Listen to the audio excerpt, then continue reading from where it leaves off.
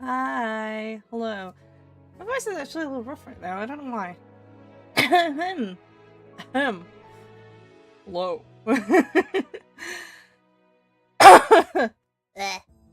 Okay.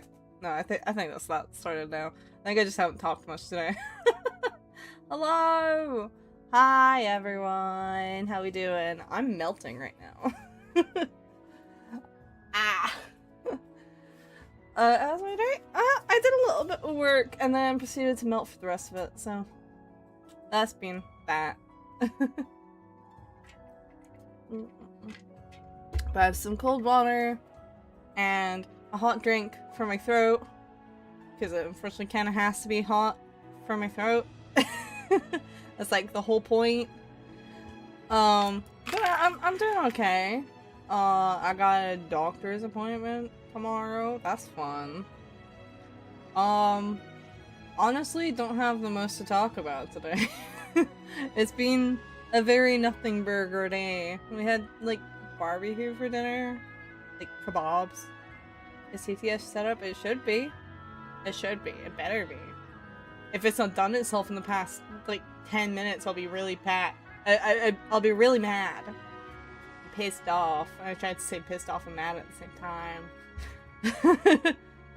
I'll be really sad. So it should be functioning. I did check it. So hopefully. Give me speech. The should have transmitted. Should have worked. Why does every live stream start at like 9 PM or 10 PM? Like, ain't they tired?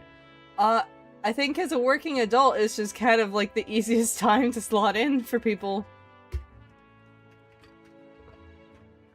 I think that's why. I mean, I'm a freelancer, so I'm a bit looser, but it's still like it's harder for me to stream in the daytime. Because there's a lot more going on in the house. A lot more chores I might be asked to do, so like, yeah. I just generally prefer streaming in the evening 'cause it's a lot calmer and there's not as much going on. So maybe I've got a terrible idea for a Zelda fic burning in my brain. Oh boy. Do I want to know? Fear. But also curiosity. I hope you're having a great day. I'm having a decent day. I'm kind of melting right now, but you know. Did you enjoy my Discord message about Jack Manifold? Yes, it was very funny. I full-heartedly support him. Anything is an improvement right now. Princess Zelda, the slasher villain. Oh, hell yeah. I'm discovering my baby Sky likes cherries. Oh, I didn't know they have like food preferences. I don't know anything about. Well, I know like a tiny little bit about Finch as an app, but only really because of like ads and the fact that my mom uses it. So I see the notifications she gets from it sometimes. I'm like, okay. Had a bad day of sleeping on the couch and my dog started biting into the blanket. She sat on my stomach and her face is on my head so I couldn't breathe. Well, she loves you. They just do that, I fear. Both of my flatmates' dogs would try to do that, except they'd basically like they'd step like right on my sternum. I was like, dude. Or like right under my stomach where it was really sore as well. I was like, oh my god, what is your problem? Please. Blah, blah, blah. Yeah, hi everyone. We're continuing with Paranormasight today. We have mysteries to unfold. Yeah, they do. Can't wait for tomorrow's tasks. What up? We were just chatting before I start playing video game. She hates me, she stole my blanket and she bit at me. I can't even sleep in peace. That sounds like you might need to do like the little puppy yelp kind of thing. To communicate like, hey, that hurt. Don't do that. She stole my waffles then. I mean, that's pretty normal. Um, I remember one time I was in Canada. It wasn't my most recent trip there, but the time before. And, we were having a family... I can't remember if it was a dinner or a lunch. It might have been a lunch, actually. We were outside under, like, a gazebo. And I had... There's, like, a block of cheese right next to me, right? I think it was, like, right on the end. And, one of my aunt's dogs just came up. Kind of, like, made eye contact with me. And I just stole the entire block of cheese. This was a staffy, by the way, which makes complete sense if you know anything about staffies. And I still vividly remember this. I was like, what the fuck? But now having lived with the staffy, it's like, no, that's completely in character for them, huh? She didn't land my stomach, she literally jumped and had the worst pain. Yeah, no, they do that. I don't think they realize how much their weight hurts if they're not tiny dogs. But yeah, vivid memory from when I was like, I think I was 15 going on 16? Or it might have already been 16, I don't know. I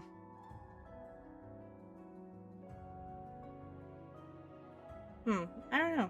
I might have already been 16. Anyway, yeah. Vivid memory. And then I lived with a staffy, and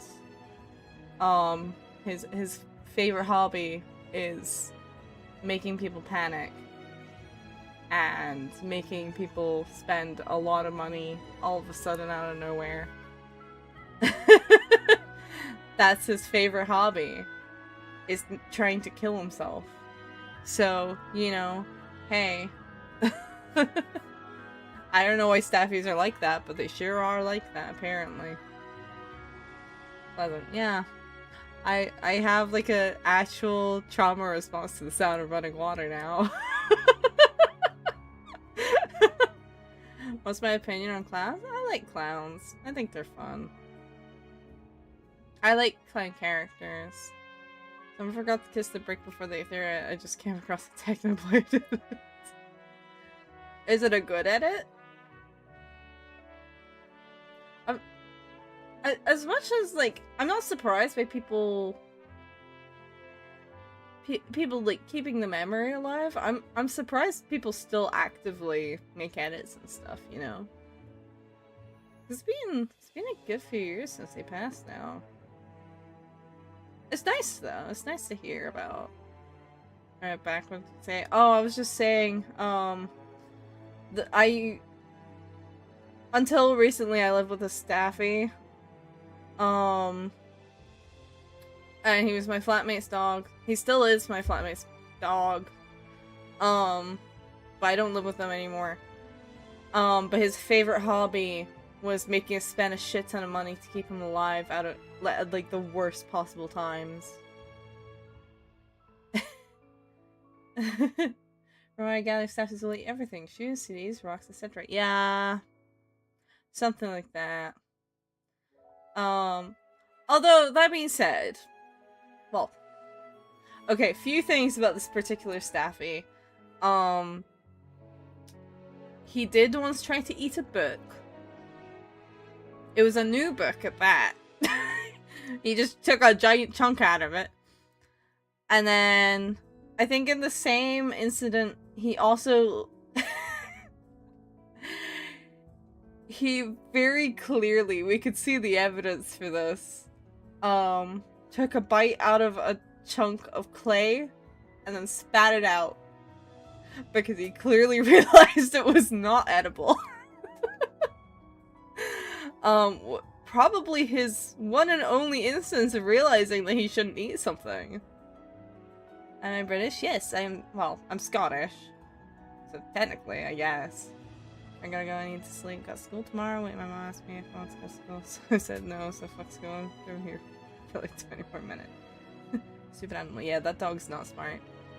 Not a smart boy. At all. Unless he's specifically trying to get chocolate to eat. Then he'll suddenly grow like a bajillion brain cells and do things that we're like, how the fuck did you even manage that? Fascinating creature.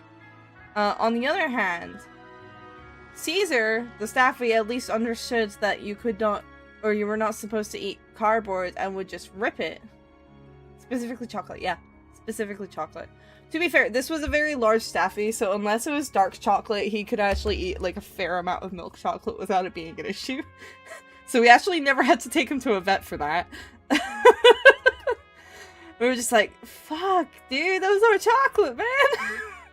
Because neither of us really, like, bought dark chocolate, so.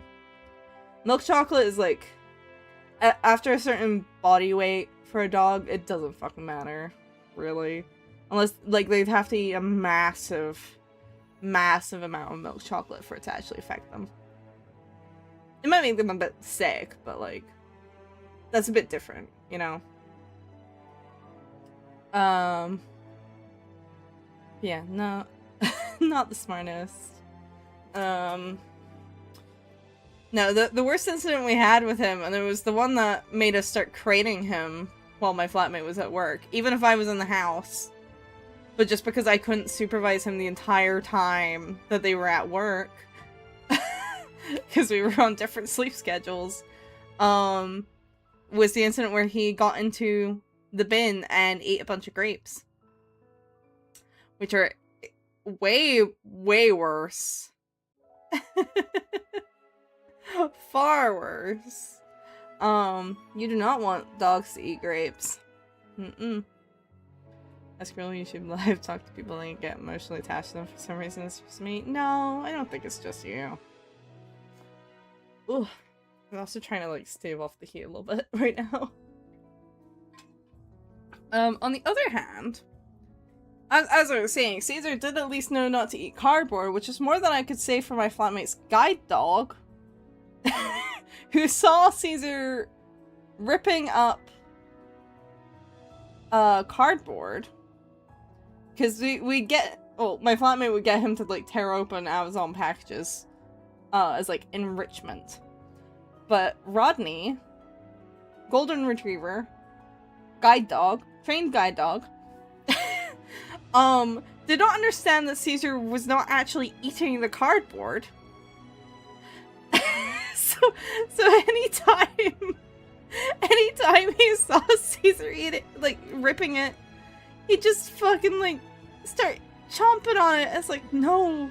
So we had to stop having Caesar rip apart cardboard boxes and stuff, because Rodney would just actually try to eat it. Avatar and Pet are cute. Thank you. Every time I turn off the sun, I am melting. I am also melting. Ugh. Really? Yeah, those two are a pair. I'll be dog sitting Caesar like the first week of August, so I won't be streaming then. But that's gonna be fun. Rodney, I think, is gonna be going to a foster. Well, not a foster, but like, I think it's gonna be his, like, the people who fostered him before my flatmate got him, I think. What was that? Not sure actually. Dies from the heat. Same. Ugh. Very real.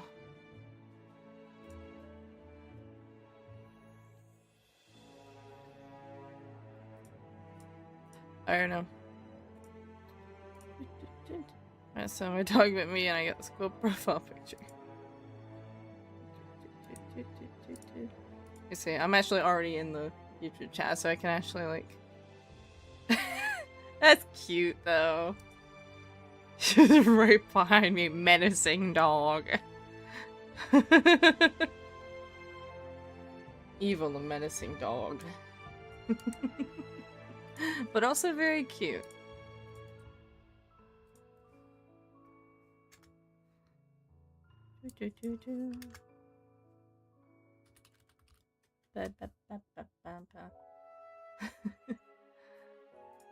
The funny thing with the block of Japanese is that for some reason auto translates in the actual Twitch chat. Evil menacing dog and awesome lesbian couple. Cat keep trying to give me calls. It's hard to say no, but it's far too more. Also incredibly real right now. Ugh. I think my budgie's kind of chilling. He's a budgie, so he's a bit... She's biting my blanket. Does she see the blanket as a toy, or does she just like chewing on it? Out of curiosity. Feeling better today? That's good, Lily. I'm glad. I hope Finch helps you. Sometimes you just need something structured. Oh, okay. It's already so warm. I would like to get on with the game. So let us hop in now. If transitioning would please not kill everything. Thank you. So we left off. We had something here we haven't done, and I'm not sure what. And I'm not sure where to go from here.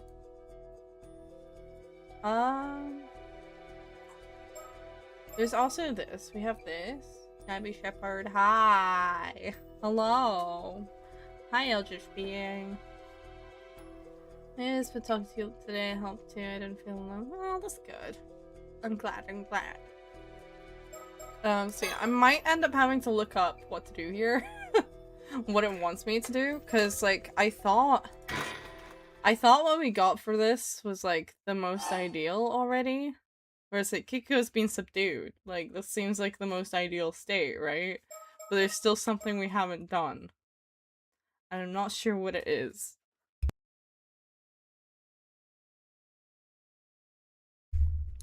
Just pop in and say hello because I'm very limited here. Fair enough. Thank you for popping by though. Even if you are limited. So yeah, I'm honestly not sure what like state we haven't done yet. I'm curious. I am curious. It does seem like we've got the most ideal ending for it, but I guess there must be some permutation that we haven't obtained yet. Well, bye already. See you later. Have a good rest of your day. I don't know. I did try looking into it a little bit, but it was kind of giving me spoiler stuff, so I think we should probably just move on a bit and then come back to it. So point in contact from Unkakadona to the Curse of the Raging Waves, Sato and Tsukasa run around the island searching for answers to the mountain of problems before them. Let's think back to what has happened.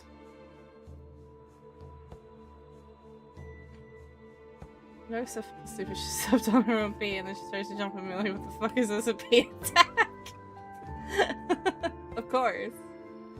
After calming down Tsukasa, who had the wrong idea after seeing me with Shotaro by the beach, I explained that the Kantekisha ruins that I was immortal. Mr. Wakimura was planning to hand me over to someone called Unkakadono. I dodged off. The two of us searched for a way to stop the Curse of the Raging Waves. We also stopped by the Wakimura home to apologize to Shotaro, but no one was there.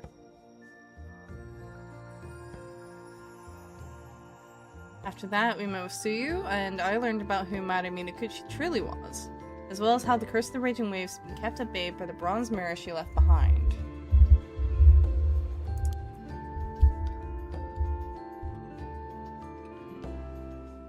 We also ran into Azami. He looked desperate, saying the Kimishimaru hand mirror that Kiku had given me was dangerous and he was going to run collecting them. Hi Fura! Welcome in! How are you doing today? Today it is warm, and that has been the defining feature of today. Tsukasa and I handed ours over to him too. Then after that...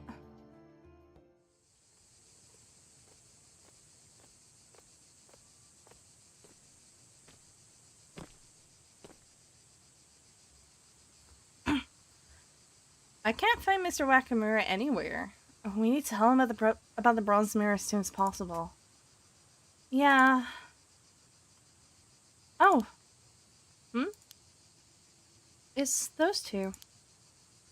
Oh yeah, they're the ones who were looking for the old man's place. Excuse me. Oh. Oh, if it isn't Sato. Good timing. I've got something to discuss if you don't mind. Oh, alright. I actually have something to ask myself. Huh? Since when did you get to know each other? I'm doing fine. I almost have an attack again because my hands and body are trembling again. Oh dear. Oh no.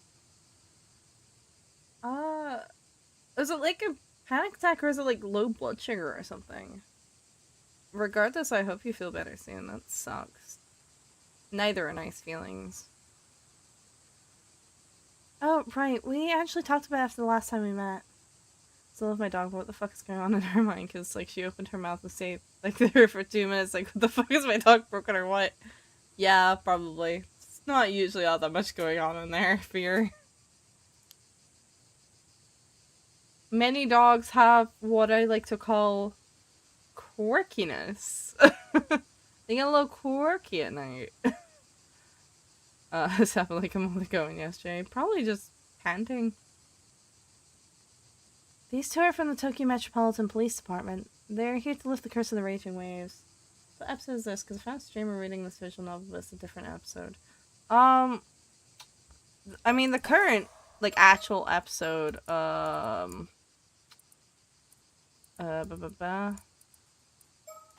don't even know where I can say the name of the current episode without leaving.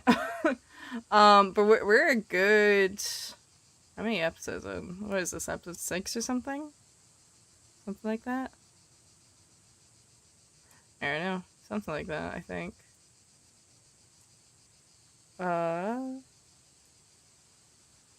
If Twitch could stop putting things in front of the thing that tells me the episode, thank you. Yeah, we're like six episodes in at the moment. I don't know how long this game actually is. Bluetooth connected. Yeah. I swear that's like... I think they're like intercepting radio signals actually. Wait, seriously? Since when does the police deal in curses? We're a special unit dedicated to things like this. I hope we can be of help. My dogs are polar opposites. One is beautiful princess who loves hugs, cuddles, and attention, and my second dog is an ADHD demon possessed. Yep. That's about right. It's always one. We end up passing through this intersection no matter where you go on the island. And now our path with gentle breeze. It makes for a nice peaceful afternoon. Yeah, for a 6-watt streak. Nice. These deals with curses ever since they proved to be an issue for national stability. Which was many centuries ago, but it used to be... Well, they actually talked about this last time. There was like a solid segment while Sato was talking to them in the episode we viewed last time. They were basically saying it used to be on Myoji that were like part of the government, and then when people started believing like science primarily and started being like, oh, paranormal stuff isn't real, they disbanded the Onmyoji like government sector, but then they kind of secretly shifted it over to a police, like a secret police unit, I guess. So there's like, it's actually thought out a little bit. If my dog was a killer, she would forget what she would be doing for like 10 minutes. Probably, yeah. She's got many things on her mind. Huh? I swear I just saw something catch the light behind me for a second. What? I'm sorry? Oh. Ah! Sato? Something wrong? Oh, no, it's just that there's a Kameshimaru keychain laying on the ground here. Miss Finch already emotionally attached. You're right. You just chucked the poor thing out here. Yeah, I almost missed it.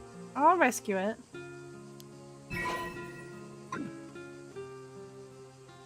I don't know if we should have this, though. So I don't know if Keikiko is actually limited to the specific symbol, or if it just has to be a symbol she knows that someone has. That's the town clock, which is sort of the symbol of the street. Standing quietly at the town's center, its gentle ticking marks the years as it watches over people's lives. Oh. Okay, yeah, I guess it must have been the Kameshimaru keychain. There's a well here.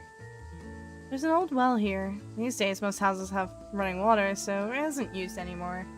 Should we? No. Are we going to get rid of it? Absolutely not. The story that Tsuyu told us earlier. The bronze mirror was apparently found at the bottom of this very well. I can't even imagine how Maddie managed to find it here. That's some real tenacity. I suppose on the one hand... Oh. You're looking forward to Friday? What's on Friday? What's happening on Friday? I don't remember.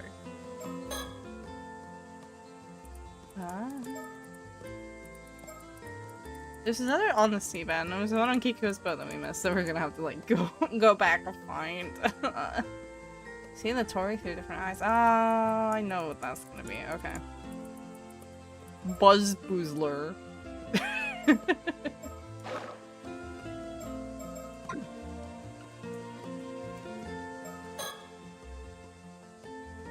If we really want to do something about the curse of the raging waves, maybe we can rely on these two.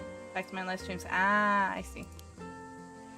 Although, honestly, they do scare me a little. She seems like she's accepting it, but even Tsukasa probably didn't get everything from that quick explanation.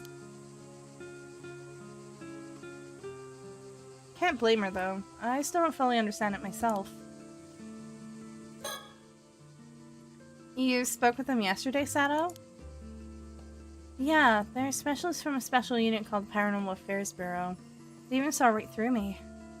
Why the fuck every night my dog gives me fucking side eyes? Oh, you know. Every time she was targeting me. Hello? Wait, you mean they figured out you're immortal? Yep, first time anyone's managed that. Wow, I guess real professionals can figure out things like that. Love me? I love you too.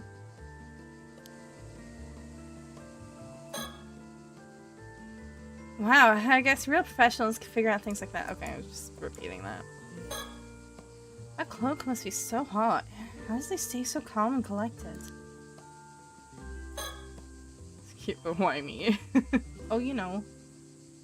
Why is she dressed like a housewife? She don't look like police at all. She's very insistent on that. Thank you for your time the other day. Oh, not at all. I'm sorry I couldn't be of more help.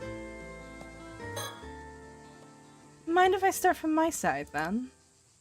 Oh, not at all. The good news is, we figured out how to lift the curse of the raging waves. Really? You have? Whoa, seriously? That's huge! The bad news is that we need a few things to do it. We're in the middle of tracking them down. If that's the case, let us help you. Yeah, well, what do we need? Well, the first is called the Still-Tide Mirror. The mirror used to hold back the curse of the raging waves. I know it! We know what that is. At least, I think we do. You do? We just heard about it from Tsuyu Minakuchi. I see. 5 years ago, Mari Minakuchi tried to break the curse with that mirror, but failed. That explains why people blamed her for the Southern Sea disaster. If that mirror from back then is still here, then it is very likely to be the Still-Tide Mirror. Yes, that's what I wanted to talk to you about too. I see. Thank you. Sounds like the pieces are coming together. Like, to my sister, she's cute to her, but to me, I feel like the soldier beam. I think you know which one, that's how I feel, but she's so quiet, she's so dangerous. Like, bro, grinding my toes at 2 a.m. Bro, let me sleep. Maybe... I mean, I hear the tip all the time when a dog is getting, like, a little too much, you gotta do, like, the little puppy squeal. Because that communicates to them that you're being too rough. But there's still one more piece we need. A descendant of the Taishima people. Which likely means Mari Minakuchi's son. Yuzu Minakuchi would be our best candidate. Yeah, that should work. Do you know where he is now? Not sure. We've been looking too since we wanted to pass along what Siyu told us. Alright, we'll go search for him. Really? That would be a huge help. We'll go and secure the mirror. Time is tight. If we split up, we'll need a point of contact in case we can't find each other. Go whenever you stay in one place and handle communications between us. Good plan. Would one of you take that on? Point of contact? It'd be best if it was Tsukasa. I'll go look for Yuza. Tsukasa, do you mind being the point of contact? Me? Sure, no problem. Let's see then. I'll wait by the community hall on Chiyo Street. There's a phone there we could use. Okay. We'll make contact there if anything happens. Thank you. That will be a big help. Alright then. We'll retrieve the bronze mirror first, then track down Yuzu Minakuchi and work on lifting the curse. Okay then, Sato. Good luck. If you find Yuza, please tell him everything that Siyu told us. I will. Leave it to me. Give her food and water, that's what I get for all that, but at least I have funny profile pictures. I don't know, it's kind of mid-trade. Might be a little bit. Okay, so we've got... I'm really itching to figure out what am I missing here. I don't know, I feel like I gotta try things. I don't know.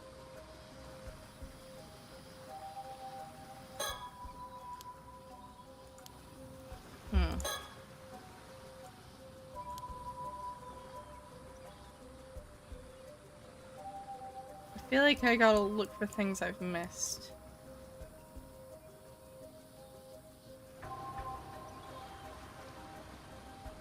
I don't know.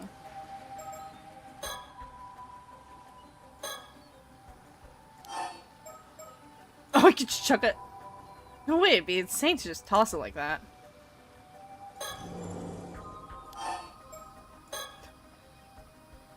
But I want to. Darn. I don't see why I should get rid of it. Get rid of that. I don't know. I'm just so... I don't know. Okay, so you have to do it in that order. Interesting. Can I just... Please, I want to chuck it. But it would be funny! Let me, please.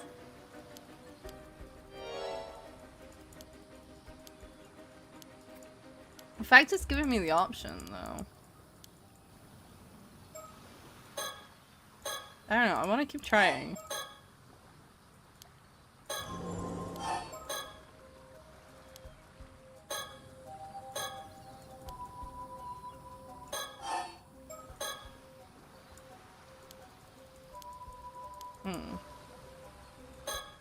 Please. It would be insane, but why is that dude throwing away an old box right in front of me? Specifically the old box that she wants.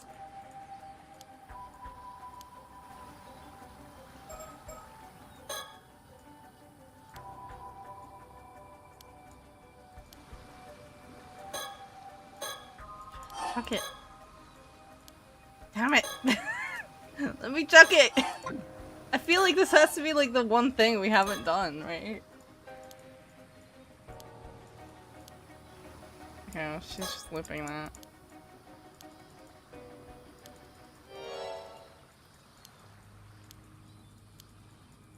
Da, da, da, da, da, da. Really hit a gift for like a little throw a ball and she throws the ball around, she hit my head with it. From 1 month ago. Oof. Can I chuck it now? No.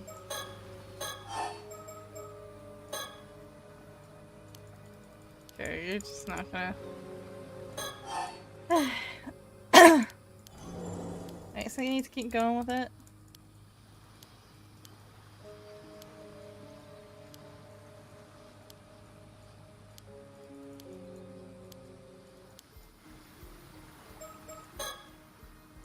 Please. Please. Let me just chuck it. I know it would be insane. Okay.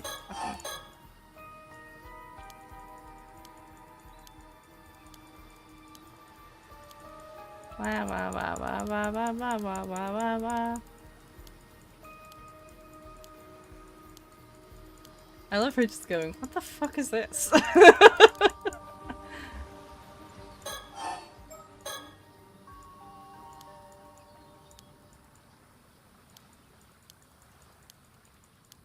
Okay.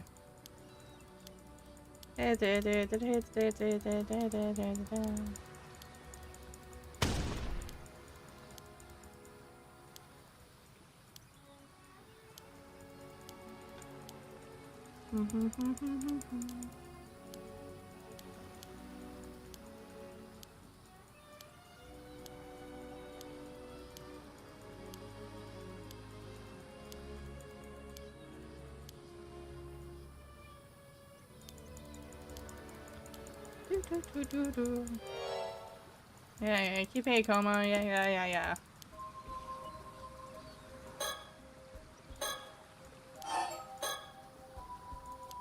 Come on. Let me be funny.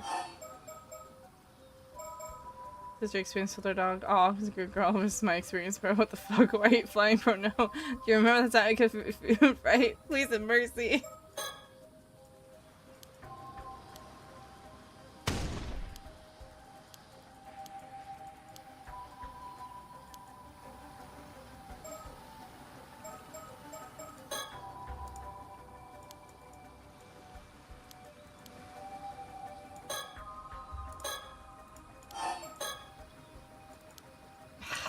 Eventually.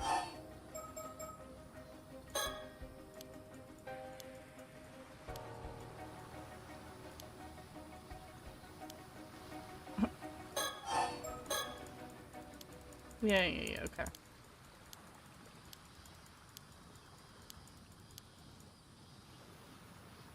Take a sleeper nap.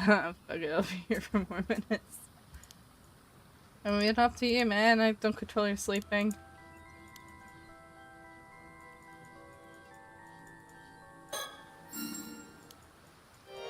Yeah, okay. This. We've already done this. I'm gonna be here the whole stream for the first time. Oh, good luck with that.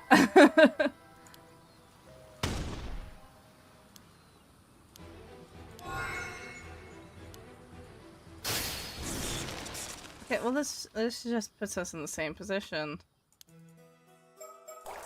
Well, that doesn't help. That doesn't help me. That's no different at all. Okay, wait, I might look this up. Hold on,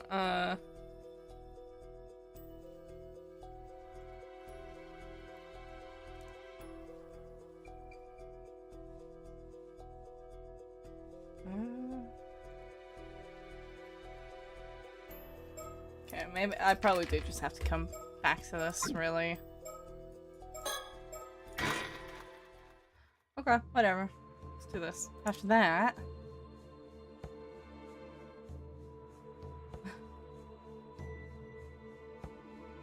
I met with Yuza and told him what I'd heard from Suyu and Mrs. Shiki. We needed him to come to the community hall to lift the curse of the raging waves. But after that, I headed somewhere else. This time for my own purposes.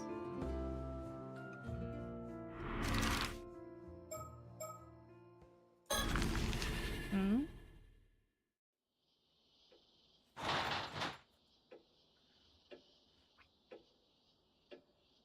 Hello? Is anyone home? Who am I kidding? I know no one is here. I think this is actually the first time we've actually gone to look around the Minakuchi home. Calendar handed out by the local association. There's one at the Wakamura's place too. This one's still showing last month though. There's a circle around the day that marks the day Yusa came home. She must have really been looking forward to it. I think I know what she wants. I visited this room so many times while helping like after Sugu. The owner's away, but people on the island don't usually lock up all that tightly. I'd also been asked to come while they were out to help with chores, so by now I know the place well. A built-in cupboard fitted snug against the wall. You can tell it's been here a long time. These kind of cupboards help the room feel less cramped. I was so impressed the first time I saw one. Modern design sure is smart. The inside, though, is a bit messy. Suyu tends to toss anything in here to get out of the way. Real. All too real. A sliding glass door that leads out to an outdoor spot to dry laundry. It doesn't get much sun, though. A household shrine for the sea god. Almost every home around here has one. Before heading out to sea, everyone always stops to pray here first. Once they come back safe, they pay respects again to give thanks. This chest of drawers is mostly just Suyu's clothes. I've helped put away the laundry, so I have a rough idea of what goes where, but they are still her personal things, so I shouldn't open it while she isn't here. Table. It's a table. One of those really low tables that's perfect for flipping over. I know, because I see it on TV all the time. But with nothing on it, there's not much point in flipping it over, is there? But what if there's a sticker under it? There's one here. You had to put your hair up because it's warm. I should probably think of doing that. Oh, what's this? It's a mockingbird. It's a cockatiel. You're almost the only one talking. Sorry if I ruined your talking space. No. I'm just kind of focused on reading because there's a lot to get through. It's an ultra shelf. Buddhist objects and keepsakes are neatly arranged on it. It also has something Suyu once showed me. Here it is. Yeah. There's something about it, but I can't put my finger on what. It really is just as beautiful as ever. I shouldn't just take it, so let me put it back on the shelf where it belongs. This is where the Minakuchi family's out. This is the Minakuchi family's altar. There are memorial tablets for Suyu's husband, her son Tosuke, and her daughter-in-law married here. I am sure she never expected they'd all go before her. It must have been hard to deal with. Light? Light with a wooden frame. Looks like this design evolved from those old lamps with paper shades. I'm glad this older look still turns up here and there. Okay, I'm here. Maybe I need to get the light this time. There's definitely something about the mermaid scale, though.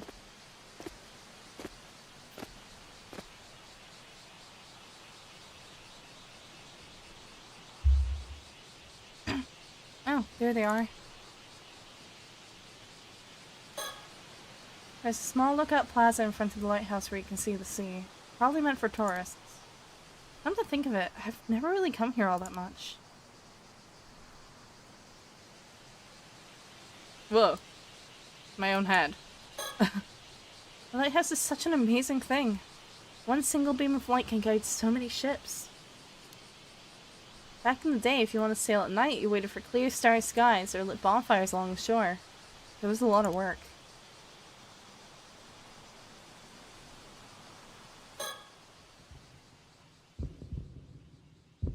Hello, I'm Simon.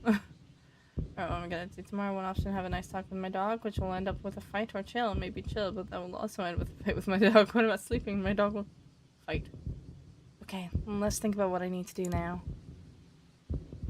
These two have a special box called tomato tobacco.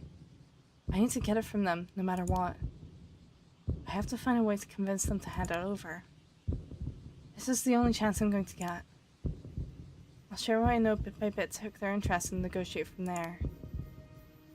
I'm really not sure I could pull this off, but I have to try.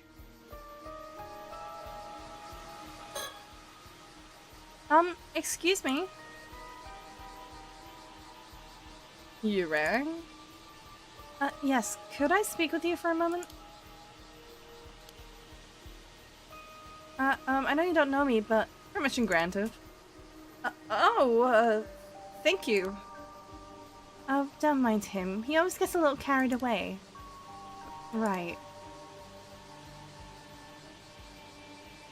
So, you're Abby, an author, and Cersei here is your guide. Indeed. Great to meet you, Sato. I have actually heard talk about you around the island. Oh, really? Who would say we've become quite famous in these parts? Sorry, I was calling it a cutaway gag. I'd say we're more on the infamous side, but sure. Wow, her blonde hair is so beautiful. I've never seen it in person before. And her outfit also looks so unusual. Maybe it's traditional clothing from her country. I can assure you it is not. Now that I think about it, this is my first time meeting someone from overseas. They do feel different somehow, but I can't quite put it into words. I heard you were searching for a mermaid. Is that true? Oh, tell me, young lady, do you perchance know of a mermaid? Because if so, you must tell. I'm sorry. I'm afraid I don't know anything about any specific mermaid. Oh, please don't look so disappointed. I feel bad now. You see, I'm rather interested in mermaids, so I was hoping I could ask you a little more about them. Suddenly reminded of a comic talking about the name Smorgasdinkly. Smorgasdinkly? Really funny in all her time being like that, she's never seen another non-Japanese person, right? Well, to be fair, the vast majority of her time being immortal, well, at least half of it, she's spent underwater. So, to be fair. And a lot of that chunk of time underwater was also the time that would have had the most international contact, right? I think I speak for all humans when I say it is not a traditional name. Should I sleep with my dog? I don't know. You might need to set boundaries. Now you look but disappointed and annoyed. Did I say something wrong? Well, the last person who asked the same thing nearly cursed us to death. What? Indeed, the people in this island are nothing but trouble. I've had enough of it. You're the same, aren't you? You're just after immortality like everyone else. Admit it. Well, I need to steer the conversation toward the tomato tobacco. What should I say? Admit it? Yes, I must become immortal. Everything depends on it. If you know anything, I sincerely ask you to tell me. Ha! There it is. Your true colors. I knew it. You'd think I'd just hand over the tomato tobacco I struggled so hard to obtain. Tomato tobacco? Oh, so you really have the tomato tobacco? Huh? What's that? I have never heard of this tomato tobacco. But you just said you wouldn't hand it over to me. No. You are mishearing things, young lady. I have no idea of what you speak. Please, I really need it. Alas, young lady, our research has made one thing clear. Trying to meet a mermaid in this place is futile. You see, that's why we decided to give up on the Issei Bay mermaids, taking the sights of Kamishima and head home. For an author, he's a terrible lady. He really is. There are mermaid legends scattered all across the world. We have all the time in the world to begin the search anew. Oh, so it really is that hopeless. Plus, we can't linger on this island much longer anyway. Tracy's condition and duties are also starting to begin issue, you see, so we must be taking our leave here. Hold on. Oh. They left. Damn, that was no good. Damn. Oof. Okay, well, let's try that again.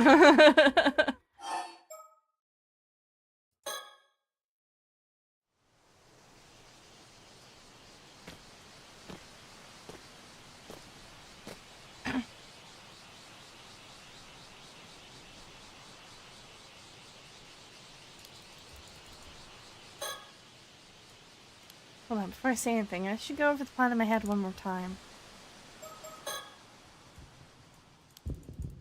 Give me the tobacco.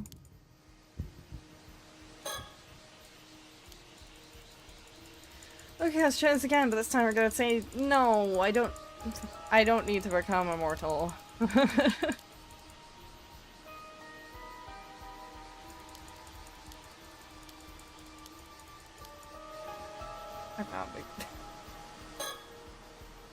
Hello. Oh, hello.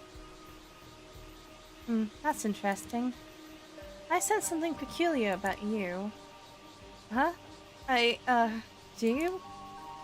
It's definitely strange, but I can't quite put my finger on it. Are you really human? Huh? I think so. Hey now, seriously, that's an awfully rude thing to say to someone. Do forgive her, she still doesn't quite know how to start a conversation. No, it's fine. Sorry. No, really, it's fine. Searching for a mermaid. Pouting.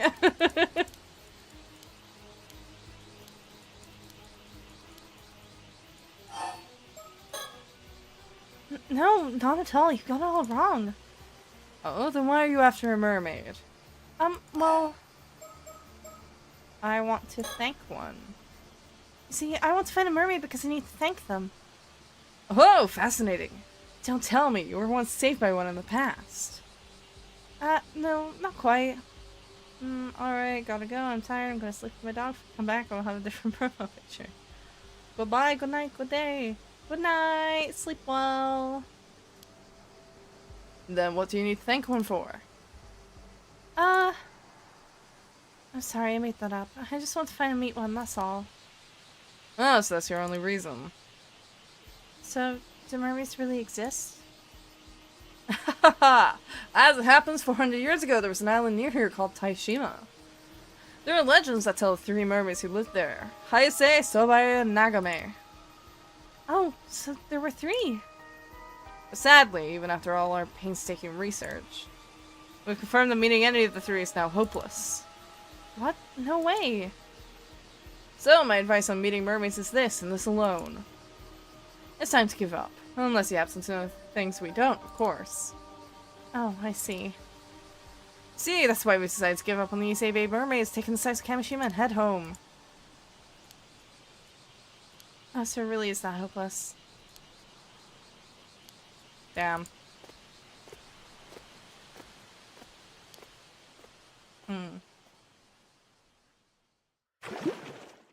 So that doesn't work.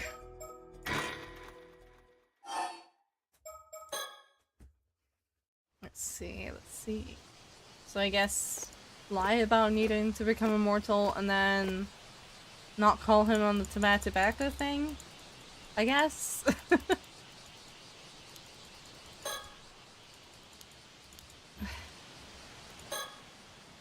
And excuse some X when someone tries to sell me art. Oh boy. I don't remember getting the box being this hard. I'm just choosing all the wrong actions, apparently. I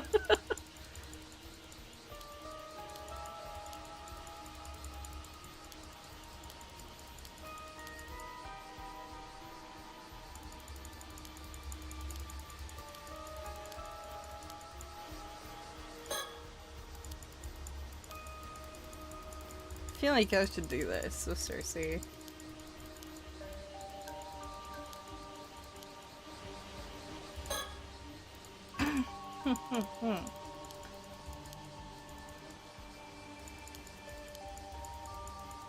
Give me the box.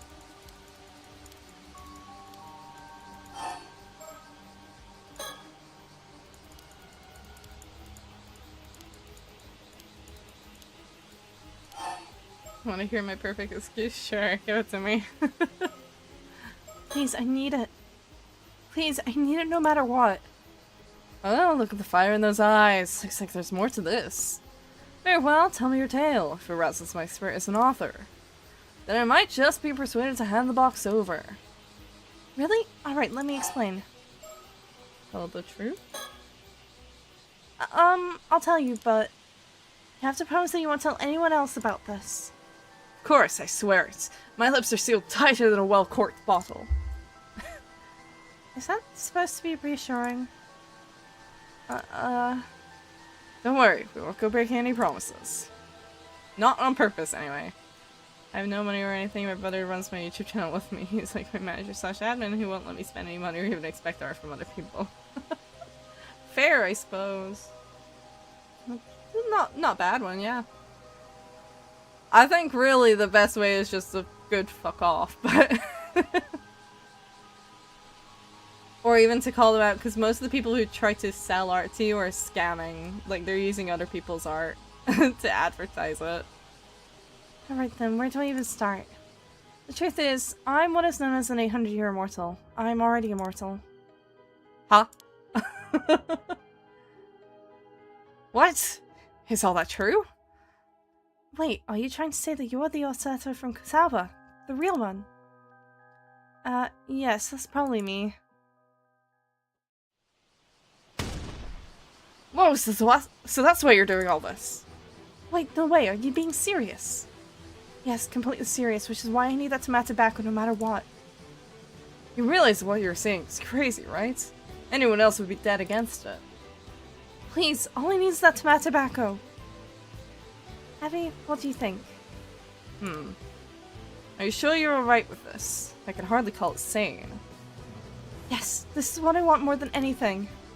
Very well, in that case. Amazing, such stunning spirit. I'll be happy to support that resolve even if I stand alone. Looks insane. This must be the reason I found the tomato tobacco in the first place. Here, take it. Oh, thank you so much. Now that we know the situation, it only makes sense for you to have it. You should have just said so sooner. That said, I would also like to know how things turn out, so be sure to let us know, okay? Of course. I won't forget this kindness as long as I live. Ha! Think nothing of it. That does mean I should apologize to you, Cersei. After all that trouble we went through to get it. Well, you seem enthused enough by this ton of events. If you're happy with your choice, I don't mind. Also, as I'm sure you already know, you'll still need mermaid flesh. Is she gonna try and extend her immortality another 800 years? I know. I'll figure something out. Oh, so you do have a lead on a mermaid. I'm intrigued, but I'll leave it at that for now. I'll do as a deal.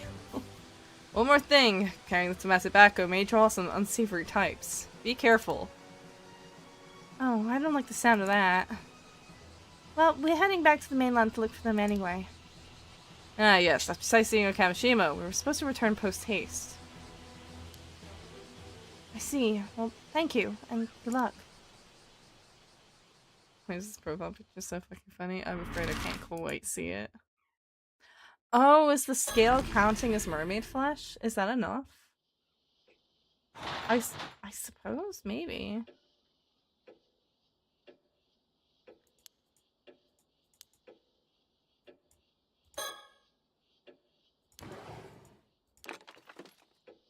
Here it is.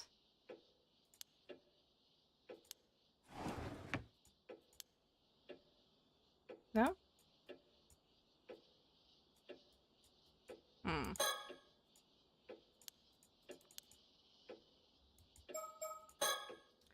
Okay, I'm here.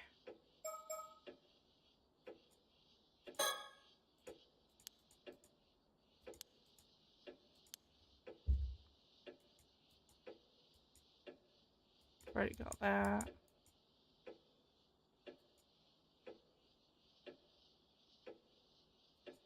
I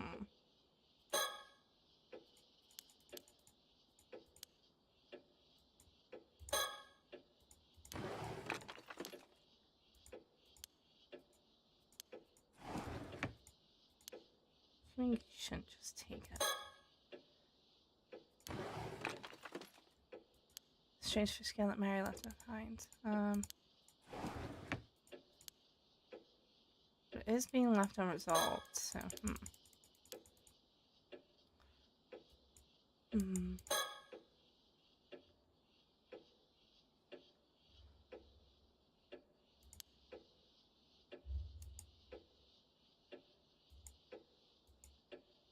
Stuff. All sorts of things are scattered on the floor here. Even with this much storage, people still leave things lying about. Guess some things never change.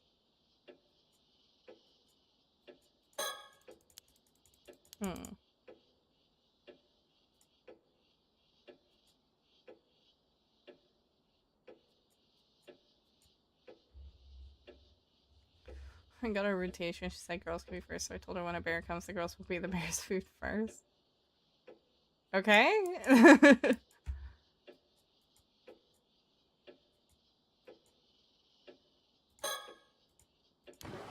Seems like a bit of an over.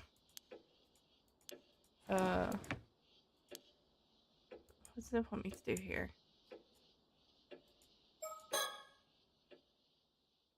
I don't know. Oh. Just kick me out? Rude. Can I try this again?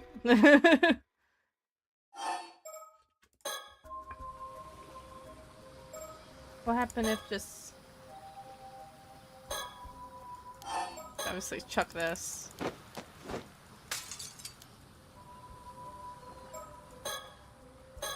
Chuck that.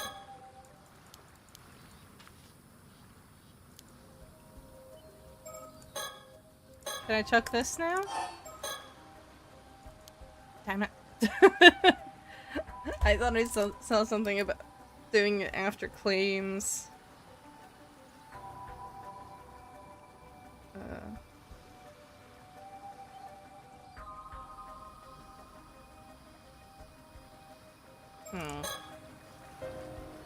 Oh, Sky's little night hat is so cute. Oh.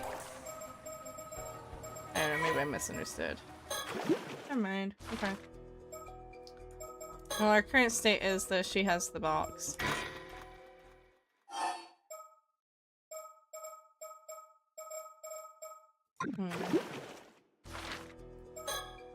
Oops, not what I meant to do.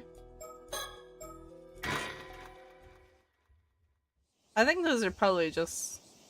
Maybe it's just because, like, oh, to get other endings. Ah, there you are. You're Yuzumi Nokuchi, correct? That's me. I was told to come here, so here I am. Huh? Were you sent here too, Azumi? Who, me? Nah, I was just passing by when I heard about what was going on, so I decided to wait here for you. Thanks, Azumi. So, as I understand it, you're the two brave police officers who were sent out here from Tokyo. Hello! To deal with the curse of the raging waves? Brave! I wouldn't go that far. My name is Yumi Koshiki, and this is Soto Kiryu. Pleased to meet you. Am I mistaken, or did the two of you visit Kamishima yesterday as well?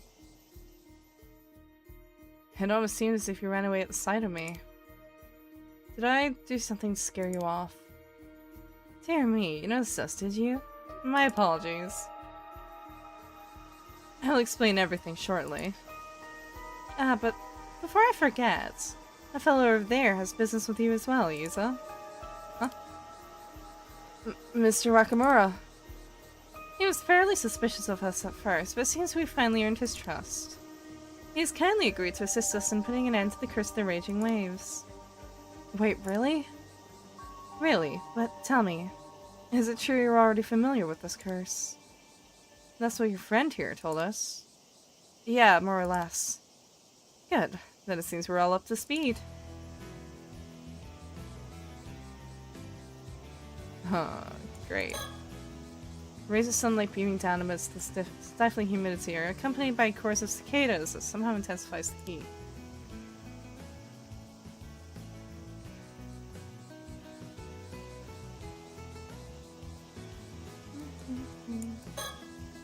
He's probably working his Grey Master into overdrive trying to keep up with everything that's going on. I wish there was time to explain everything properly. Honestly, I barely understand all this myself. That reminds me, any luck with those hand mirrors, Azumi? No worries there, I got them all back. Every last one? You must be the fastest mirror collector in Japan. I knew I could count on you. Thanks, Azumi. Oh? Are you talking about the mirrors Kiko Tsutsui was handing out earlier? Huh? How'd you know? I realized they were dangerous, so I had Azumi collect them all. Really? Does that mean you figured out they were the targets of a curse? Wait, you knew about that? So it's true. What's the deal with these things anyway? I see. So these curse stones can be used to kill people instantly. But since Kiku's curse stone was confiscated, the danger's past. Phew, what a relief. What I want to know is how you found out that Kiko intended to use those hand mirrors as the targets for a curse to begin with. About that. I'm not sure you'll believe me, but I had a vision. What? You encountered a Tomokazuki while you were diving. It showed you a vision. That's the long and short of it. Any idea what it means? Paranormal encounters are your area of expertise after all. I have known instances of phenomena capable of instilling memories, however, your experience does not seem to fit with any of them. I wonder why the thing looked like you. That's the strangest part in my book. Hold up. You don't think this Tomokazuki could be a kind of curse, do you? It is true that some curses are accompanied by phantoms known as curse echoes. Yet, as the apparition you encountered warned him of impending danger, it seems unlikely to be the product of a harmful curse. That being said, I'm afraid I cannot begin to guess its true nature. I'm sure that's fine! I haven't put my finger on it, but there's something mysterious about this woman. And I had no idea there were actually police officers who handle supernatural incidents. This man is Mrs. Shiki's assistant. Apparently he's not officially with the police. Right now he's just quietly following orders. But for some reason, I get the feeling he's the type who's really scary when they're angry. Fortunately, he's also a bit of a funny guy. Well, it seems we've managed to put a stop to Kiko's massacre, at least. If we can just break the curse of the raging waves, I'll be able to get back to focusing on my true goal. Regarding that being you encountered, Yuzo, what you call the Tomokazuki. Well, it does seem to resemble the Tomokazuki featured in the folklore of this region. I suspect it was something else entirely. Why? What are the Tomokazuki anyway? They're about the spirits of Amadivers who were lost beneath the waves in the past, and malevolent spirits born of the fear Amadivers harbor toward accidents at the sea. Oh, shouldn't you be out exercising them then? The latter type of spirit is the most numerous. So long as these fears persist, they will always return. However, they do not possess sufficient power to cause real harm. As long as you carry the proper charms, they cannot affect you. So the Seimon and Doman symbols aren't just for show, huh? Indeed, that's why I cannot but wonder what it is you truly encountered down there. Interesting. One more mystery, huh? To be frank, I'd have a favor I'd like to ask of you as soon as possible. But I understand you must have questions, so we'll come back to that later. For now, ask me whatever you'd like. Okay. Can I ask them? Well, since I'm supposed to stop, yeah. Oh yeah, I should probably talk to you, huh? You're here too. So Mr. Weckham has been trying to end the curse of the raging waves too, huh? Someone a snack? Maybe. I've already had a snack, though. So, you found out about the curse of the raging waves then, eh, boy? Yeah, to an extent anyway. I always figured your mother was behind it and that she was descended from the raiders, but... or them raiders. Wait, really? That's why you blame my mom for the disaster? Well, you had it all wrong. Turns out she's a descendant of the Taishima Islanders, the victims. Seems you know more than you're letting on. Oh, no, that's just what Gran said. So you knew about this too, eh? Suppose I should have known. See here, your mother tried to end the curse 5 years ago and failed, didn't she? That's what brought on the disaster. Well, I wasn't so far off after all, was I? As you a small cupcake. Yay! Be that as it may, I still owe you an apology for pinning the curse on your mother all this time. Especially seeing as she was the one who found the bronze mirror and held the curse back for us. For what it's worth, I'm sorry. That's nice to hear. Good on you, Mr. Nakamura. At least you can admit when you've made a mistake. When your own instructor comes along and tells you to change your views, what choice do you have? Instructor? Are you talking about that sorcerer friend of yours? That's right. We discovered the sorcerer's identity. From there, it wasn't too difficult to reach an understanding. That's how we earned this fellow's cooperation as well. Seems I misjudged you. If my instructor says you're the real deal, then I reckon you must be. Question mark? But just to be sure now, you do have a way to end this curse of the raging waves, yes? I can trust you on that? Understanding, yes. Yes, there are still a few points we need to confirm, but it is guaranteed to work. If that's true, then I suppose I won't be needing Kakadono's help anymore. Kakadono? You mean to say that Yamashina has known of a way to break the curse all along? Well, you know about Kakadono too, eh? As a matter of fact, just yesterday he told me out of the blue he'd found a way to end it. Then he'd tell me what it was in the condition I brought him Sato Shiranami. Huh. Information he got from Ikoma, I have no doubt. And he asked for the girl. I see. And you were prepared to hand her over? Isn't she a relative of yours? So what if I was? Well, that's got nothing to do with you. If you say so. In any case, the information Yamashina had for you must be the same as what we have to share. So there's no longer any need for you to betray your own kin. I'll hold you to that. Better hope so, eh? All the same, I'm not sure. Is something else troubling you? According to you, when Mary Minakuchi failed to break the curse, it brought on a disaster 5 years ago, but... is that really the truth? What are you getting at? Well, if the still-tide mirror worked as it should, there wouldn't be no disaster, would there? It only leaves one possibility, don't it? That the Raging Waves Curse Bearer was stirring up trouble. By Curse Bearer, I assume you mean a descendant of the Raiders of Taishima. Exactly.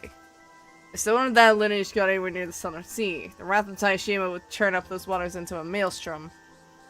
Anyhow, my instructor swears that's the true cause of the disaster 5 years ago, and I'm inclined to agree. So that's your theory, is it?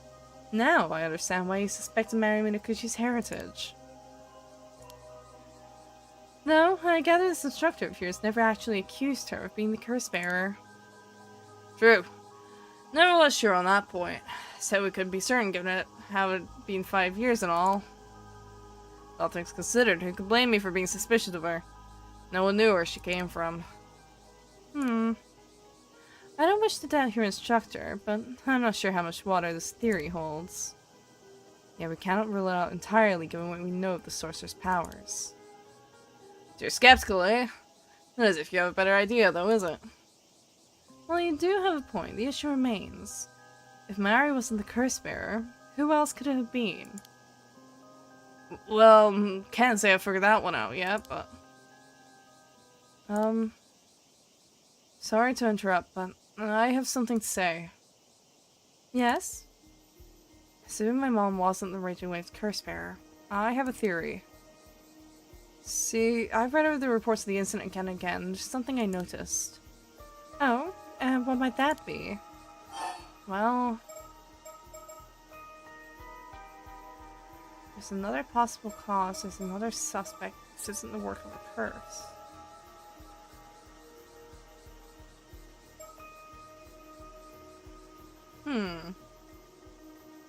Grabbing chocolate milk. Chalky milk! Yippee! I biscuit chocolate milk. I don't know, actually. I haven't looked at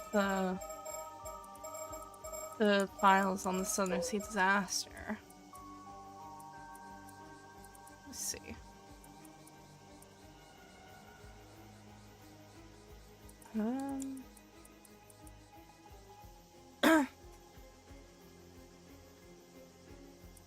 Passenger identity unknown.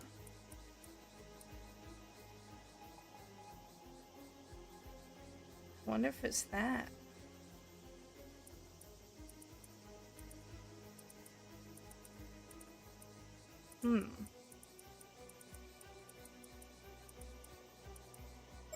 We don't know the identity of the other person. There could be.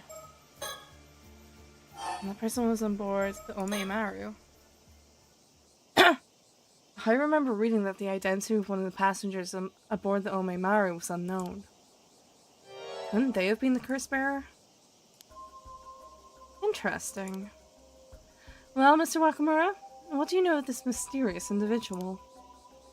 The Omeimaru. That was Yukiji Nishikawa's boat. As I recall, according to the departure declaration, the Omeimaru had taken someone on board. Someone in business on the mainland who had research to do. But as no name was given, no one had a clue who they were. Oh. I thought the point of these declarations was to keep a record in case of an accident. Sounds to me like someone was careless. Can't deny that. So this passenger was never identified? No, but mind you, eyewitness reports say that when the Omeimaru set sail that day, the captain was alone on board. So maybe he picked them up from the mainland, or maybe they never boarded to begin with. Who's to say? Do you think it's possible this person could have been the curse bearer? Could be, if it wasn't Mari. It'd make for a hell of a coincidence. Hell of a coincidence, though. Unfortunately, since this Nishikawa fellow isn't around, there's no way to find out. Difficult. Well, I've already apologized, so I can't say that much concerns me anymore.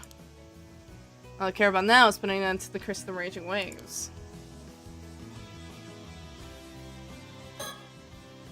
Where shall we begin? Breaking the curse. 400 years ago, Onamioji sealed the entrance to Ryugu in an attempt to contain the curse of the raging waves, and left behind instructions as to how the curse could be broken after 400 years had elapsed. There are 3 steps that must be followed.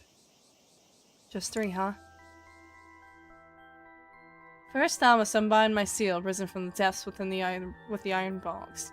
Second, thou must offer the still-tied mirror, bequeathed by the sacrifice to the sanctuary. Third, let those who share blood with the lost souls of Taishima be the ones to offer appeasement. That should be the wording, if I remember correctly. Let's consider each of the steps in turn. First, as to the iron box, that refers to the container in which these instructions were kept. Its surface and the entrance to Ryugu was unsealed. It stands to reason that the seal mentioned in the first step must also have appeared somewhere. But what is the seal, anyway? It's the Onmyoji's own symbol, the same symbol used to seal the entrance to Ryugu. You ran out of chocolate milk? No! Oh. This is what it looks like. I expect we'll find a mark identical to the one on this map somewhere on the seafloor. I've already done that. The marked location is likely the sanctuary mentioned in the second step. It should be in the vicinity of Kamishima. Oh, actually, something tells me there's a pretty good chance that seal has already been taken care of. Huh? I already did that! See, I found something like that when I was out diving this morning, and I don't know what came over me, but I just went ahead and yanked the chains off. You what? Seriously, Yuzo? I felt pretty guilty about it at the time, but I'm sure it was the same mark, so that means we've already completed the first step, right? If anything, staying by that seal was what all my diving training was for. That's one way of looking at it. In any case, all's well that ends well. Good work, Yuzo. Moving right along.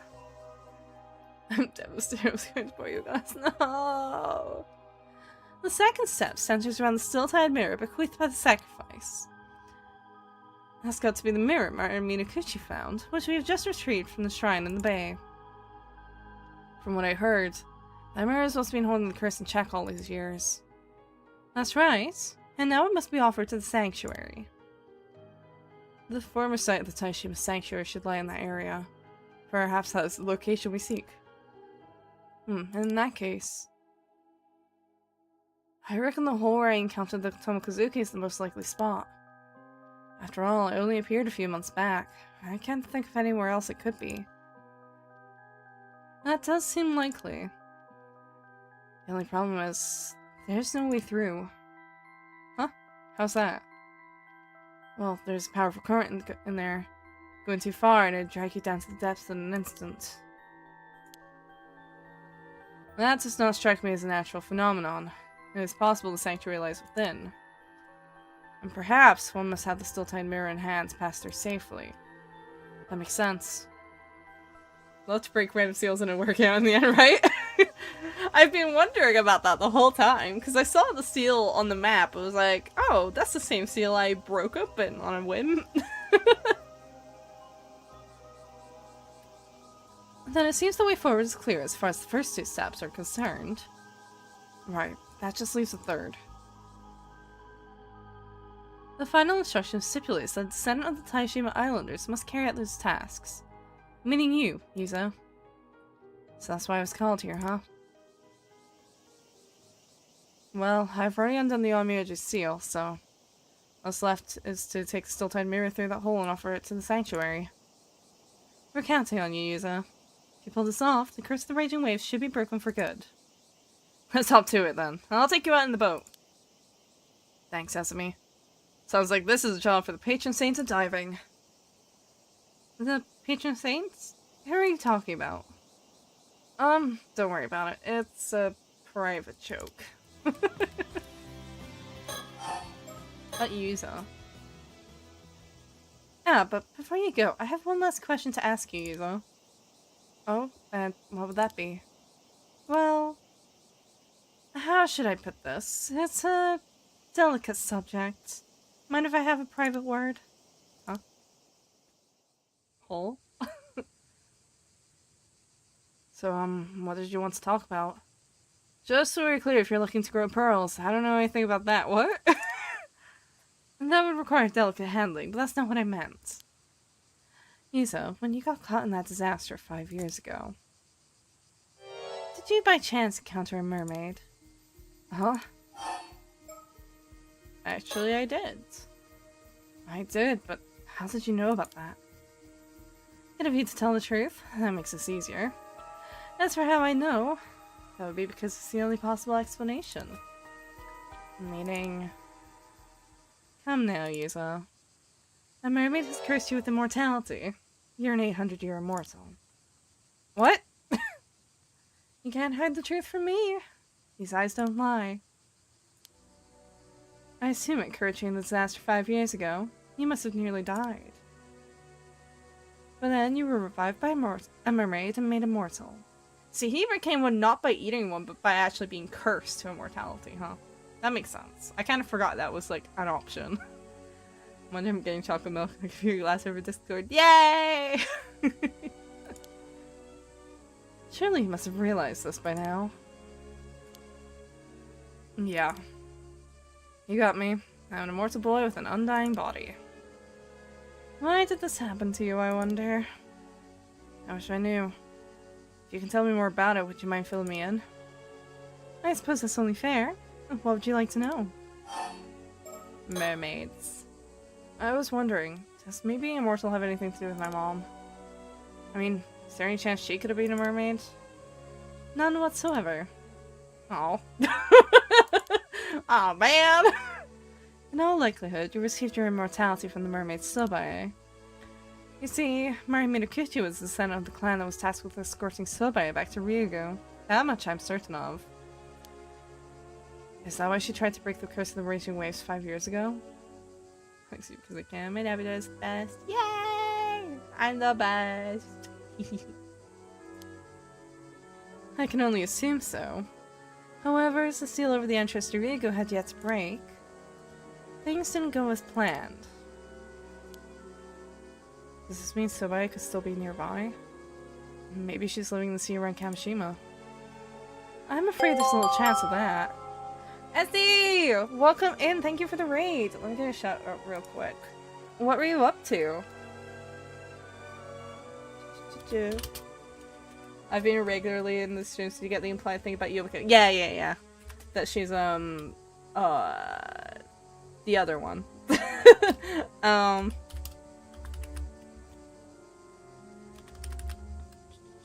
Make sure I can actually spell. Maybe playing Hollow Knight. Ooh. Bleh. I haven't played Hollow Knight in so long. I'm like, did you make good progress? What were you doing on Hollow Knight? Were you just starting a new playthrough, or?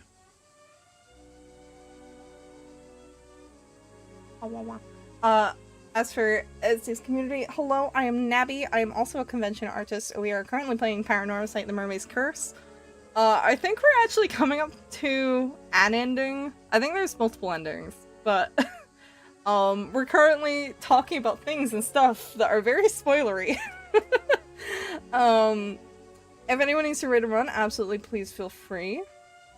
Or if anyone needs to avoid spoilers for PARANORMASIGHT, The MERMAID'S CURSE specifically, that's also an option. Also, I hope everyone's doing okay in the heat, because I'm melting. You're fighting your way through Mansos, oh boy.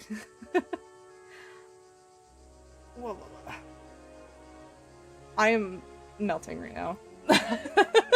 I feel like anytime I stop focusing, I'm just like, oh. Dripping. And Lily says hi.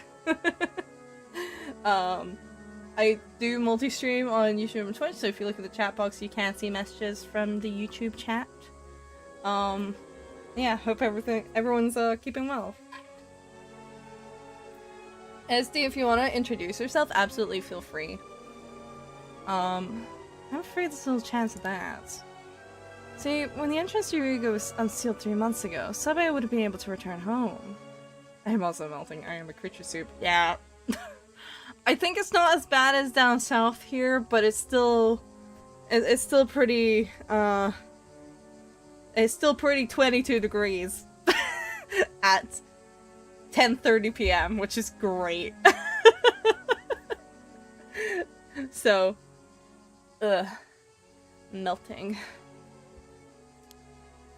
Oh, well, I guess that means Mom's duty was fulfilled in the end. That's something at least. Do you know of any way I could meet this mermaid? You don't give up easily, huh? Are you another mermaid fan? Another fan? Those foreigners who visited the island recently were also very keen on meeting a mermaid. I do have some ice water here, but I have both like ice water and hot herbal tea. So I'm like just kind of combining them. Unfortunately, the ice does not go through the cup because it's thermal. Alas. Oh, you mean the author and his young guide? Sure do. You spoke with them, I take it. Actually, no, I never met them. But I saw them when I had that vision. Is that so? Well, all I can tell you is the same thing I told them. Meeting a mermaid is no longer possible. Does that mean there's no way to visit Ryugu either? The thing is, Ryugu is pretty close to what's typically referred to as the afterlife. You're getting chocolate milk one day because I can. Yay! God, I can really go for some chocolate milk, actually. You might say it's the space between our world and the land of the dead. There's no way to travel there? Not at all? Sorry, no. You'll just have to accept that. We're just gonna loop that. Okay. Earlier you said a mermaid cursed me. What exactly did you mean by that? Just what it sounds like. For 800 years you'll be incapable of aging or dying. What is that but a curse? Your very existence defies the laws of nature. You can hardly be turned human. You are now an anomalous being, something closer to a spirit. Though for that matter, I'm in no position to talk. Huh? Still, I do feel sorry for you. What possessed her to curse you, a mere child? I should like to know. I always thought that mermaid saved my life. Was I wrong? Well, that depends on how you look at things. Personally, I wouldn't call what she did saving you at all. At the end of the day, she saddled you with an existence worse than death. Is it that terrible? It's only been 5 years. People around you probably think you're a late bloomer. But give it another decade or two and your static appearance will start to stand out. And should you ever meet with a would-be fatal accident in public, it's all over for you. If your immortal nature is exposed, you'll be bombarded with public scrutiny at best. At worst, you'll be captured and experimented on. Either way, from that moment on, you'll never be able to lead a normal life in human society again. He's eternally 13 years old, a curse, clearly cursing this is true. True. Really terrible, honestly. Terrible age to be stuck at. Humans have always coveted immortality. Countless dream of it even today. But the reality is, only the first few decades of your existence are bound to be enjoyable. It's only going to get harder for you as time goes on. Humans were never meant to live for hundreds of years. A lifespan that long is unendurable. And speaking as a member of law enforcement, the existence of immortal beings must be kept hidden, or all sorts of problems can arise.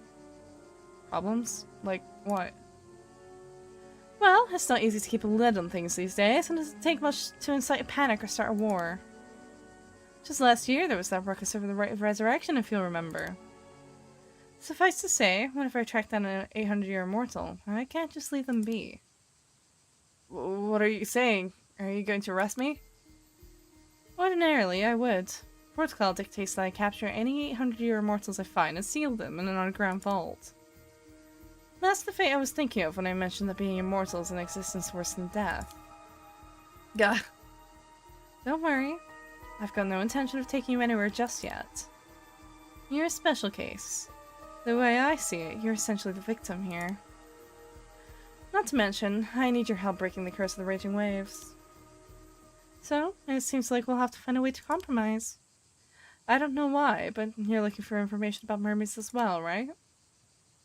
Yar. Okay, more on 800-year immortals then, I guess. Well, for starters, mermaids aren't meant to interfere in the lives of mortals. Even their kind don't approve of that. Really?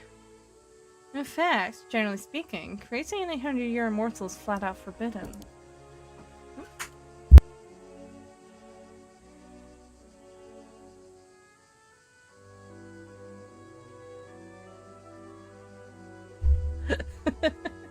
Sorry about that. Really want chocolate milk now. Not sure I have anything to make it. Gonna check. Best of luck. Good luck on your quest. Despite that, Sabaya made you immortal. In other words, this mermaid went out of her way to place a curse on you. I guess that settles it. Her intent wasn't to save me after all. Exactly.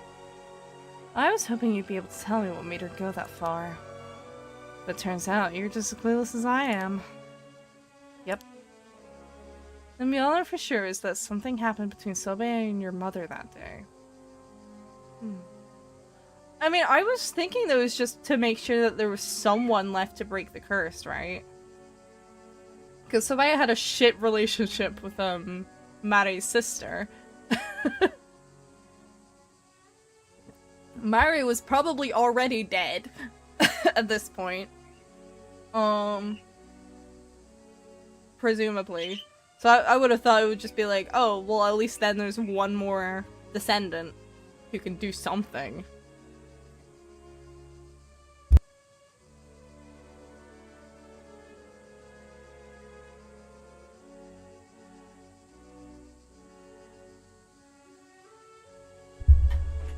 I have been given a drink. Cold, cold, cold drink. Hello! It's a raspberry mojito, by the way. I look like what now? I don't know what that means. What is honorific abilitudinity? What?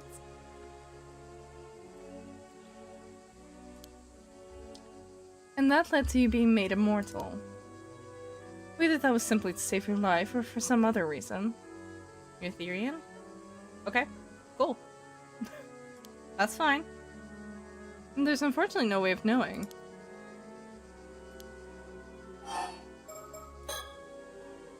There's something else that's been bugging me. Can mermaids create 800-year immortals at will? As in, you don't really have to eat their flesh? Actually, you do. You can't become immortal without ingesting a bit of mermaid flesh, even if it's a tiny piece. However, it's not as simple as cutting off a slice. Mermaid flesh withers away the moment it's severed and loses all its efficacy. In order for a mermaid to create an immortal of her own volition, she would have to allow a human to bite her directly. How could that happen without the human's consent? I mean, I was barely conscious when I became an undead boy. I mean, an 800-year immortal. Does he just refer to himself as an undead boy? Has that been his go-to? Like I said, even the tiniest piece, a mere scrap of their tail, would do the trick. You could move someone's jaw while they were unconscious and get them to bite. It's not impossible. Oh damn. Guess it was a lot more forceful than I was imagining. So all you have to do is bite a living mermaid and you become immortal? Pretty much. Though I assume few mermaids would consent to that. So that's how it works. But if the flesh has been severed, ingesting it wouldn't extend your lifespan at all, huh? That's right. Ordinarily, anyway. Ordinarily? You mean there's an exception? If a mermaid's flesh is cut within the confines of Ryugu, it won't wither away. It just grows back. Huh. Is the tobacco like technically the confines of Ryugu then? Well, I've got you here, I guess I might as well ask. Is there no way to reverse immortality? You wouldn't be the first 800-year immortal to seek that possibility. But, unfortunately, the answer is no. The moment you became immortal, you lose your mortal form. For good. I see. And is there no way for an 800-year immortal to die, other than waiting for their lifespan to end? No, it is simply impossible. That is what makes it a curse.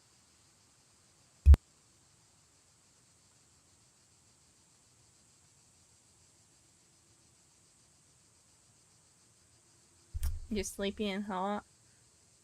Please try to cool down. I know it's hot, but cold drink, cold drink. Not that I want to experiment, but what would happen if, say, I threw my body into a furnace or a vat of acid? The instant it resulted in death, you would begin to reform, starting from the part of you with the largest remaining piece of your heart. Every other part of you would then vanish. No matter how beyond repair your body becomes, it will be healed when you resurrect. I see. On the other hand, you won't be healed if your injuries aren't fatal, no matter how badly hurt you are. For example, taking the furnace scenario you mentioned. If your body remained in the furnace after you resurrected, you would burn to death again, and then revive again, and so on, in an endless cycle. Snavy's mic occasionally cutting out for a few seconds for anyone else, is it? Ow, ow, ow, ow, ow.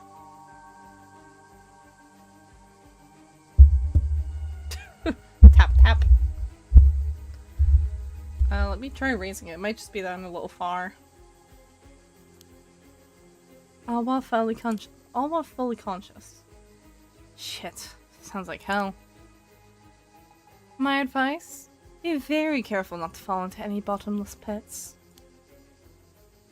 Right. Well, I'll be sure to keep that in mind if I ever go near one. By the way, you mentioned I'd resurrect from the part around my heart. Does that mean that if my head was cut off, only my body would regenerate? Well, yes, that should be the case. Oh. What would happen to my consciousness? My memories? My thoughts? All that is stored in the brain, isn't it? It's okay for Lily? Okay. Well, that's a tough one. As I mentioned, every part of you except the one that resurrects will vanish. So it seems likely that everything inside your head, including your consciousness, will vanish too. That can happen?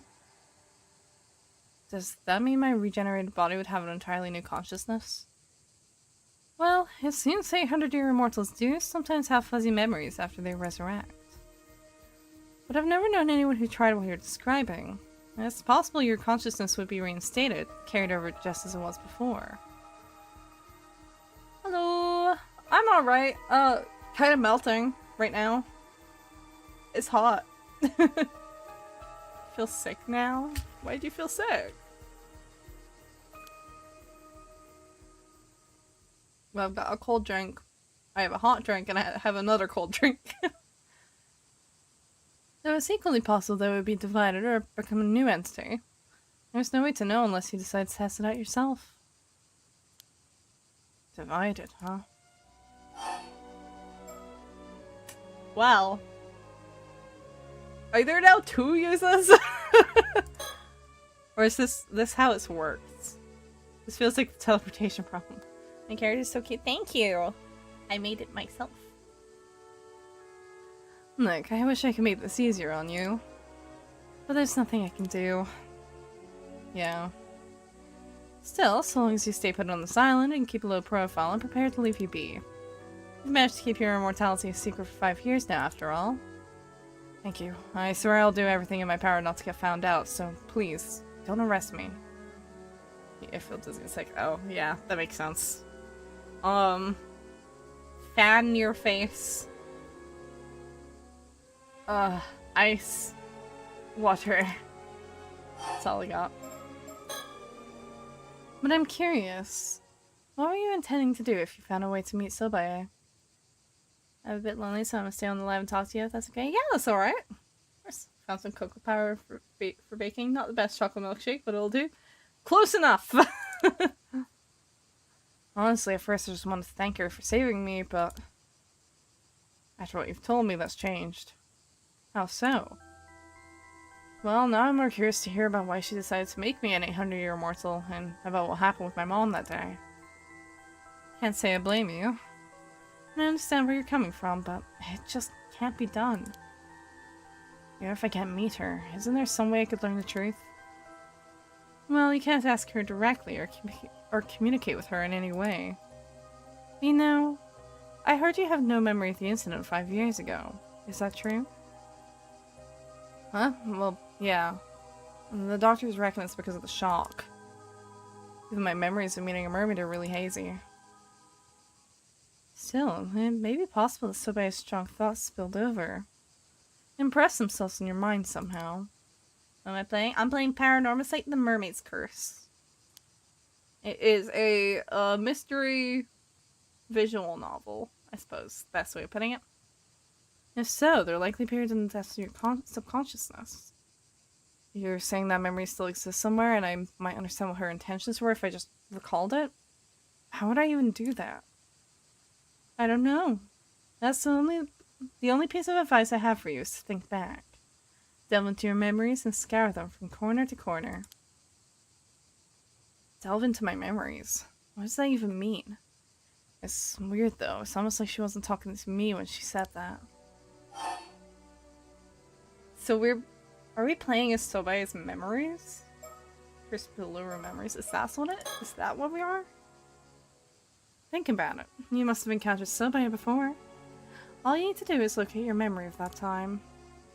Danganronpa-esque game. I mean, I wouldn't say it's really all that similar to Danganronpa. It's very, very tonally different. Alright then, we better head back, or your friend will start to wonder what's happened to you. Right, thanks for answering my questions. Welcome back. Everything okay, Yuza? Of course it wasn't. I'd have to make a dramatic entrance. Or I'd have had to. That's your usual oddball self. Because there's nothing to worry about then. Well, I dare say that covers everything we needed to discuss. It's time to if you were on your way. That curse won't break itself. Come on, Yuza.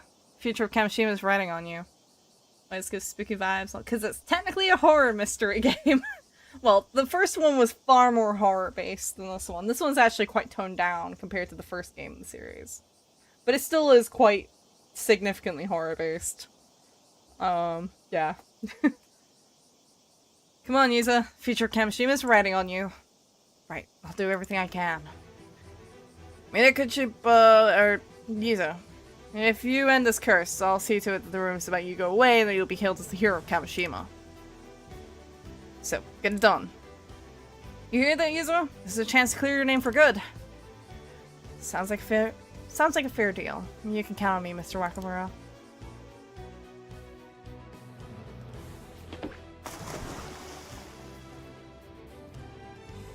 Ready to roll, Yuza? You got the bronze mirror with you? Yep, I've got it right here. Ready when you are. Since the seal's already taken care of, all you've got to do is check out the hole you found last time, right? Yeah, this will be a piece of cake. It's just there and back. I could do it in my sleep. Nothing wrong with being confident, but don't get cocky. You still gotta be careful down there. Good luck, Yuza. I'll be waiting right here. Yay, diving time! I've missed the diving minigame. I love that I could still, like, just grab things. Okay, over to the hole. Good. Looks like that powerful curtain has receded. I should be able to make it through now. Only one way to find out. Down we go! My favorite horror game? I don't know, actually. I mean, the first one, which is a lot more horror-based. It's probably my favorite visual novel. I don't know if it's my favorite horror game. It's pretty good, though. This place feels vaguely familiar. Have I been here before? Maybe I'm just imagining things. Spooky. Get in the hole, Yuza. Is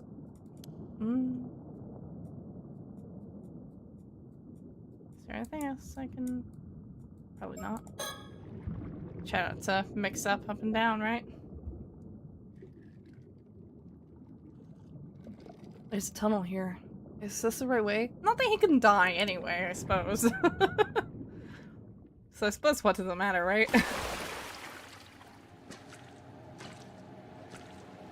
There's no open space here, but it's pitch dark. Could this be the sanctuary? Good thing I brought my flashlight. Let's see. I don't like this. Why is the sound directional? Oh no. It's too dark to see anything, but I can feel a presence here.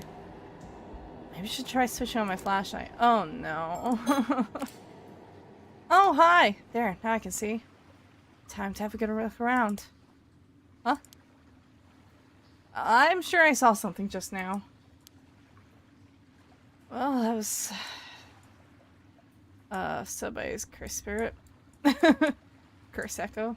Behind. If I turn around, all I can see is the way it came through. It's hard to get my bearings, but I think this is to the right. Nothing here but a wall. It's fine. It's totally fine. This is so fine. This would be to the left of the entrance, I think. Nothing here, though. This way should take me further in. That's still an archway over there. Could that be the entrance to Ryugo? Why do I think we're getting bad ending? Should take a closer look. Door. Saw some puddles on the floor. I'd better watch my step.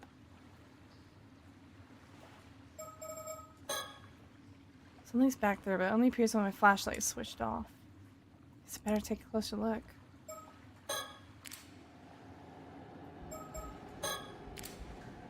Huh.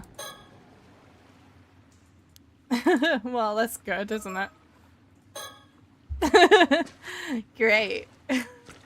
There's just the curse echo chilling around here, huh?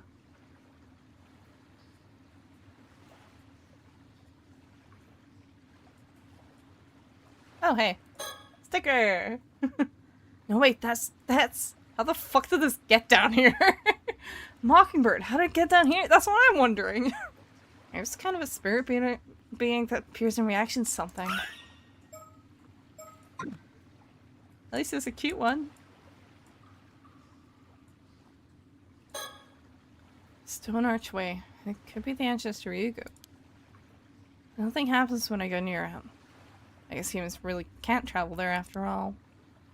So, all I need to do to break the curse is leave the bronze mirror here, right? Maybe.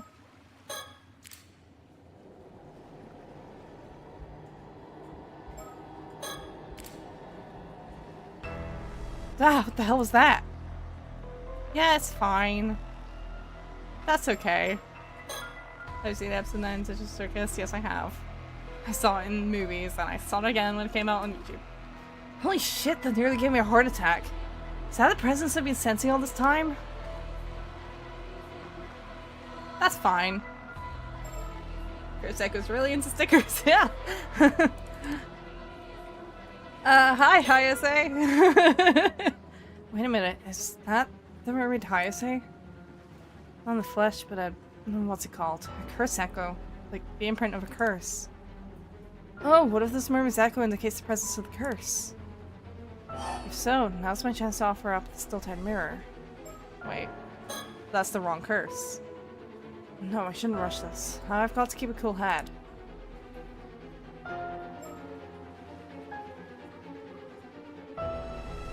Because she's not for the Curse of the Raging Waves, she's for the Curse of the Forbidden Fish.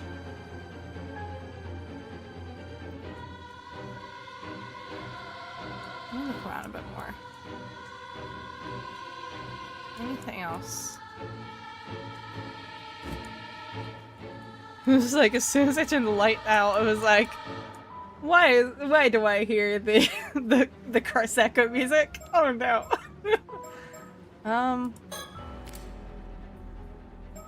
I don't think this is gonna matter much.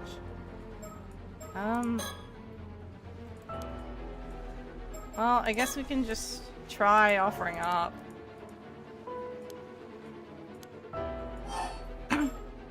Well, give it a shot anyway. No. Curse of the Raging Waves, heed my call and trouble us no more. Eh.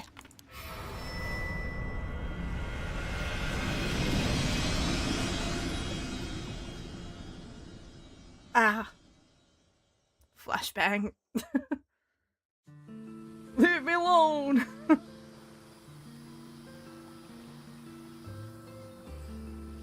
Huh, there you are. Good work out there. We felt it the moment you pulled it off. The curse of the Raging Waves is gone for good, and it's all thanks to you. Indeed, a job well done. The cursed aura that once enveloped the island just faded without a trace. Really? Phew. Sure couldn't tell, but turns out it worked. You hear that, Yuzi? You did it. Yeah, now we can finally relax. Well, that is certainly one problem taken care of. Now my assistant and I can focus on another issue that requires our attention. Already? Sounds like you got a lot on your plate. Naturally, our convenience is of little concern to the paranormal. I'm getting strong citation need advice. Yeah, something's off. How do they still breathe underwater for that long? Well, the cave wasn't underwater. I mean, it was underwater, but like the cave that we were like moving around in wasn't. Amadivers actually do practice, like they are a real thing. They do have like a specific practice for how they hold their breath so long. Yuza's just also immortal, so. You gotta go bye, see you next stream? Yeah, I should be streaming again tomorrow, so. There you are, I've been looking all over for you. Huh? Oh, hey, Tsukasa. What's up? Not you, I'm talking to Miss Shiki. It's a call for you over at the station, ma'am. A call? I suppose this must be a police matter. Understood. I'll head over there right away. You'll have to excuse us, but if there's anything else, feel free to contact me. How long does this game go on before we get the ending? I want to know how it ends. Well, I don't know. We're definitely getting there. We might be able to get the endings today. With like a bit of an extended session, maybe? I don't know. I will. Thanks for everything. Because it very much feels like we're toward the end. So, Spill, what happened with the curse? It's gone. He's ended it. Hey, nice one, Yuzo. You know, I reckon I've got a knack for this. Maybe I'll go into the curse breaking business. Hit me up if you need any other curses broken. You never know, that might be your true calling. Maybe it's just even better than being an amateur diver. Come to think of it, we'd better let old man Wakamura know how it all went down. Where'd he get off to anyway? Don't ask me. Maybe he went home. Probably. How about it, Yuzo? Wanna go see him? Yeah, okay. I suppose we did make that deal. But it can wait till after I've had a chance to change clothes and take a breather. I'm beat. Fair enough. I guess it's not like there's any hurry, huh? Yeah, I'm sure there's not. I'm sure it's fine. I think we might be at the end now. We're definitely towards the end, but I don't think this is the ending. Because there's still a lot of things that haven't been wrapped up. This is just like one thing's been resolved. Also, we have an ad break on Twitch. I'm gonna take a quick bathroom break. So I'll be back in a couple of minutes, okay? I'm gonna let the ads run and stuff.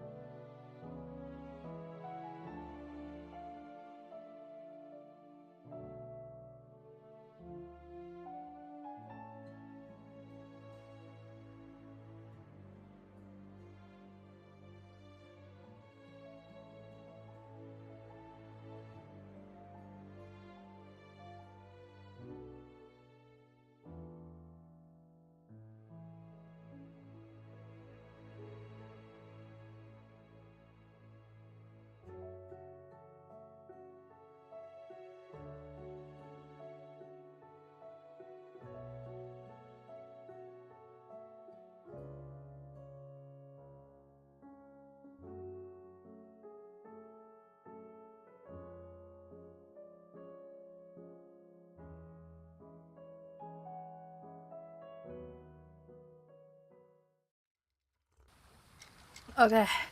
Right. I was just like trying to cool off a bit. In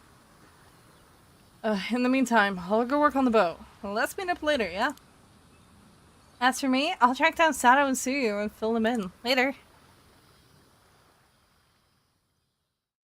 Something's wrong here. Several hours later. By the way, Yuzo, you haven't given up on finding that mermaid, have you? Any new leads? Sort of. Mrs. Shiki shared some information with me earlier when she pulled me aside. Really? Oh, I guess experts on the supernatural would know about mermaids too, huh? I like you. So, what'd she say? Did you find out what you have to do to meet one? Actually, it turns out that the mermaids who saved me isn't in this world anymore. Huh? Well, what's that supposed to mean? It means she's gone back to Ryugu, to the world beyond. You're back, chat! Yes. Apparently it's the place between this world and the world of the dead. Wait, really? Does that mean mermaids aren't from our world? I guess not. Well, sounds like you've hit a dead end.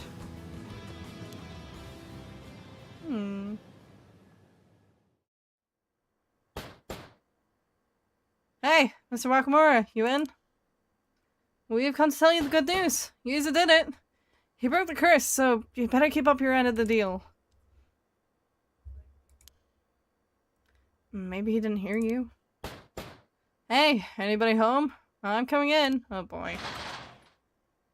Huh, the door's already open. That's weird. Mr. Wakamura? What the? Yeah. Ah, Mr. Wakamura, don't tell me he's... I don't believe it. That wound, did a curse cause it? But we ended the curse, didn't we?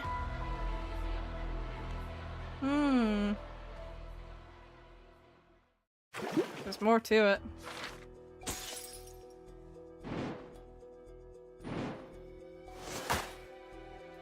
Clearly there's more to see. Must have cut himself shaving.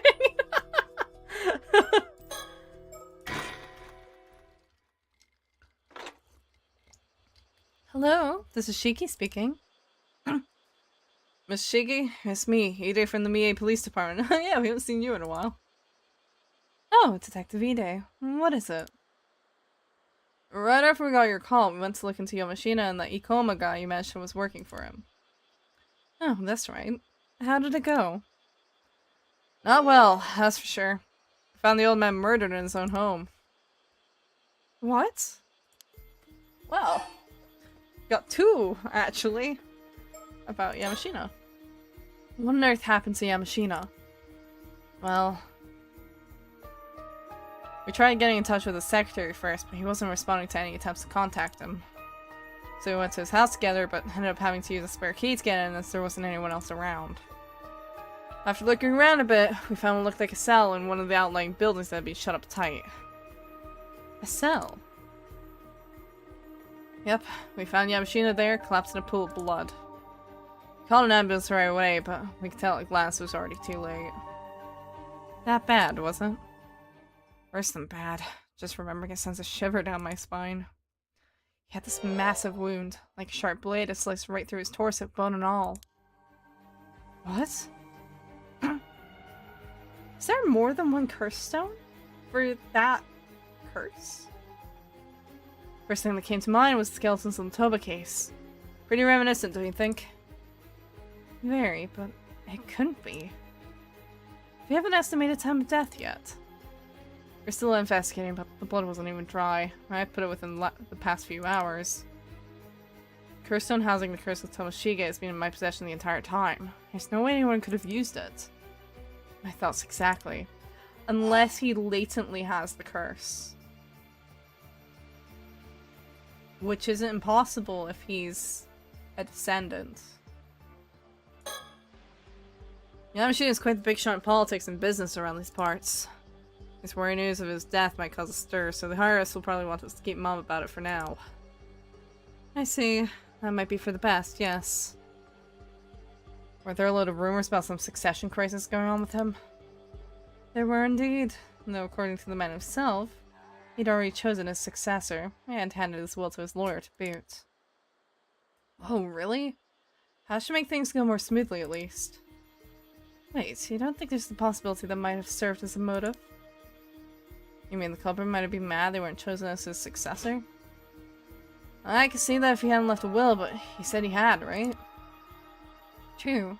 Perhaps they didn't know about it. Either way, there are more people out there who want Yamashita dead than you can shake a stick at. Finding a culprit based on motive will probably be pretty tricky. I see. Still, I can't imagine you'd be able to swing around a katana in that tiny little room. This wouldn't be the work of some supernatural phenomenon again, would it? I'm afraid that's looking quite likely. Jeez, you sure can do some terrifying things with these curses. Big shot, Delta Room Ref. I'm not delusional, you're delusional. How are we even meant to investigate this stuff? Our usual methods don't mean a thing if you can just curse someone to death like that. Question mark. Well, yeah, we looked into him. We were able to confirm Yaoshin had a man called Kipe Ikoma working for him. From what I hear, the guy is also wanted for solicitation of murder. He is, although we only have testimony to go on right now, so we can't say anything for certain. Still, having the exact same name as that victim in the Toba skeleton case is pretty damn confusing. It seems Ikoma gave a curse stone, a dangerous tool that lets you curse others to death, to a local woman with the intent of causing a massacre. Jeez, scary to think there's tools like that around. Wait, what happened with that woman then? She's been apprehended, but it seems she won't be able to talk for a while. Could we ask you to handle taking her in as well? Oh boy, got it. I'll make the necessary arrangements. Thank you, Detective. I'll let you know the details later. Oh yeah, about Ikoma. Someone apparently spotted his company car stopped outside Yamashita's place today. So I had a warrant put out for him as a person of interest. Oh, impressively quick thinking. Well done, Detective. By the way, there's a high chance that Yamashita was killed by a curse containing one of those curse stones I just mentioned. Oh man, I figured that might be the case. If Ikoma did indeed stop by Yamashita's house today, he's looking increasingly suspect. Yeah, looks like we should prioritize tracking him down. It sounds like the guy was a favorite Yamashita's, if anything. If he really is a culprit, what could have driven him to kill the man he owed so much to? I can only assume they had some sort of falling out. Perhaps over the matter of succession or the like? I'd assume that Ikoma was the successor Yamashita mentioned, but it seems that wasn't the case. Either way, I think we can definitely say he's up to something. Especially if the solicitation of murder stuff is true. I'll step up the pace of the search for him. You two take care too, alright? I'll get in touch if there's anything else to share. Please do. Well, so there's 2 dead so far. From the sounds of things, we should make dealing with this Ikoma our first priority. I wonder how Cersei and Avi fared in their search. I imagine they made it back to the mainland by now, but we've yet to hear anything from them. Ikoma might still have access to his curse too. The situation is more dangerous than I thought. We should probably get back to the mainland as soon as possible. About that. It seems that the last ferry off the island has already left for today. Oh, darn it, that means we're stuck here as well. Let's stay on Kamishima for tonight, yes. I'll arrange somewhere to stay. Nothing to be done about it, I suppose. Thank you, Soto. I mean, you've got an entire town of people who have boats. I don't know. I don't know if we're limited to the ferry here. It won't be long before the sun sets. And yet, I can't help but feel like there's another storm brewing on the horizon.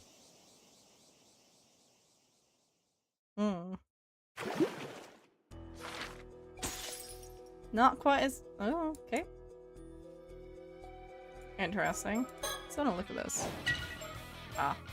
You're still missing a few, actually.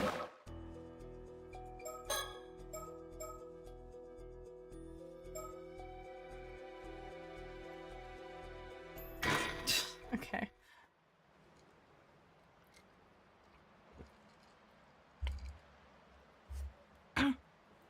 Oh dear. You were doing so much better if the curse got lifted. I didn't notice this time.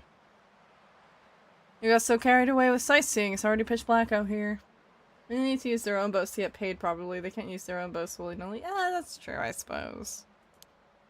But I feel like you can make an excuse for getting the police officers to the mainland where they need to be. I feel like that would be a valid excuse, you know? You're right. Time sure flies. The last ferry already left, so I guess we'll have to find a place to stay for the night. Shouldn't we be heading back to the mainland to go after Ikoma? Well, there's only so much we can do now. It's not as though we're being paid for it, so let's not lose sleep over it. I see. Very pragmatic of you. Oh, this is eerie. Although it's not that late yet, it gets dark quickly after the sun sets, and the streets empty out just as fast. Illuminated only by the dim glow of a few streetlights and the stars, the island feels calm.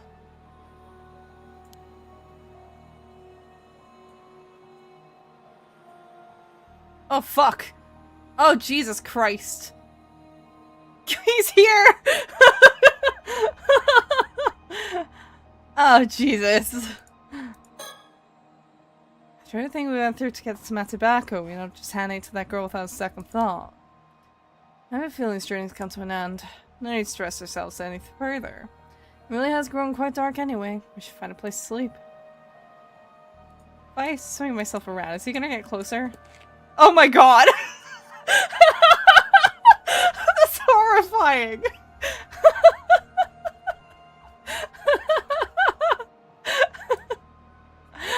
Cersei, turn around, please!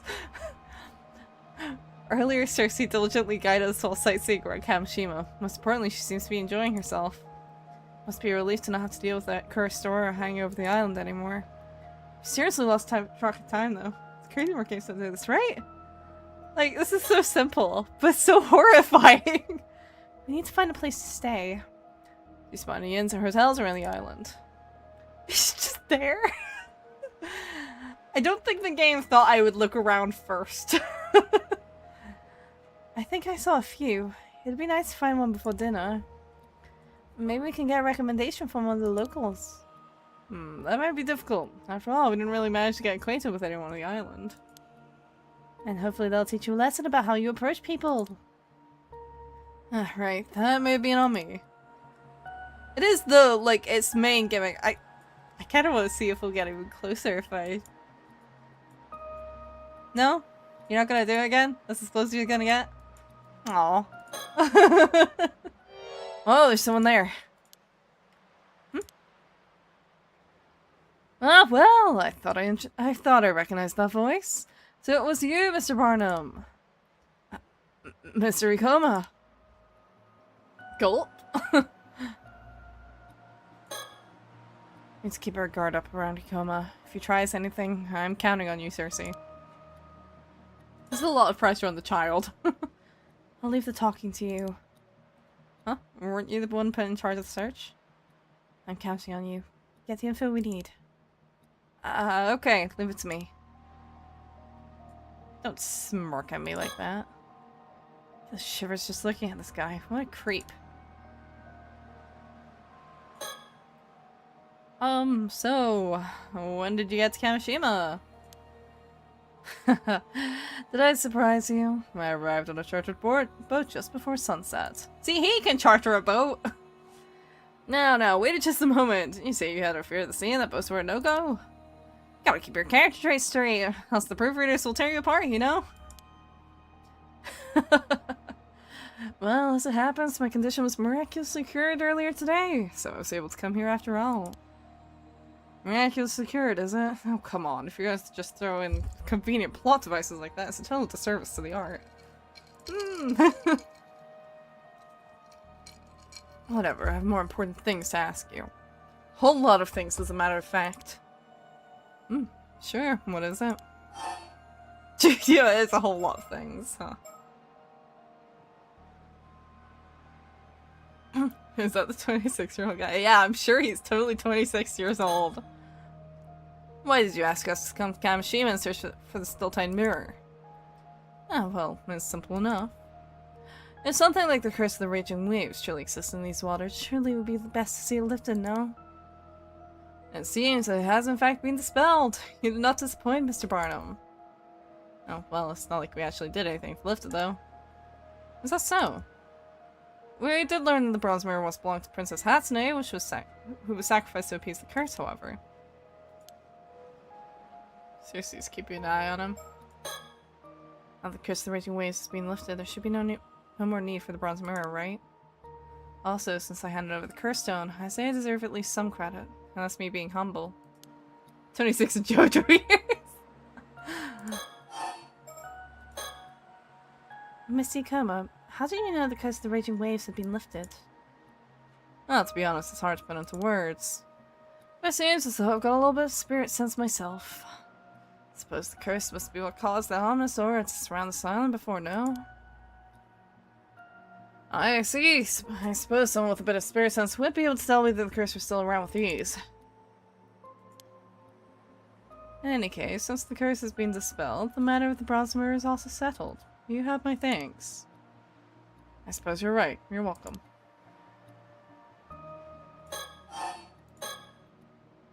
So, about how's this Sawakawa at the center of Taishima? Oh, I don't remember telling you her name. Ha! That is no obstacle to a matter of my caliber. We figured it out in no time. Did you now? Very impressive. I suppose I ought to apologize on her behalf. She is rather difficult to deal with, is she not? So, did you manage to get hold of the Tomato then? Come again? From what I understand, she was last seen going out to sea on a boat with a foreigner. She has evidently been missing ever since. Forgive me, it seems that my hesitation to introduce you to her has caused you some inconvenience. No, really, don't worry about it. So you were after the too, Miss Ikoma? How come you're so calm when you already know what happened? Believe me, there were times when I wasn't, but... At this point, things like that no matter to me. Things like what? Not to tobacco. In fact, it seems as though I no longer have any use for it. I admit there's been some tension between us, but what do you say? Why don't we put that behind us? I don't like how much she's laughing. I really don't like how much she's laughing. Whatever became of Miss Sawakawa is no longer of any concern to me. In hindsight, I suppose I should have introduced you much sooner. You might be misunderstanding. I don't think he is. So let me get straight to the point. You know a woman named Kiko Tsutsui, don't you? God, you just came right out and said it. Kiko Tsutsui? Ah, yes, the young woman from Kamishima that used to work at my company. Was that her name? You used that girl as a pawn in one of your schemes, didn't you? We nearly died because of her, you know? I beg your pardon. I have no idea what you're talking about. I don't know anything about that. I most certainly did not put it up to anything so heinous. Oh, so you're saying you did not give her a curse stone, then? Except for like recognized by Yamashina as if she was an illegitimate child or something like that. A curse stone? And Kakadon is a legitimate child? What on earth are you on about? You really have no idea? Don't try to pull a quick one. You filled your heads with such nonsense. As a matter of fact, we heard it straight from Kiko Tsutsui herself. She told you all that? Where is she now? Well, I demand to know what compelled her to come up with such a ridiculous story. We've got her confined at her home, but I'm afraid she won't be able to talk for a while. Ah, I see. Anyway, whatever she told you, that girl's delusional. What a troublesome fancy she crafted. Indeed.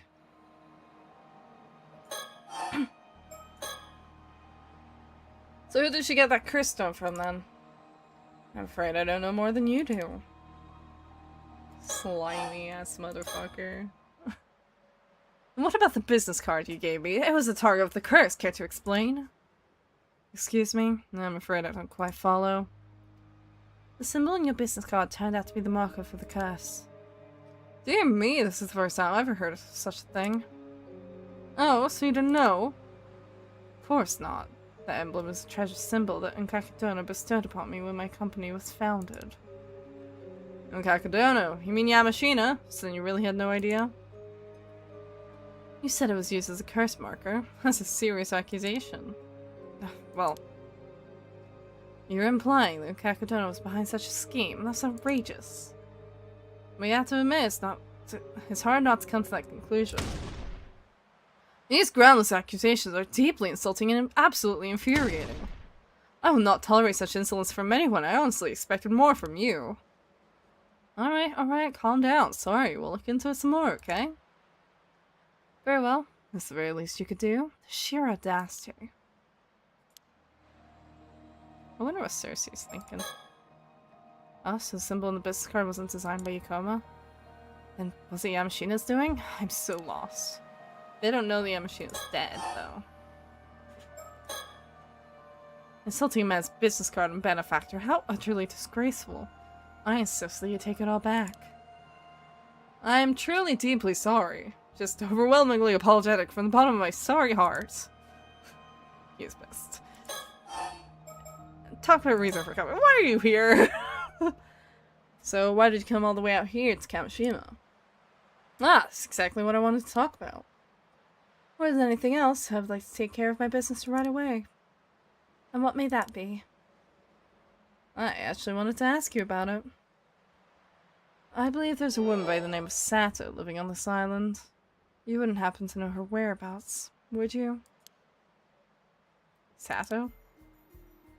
Oh, right. I think I met a woman with that name earlier today, but I have no idea where she might be now. I see. So you're not familiar with her. This is bad news. I bet he's after the tobacco that I gave her. No, it can't be. There's no way he'd know about that. Maybe he knows she's immortal? But if he's simply after immortality, why bother with that and not just go straight for the tobacco? Very well. Thank you so much. My apologies for keeping you. As I need to continue my search, I'll take my leave now. Yeah, good luck with that.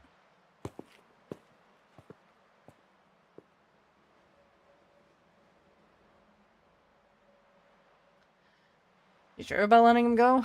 Wouldn't it be better to restrain him? Well, there wasn't enough evidence to do so. Jelly bean jump scare. Do you think he's actually innocent and Yamashita was the one pulling the strings the whole time? No. I don't think we know enough to judge. Well, it's not like he can get off the island that easily, so maybe we should just report that we saw him. Good point. You mentioned a chartered boat. Maybe we can mark it to keep an eye on it. Turns out, staying another night in Kamishima was the right call after all. I've got to hand it to myself. I'm just a genius. Anyway, let's go and report to Mrs. Shiki and call it a day. And hope that no one else dies.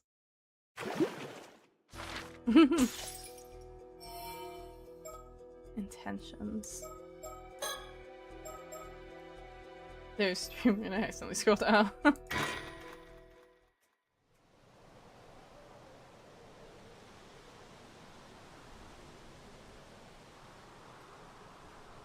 I see. So we can be certain that Kippei Koma is on Kamishima right now. Yep, no doubt about it. From what I gathered from the islanders just now, there's signs that someone landed a boat in the Gulf on the other side of the island. That must have been Ikoma. Why did she laugh like that? Tears come like a moth to the flame. Ma'am, that sounded a bit diabolical. I think the fatigue is starting to get to you. It might just be. Why would Ikoma have come all the way to Kamishima? There's a good chance he was responsible for Yamashina's murder too. We'll have to tread carefully. It really has been one thing after another with this case. I'm getting pretty worn out.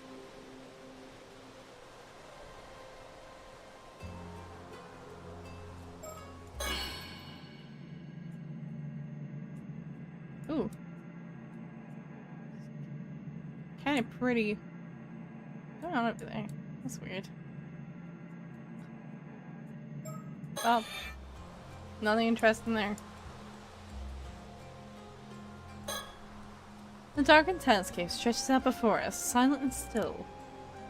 I thought of lifting the curse of the raging waves to see if return to the peaceful fishing town it was previously. It seems the shadow looming over Kamishima won't be dispelled until after we deal with whatever's lurking out there in the darkness. I've worked with Soda for a long time now. I don't think I've ever seen him sleep unguarded in front of others. He's used to sleeping outside too. I wonder what his day-to-day life is normally like. He does seem like a very guarded guy, huh? When did you find the time to go around getting information from the islanders, Soto? Yes, I took advantage of our rest break earlier to make a few inquiries. I appreciate the hard work, but shouldn't you have taken the time to rest? Something to take a breather every now and then is important too. I'm afraid that's a bit difficult in this line of work. A single moment of complacency could prove fatal.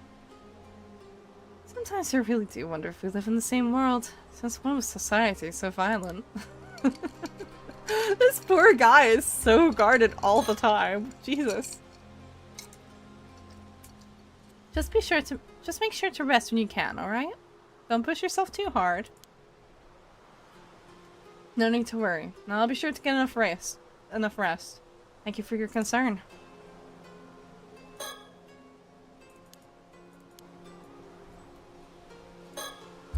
Effie has ended up being quite the key figure in all this, although I doubt that was his intention at all. Those driven by their dreams rather than profit do have a tendency to drag in everyone else with them in their wake, for better or for worse. I suppose that's a bit rich coming from me, though. Despite the strength of her abilities, Cersei's still a child. I was worried about keeping her up so late. But apparently exorcists do most of their work at night, so she actually starts feeling more energetic around this time. It's just me, or is this industry something of a bad influence? Maybe. It might just be. I was sure you and Abby would have returned to the mainland by now. I had no idea we were still in Kamishima. Well, we were having so much fun sightseeing, time just got away from us. You were sightseeing the whole time. I suppose it worked out for the best, so I can't complain. Yeah, it worked out technically. Okay, staying the same thing. Still, from what you said about him, your description of Ikoma is quite different from what we've heard of the man on our end. We could hardly believe our ears either. To think Kamishina had already been killed by a curse. And police are searching for Ikoma's suspect in his murder. Talk about a bombshell. Yeah, it was a real surprise.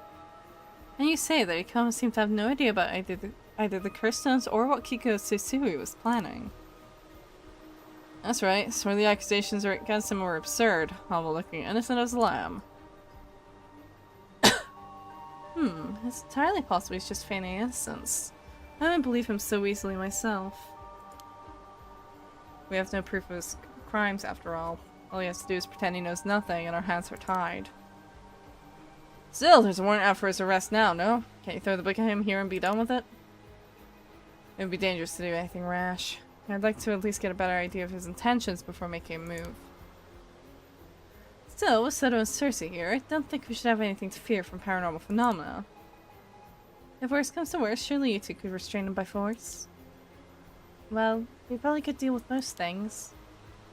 But in the event we couldn't, the situation would likely end up being completely hopeless. Right. I don't even want to imagine what sort of situation that would be. Yeah. Did you see where Ikoma headed after you parted ways with him? Sorry, I don't really remember. But if he chartered a boat to get here and stopped it in the Gulf, wouldn't we be able to nab him eventually if we hung around there? Unfortunately, I don't think it would be so simple. If he stopped us somewhere out of the way, we would struggle to find it in this darkness. That's true. Well, if we really get stuck, we should be able to find out what way he's using dowsing. Just let me know and I'll give it a shot. I thought your target had to have some sort of spiritual energy for you to find it. That's right. But he said himself he had some spirit sense. He has a pretty unique aura too. I think it would work. That would be a huge help. We'll keep that in mind. You know, I still find it hard to believe that a young man would be capable of such a foul crime. Oh, Abby, you're so gullible. Hopeless that a lot of you won't even consider the possibility this is all one big misunderstanding. No, not really. Okay. By the way, is it true that Mr. Akoma can use curses without curse stone? Based on what we've heard of the scene of Mr. Yamashita's murder, I think we have to conclude that he can. So it is possible. What does your assistant over there think? Oh, good idea. Let's see what Soto has to say. What are your thoughts, sir? Mr. Soto! Soto, how likely is it that Akoma could use that curse without a spirit stone? Ah, yes, about that.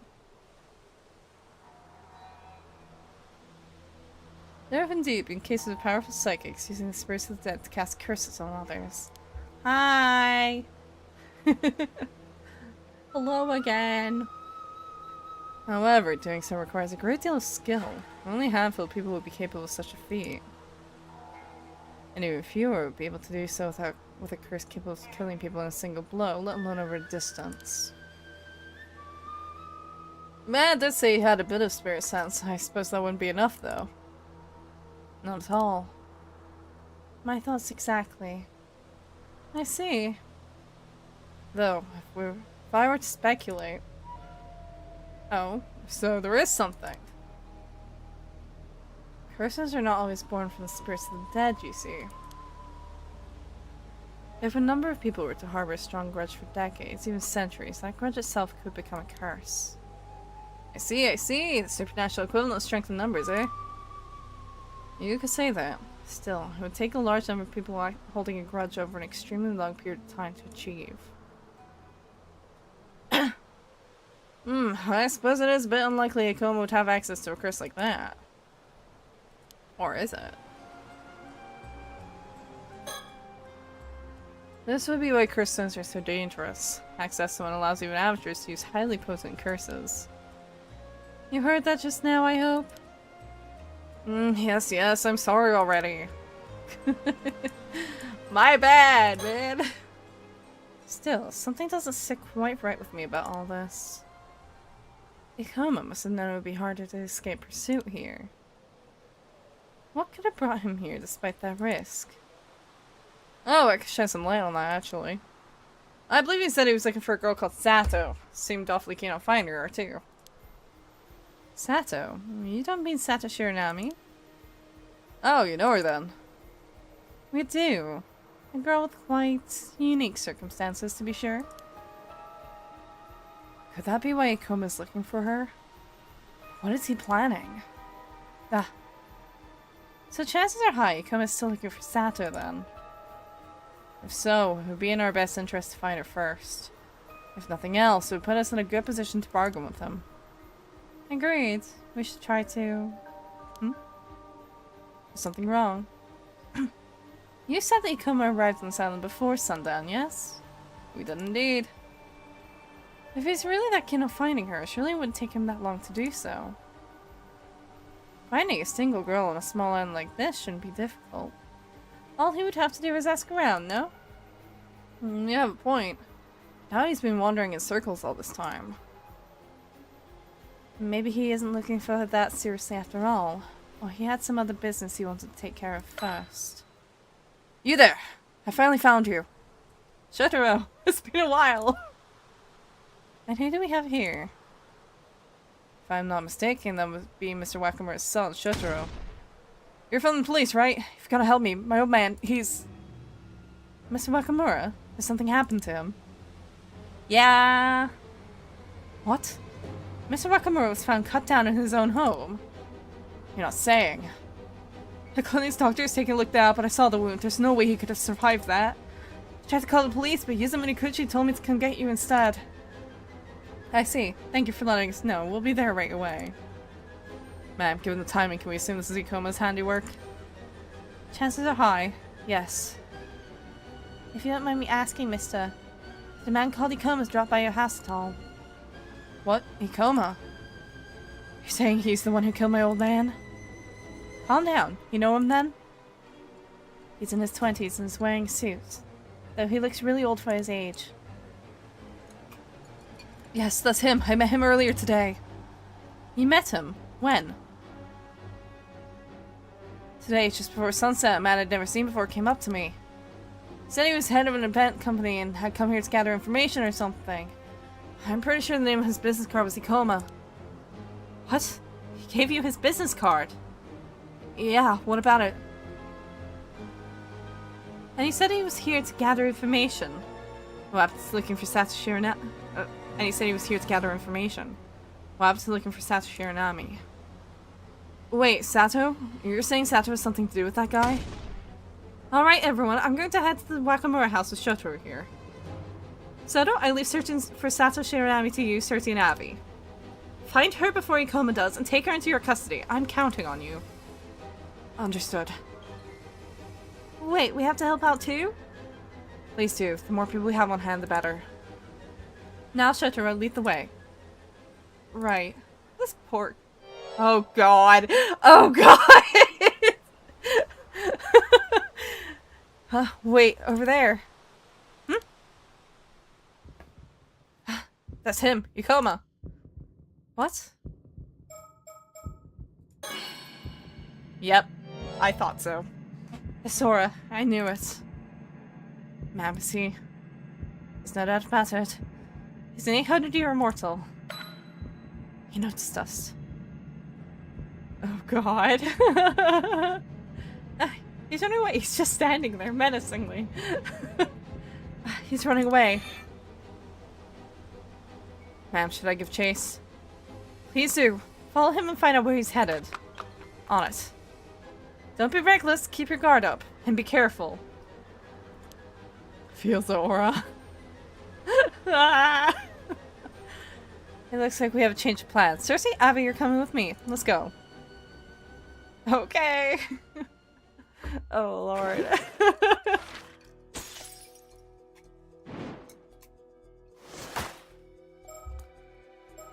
Real name. Oh, no. Why is that cute baby on your lap? That's a Capridan. It's you. Why does he keep smirking like that? I think he might be a little bit cuckoo. Who might you be? Oh, Lord. It sure was a hassle to get out here. Looks like I made it just in time. Huh? You weren't an easy one to find, you know. The last we finally get to meet again, my dear Osato. Can you please answer my question? Who are you? Are you being serious? This isn't one of your usual silly acts. Come on now, really? You forgot me after, what, just 400 years? That stings, you know? 400 years. The Kantek-sho ruins are even quieter than usual. Only the rustle of trees and the murmur of waves fill the air. I would take it from you? How can you take yourself? It's you! Okay, so I know this guy claims to be keeping Ikoma. There's apparently another 800-year immortal. But that's not the real issue. I need to know who he really is, not who he claims to be. I don't think he's about to just come out and tell me. It looks like he enjoys being cryptic. Though, I didn't expect him to just say he knew me 400 years ago. That's a huge clue. Who exactly was he 400 years ago? If I push a little, maybe I can draw it out. But man, did I really come across that as that spaced out even back then? Oof. So you're saying you knew me from 400 years ago? Well, we never met directly then. I can hardly believe it. Yeah, it's okay close to me. He's getting closer.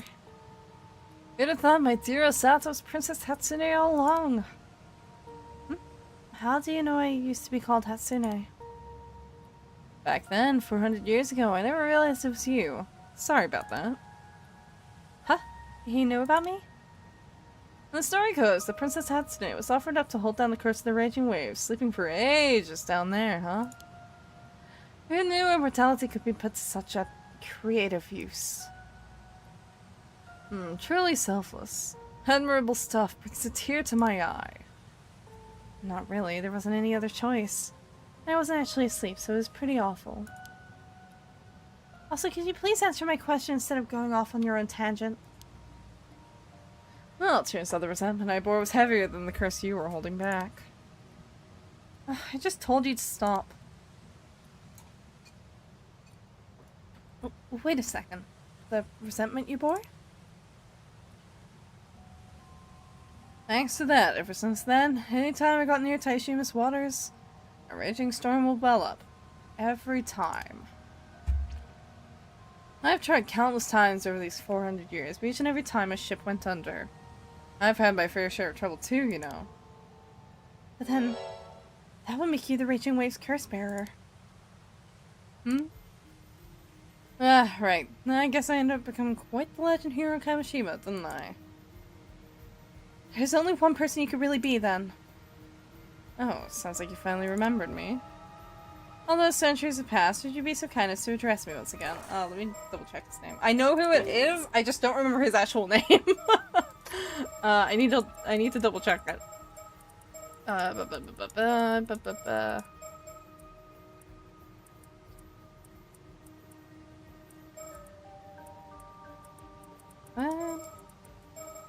Trying to think of where the best place to double check it is.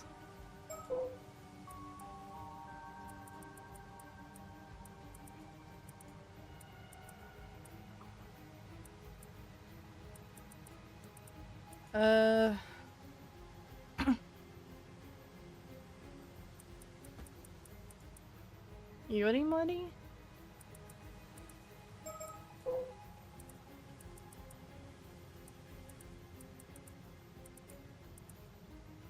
Is it Yorimori?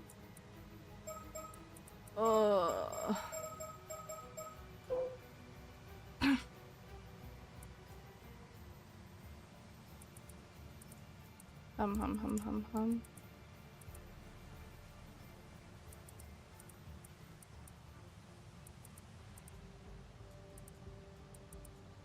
Say,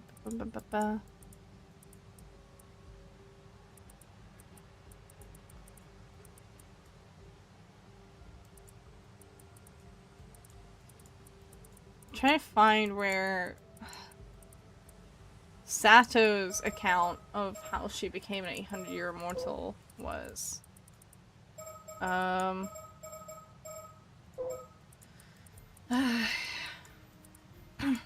No, that's like the original. God damn it.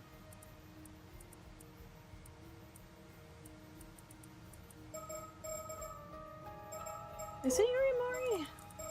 That's not it.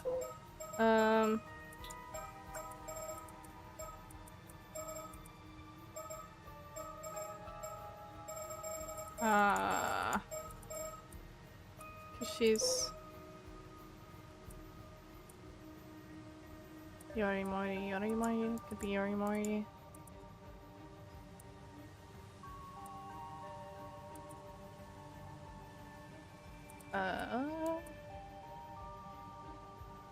Tomoshige? Even? A platypus. Bury the platypus.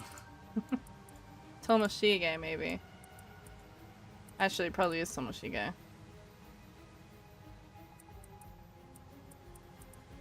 It would be Tomoshige. Come on, call me by my real name once more. Right, the files from the past made it clear. Kipi Akoma's true identity is... Wait, let me double check the spelling. Wait.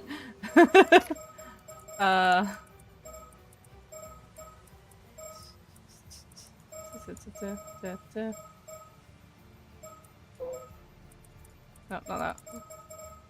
God damn it.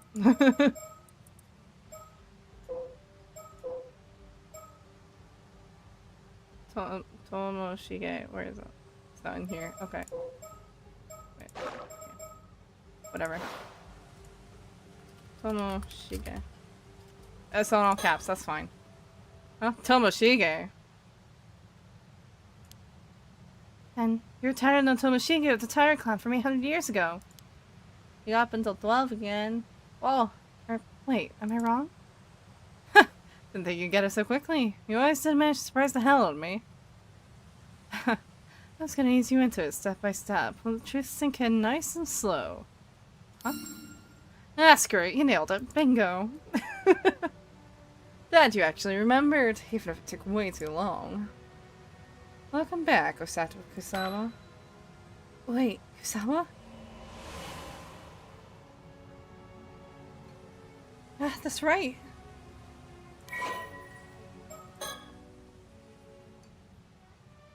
Got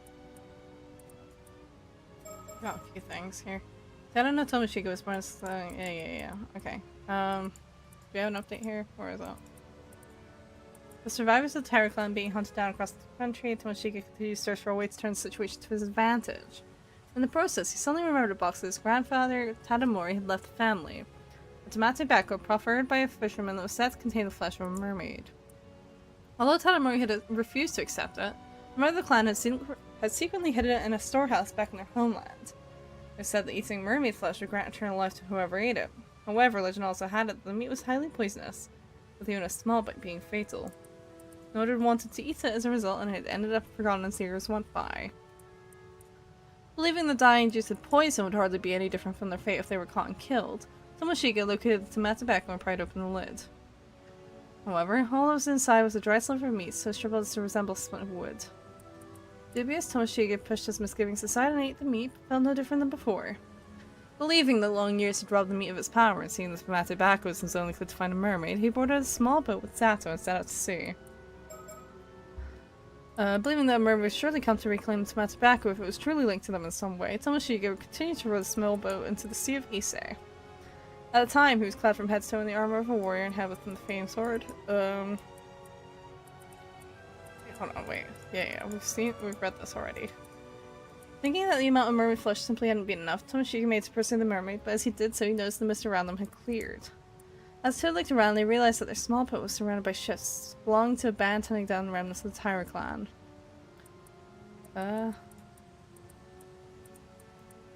After that, there were none who saw Tomoshige again. He faded from memory without ever leaving his mark on the pages of history. Well, around the same time, Kusawa village found itself in an uproar following the return of Sato, who had been employed in the service of the Heike. However, after it was discovered that she had somehow become immortal, she was shunned by the other villagers who found her newfound state unsettling, and she soon left the village for parts unknown. A fragmented version of these events would go on to be passed down orally, eventually becoming one of the Yalabikuni legends told to this day. Okay, what's the new part? I do wish it would mark what the new bit was. Got this bit.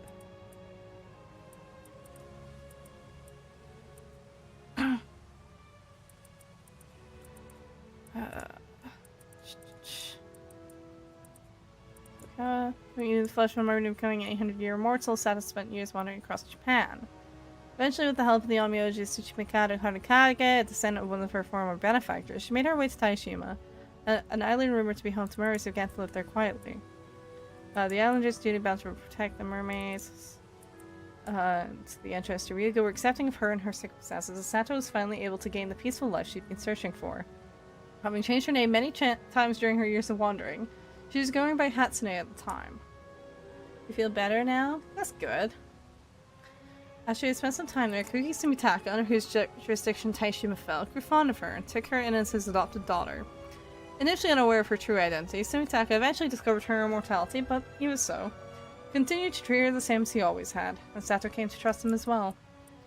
Following the invasion of Taishima, Sato sacrificed herself in order to quell the curse of the raging waves, with Harakage's ritual causing her to fall into a deep sleep within the sacred land at the bottom of the sea. The seal on the sacred land was set to break 400 years later, which was in fact to awaken Sato from her slumber. Kawasa Sadamune, the vassal who goaded Kuki Yoshitaka into invading Taishima, was in fact Taira no Tomoshige, who had eaten mermaid flesh and gained unnatural longevity. Unable to let go of his dream of reviving the Taira clan even after 400 years, he caught wind of rumors of mermaids being worshipped on Taishima, and infiltrated the Kuki navy under the name Komatsu Sadamune. plotting to uncover the sacred land. However, his rash and impulsive destruction of the sacred land ended up triggering the curse of the raging waves, and his plan ultimately ended in failure. Although caught up in the sinking of Taishima, Tomoshige could not die and was swept away by the sea to an unknown fate. He never directly met Princess Hatsune, and as such, the two remained unaware of each other's existence. I'm gonna just blink into that.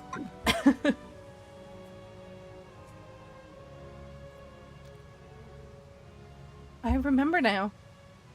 Everything's coming back to me. You're Lord Tomoshige. I've waited long for this moment, Osato.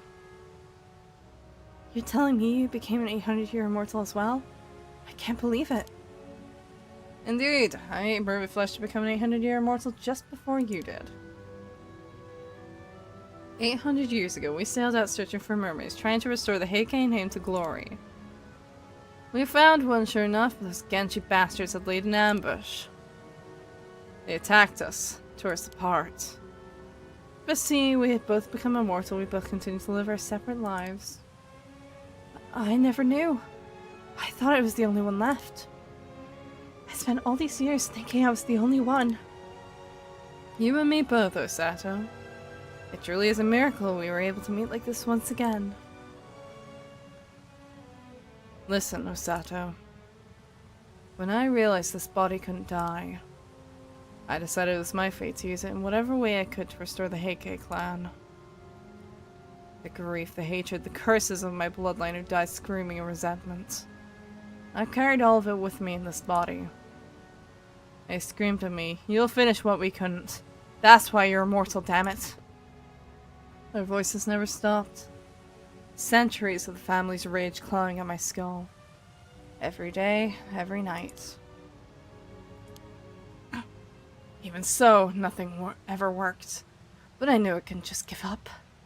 That obsession of mine rotted into resentment, festering for decades, centuries, building and twisting inside of me.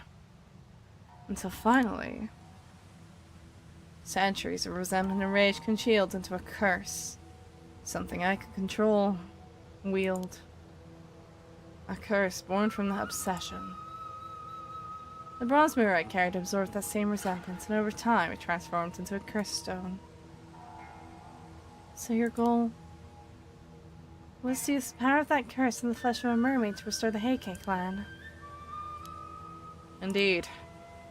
That vow was all I had left. It was the one thing that kept me crawling through these 800 years of hell. I sucked up to people in power and gathered followers, also I could build an immortal army. But it couldn't be out in the open.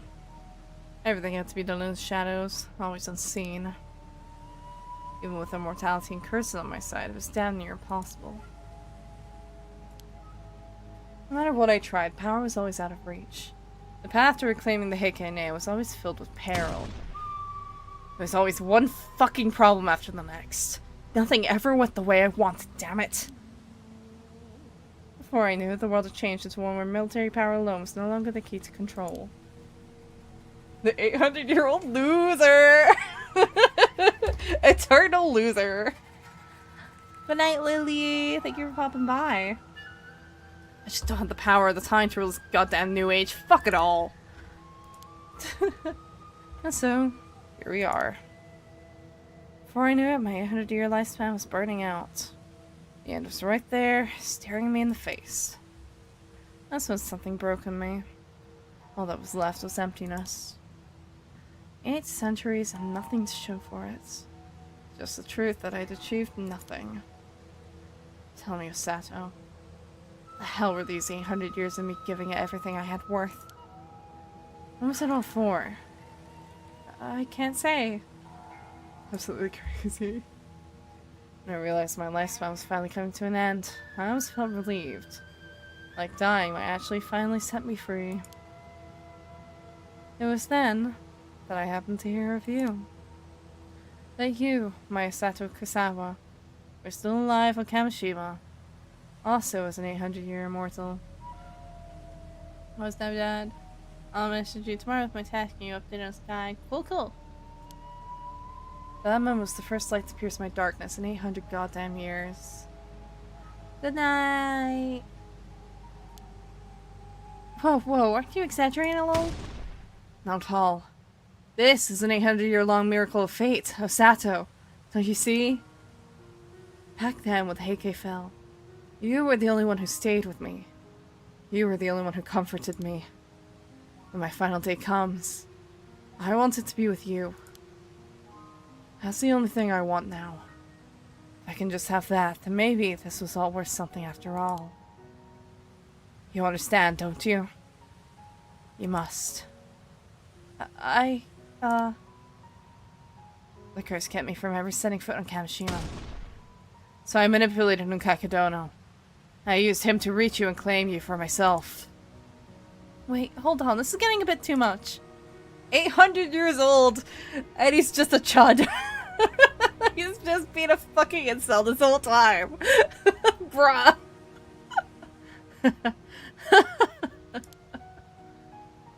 What's so funny?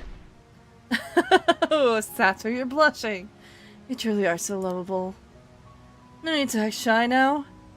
800 years ago we were bound by a vow of love. What? We were? I don't remember that. You kept the bronze mirror I gave you, did you not? That should be proof enough. What? No, that's not what you think.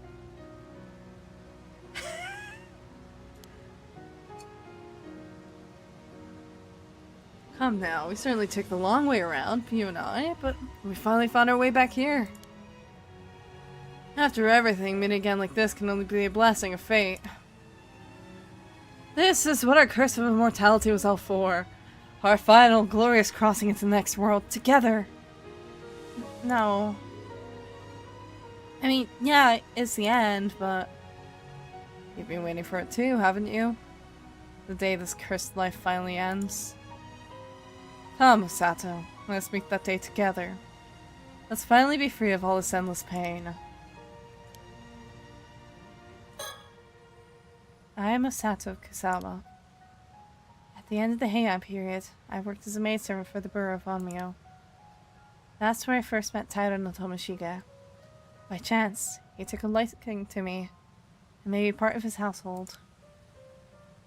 After the fall of the Heike, the world spun into chaos. We were too busy surviving to think about anything else. I remember those days now. We ran from one hiding place to another, and I had no one to depend on but him.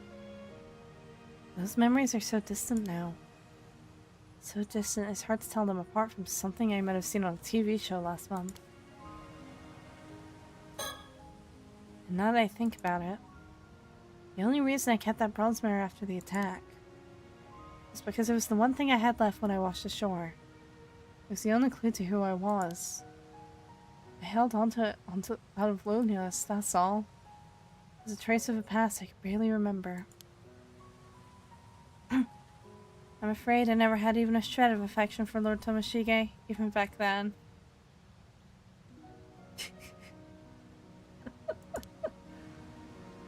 Oh, this... I don't know whether to feel sorry for him, or just, like, look at him like he's a fucking ant. 800 years and all you have to show for it is being a fucking incel. I can't believe this shit. Oh my god. Oh dear. It really is him. Lord Tomoshige. I remember him now. He was always just like this. All pride and vanity puffed up with his own importance. The very image of an arrogant Heike. No wonder he failed so spectacularly. Anyone would, acting like that. And still, part of me can't help but feel sorry for him. He's a fucking chud. I can't believe this shit.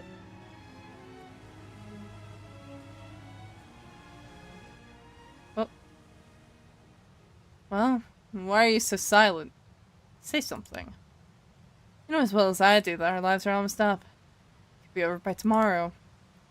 What are you hesitating for? Hey, Sato, say something. I'm talking to you nicely and you just stand there like a fucking idiot. Wake up. All of this.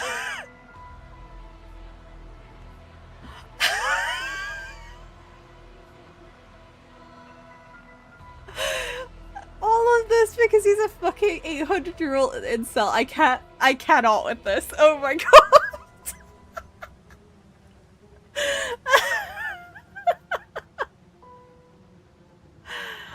All you need to do is be grateful and come to my side, that's it. Stop being so fucking pathetic. But what if I refuse? Are you fucking kidding me? Refuse? After all these years, there is no refusal. You would dare defy me? That was never even a fucking option. Come with me right now. If you dare to say no again, I'll assure you receive due punishment. I have harsher methods I can use. Harsher methods? I told you I can use a curse, remember? A curse that targets a certain pattern and slices everyone with it clean through. Nice and painful. And even if you use that to hurt me, if I just hold on until tomorrow, your time will run out. You'll never get what you want. You're really that fucking dumb? Why would I use it on you? You're immortal. Huh? Before I came here, I handed out dozens of business cards with the target pattern to people on the island. You wouldn't. With just a flick of my wrist, these stupid islanders would be dead in an instant. You get what I'm trying to tell you, right? You're holding the people here hostage? They're just insurance, a way to ensure you will come with me. In fact, that old man Wakamura was so stubborn about handing you over, I had to deal with him first. What? You mean you killed him? So, what will you do? You have two options, Osato. Time to choose. Obey and come with me quietly. Or let your selfishness condemn these innocent people to a brutal death and come with me only after you watch them die. No. I want to try refusing first. No, I still can't. I won't follow you, I refuse. What? You selfish little brat. And all you can do is catch flies. Very well, I'll make you regret that choice. Let's see how long that defiance of yours holds out. Let's see.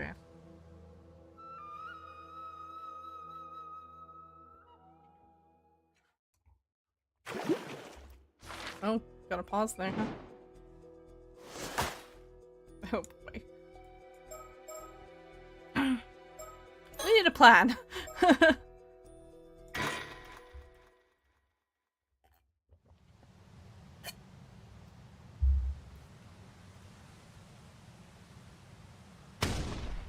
What? You can't be serious. Oh, my Wakamura was murdered? Seems that way. I called the police to look into it. It probably has something to do with the slashing curse. That means whoever's causing the curse is on the island at this very moment. Oh my god, that's terrifying! I thought they'd already found the curse stone that was causing this to happen. It looks like we're not out of danger yet. This is too much. So the curse is still hanging around? How does that even happen? We can't take a show at night. There's no sound other than the wind in the trees and the distant tide. An anxious feeling crisps my chest at the thought of what might lurk behind the stillness. Sure thinking about what to do next, about how to help everyone on the island. Hasn't he always worries about everyone else before he worries about himself? He really is a good guy.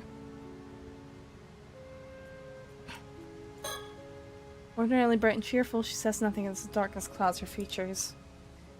Even she can't hide her concerns now that the situation has become so dire. I thought I could avoid speaking to her, but I don't know if I can hold back anymore.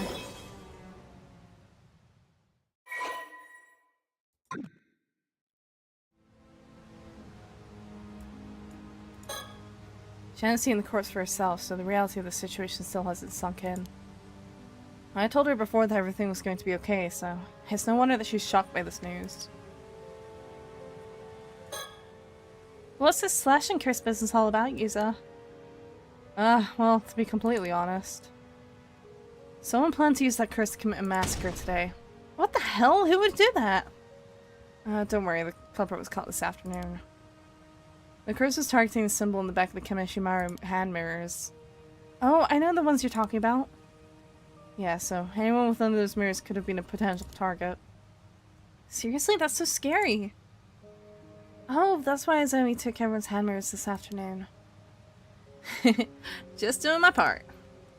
The police apparently found the curse and was used to release the curse. Things probably would have been fine even if I hadn't collected all the mirrors. Can't have been easy though. Thanks for doing that, Azumi. Even if the police found some rock, a bunch of people are saved because of you. Well, when you put it like that, I feel like it really helped out. But just because there are no mirrors left doesn't mean we're free and clear, right? Yeah, I somehow doubt Mr. Wackamore had one of those hand mirrors. That means there may be other items with that symbol on them. How am I ever supposed to relax ever again? You think the police will find the culprit while we're hiding in here? I hope so. They're probably searching for him as we speak.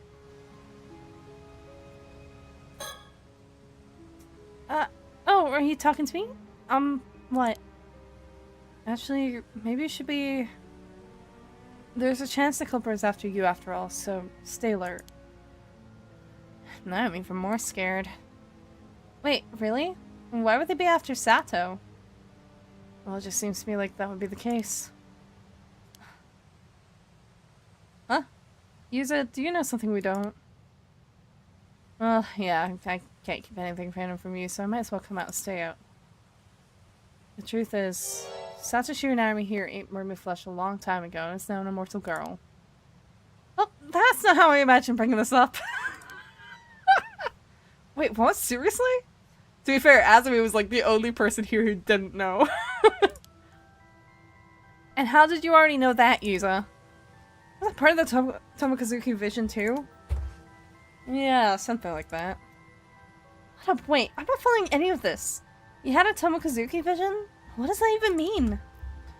Yeah, this is a lot to take in. I guess now's a good time to explain everything. It's fine. What? You ran into a Tomokazuki while you were diving and showed you a vision of a different future? What? Sad how mermaid flesh became immortal hundreds of years ago. Yeah, the whole thing's pretty bizarre. Funny world we live in, huh?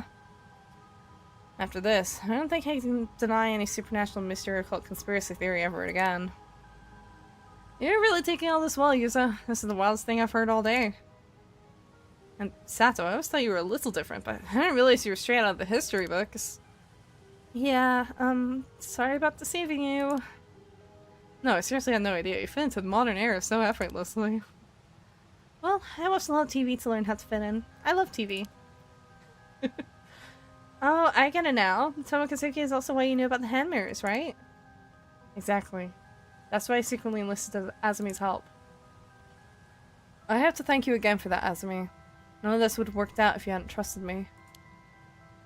Yeah, I was pretty unconvinced at first, but you were so uncharacteristically serious that I didn't have a choice. Yeah, I really learned an important lesson. The more you joke around, the less likely people are to believe you when you need them to. You wouldn't be you if you weren't messing around. I don't think you need to change the thing. I mean, I may have learned a lesson, but that doesn't mean I was planning on changing. That's the spirit. Never change, man. I don't think he's gonna be changing anytime soon. Anyway, on a more serious note. Sasuke's probably being targeted because she's immortal, right? That's totally gotta be it. There's also the thing we found out earlier. Old man Wackamura was close to some rich guy called Unkakadono. He said he'd break the curse of the raging waves, but only if Wackamura handed over Sato. That's right. Mr. Wackamura said it was to protect the islanders. Seriously? I can't believe I didn't notice all this happening. Wait, did Yuza already break the curse of the raging waves? So there's no need to give Sato to anyone, right? That's true, but things might be worse now. That rich guy might resort to more drastic measures. Oh, that's a good point.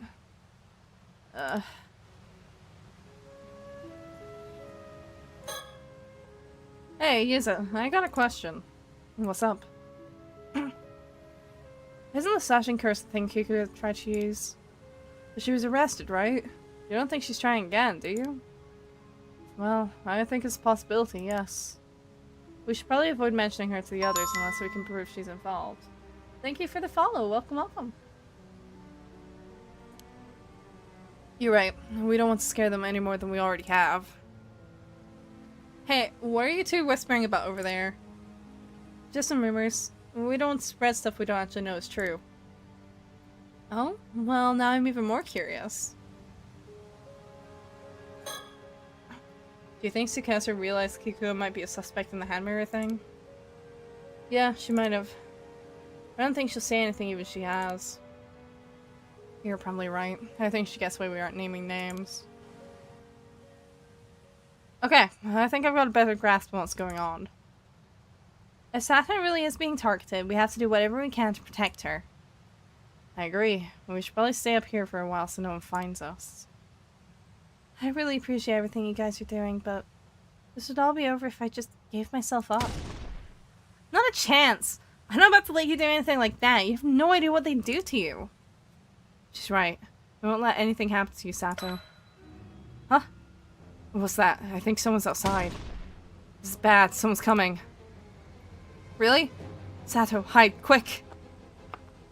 No. Wait, I think I know him. Oh, hey! Yes, this is where you've been hiding. You really give us a fright. You're Mrs. Shiki's assistant, right? Yes, my name's Soto Kiryu. Are you alright, Miss Shiranami? I don't know. Yes. A man who wishes to harm Miss Shiranami is heading this way. We have very little time. Wait, what? They really are after Sato? It's likely the same person who murdered Mr. Wakamura. We must be prepared to defend ourselves. Okay, is there anything we can do? As soon as he heard that someone was coming, he moved right to the front of the room. He might be the strongest one here, but I hope he doesn't do anything reckless. Hello! Hold on a second, Mr. Kiryu. How did you find out where we were before the murderer did? Referring to a map, I realized that the path he was taking led only one direction. He was either intending to arrive at the lighthouse or these ruins, so I took a shortcut through the mountains to get ahead of him. There's no one in the lighthouse, so I came here next.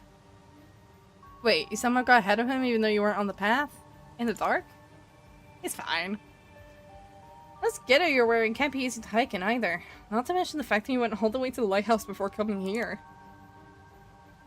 As I once trained as an itinerant monk, I need only the stars to guide my feet. That's amazing. Even we have to be careful at night, and we know these trails pretty well. Crazy. I guess sidekicks having human physical strength too, huh? Well, I tend to push through difficulties with sheer force of will. That may make me somewhat unique. However, enhancing one's spirit sense does also sharpen the 5 normal senses, making it easier to move about. So that's how you got here so fast.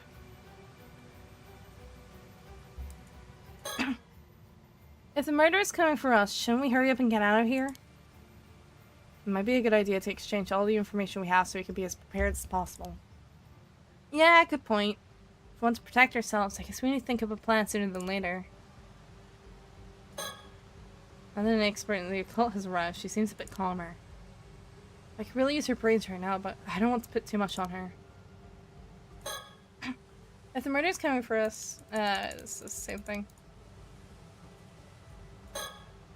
Shouldn't stare too much. I might get in trouble again. Huh? What?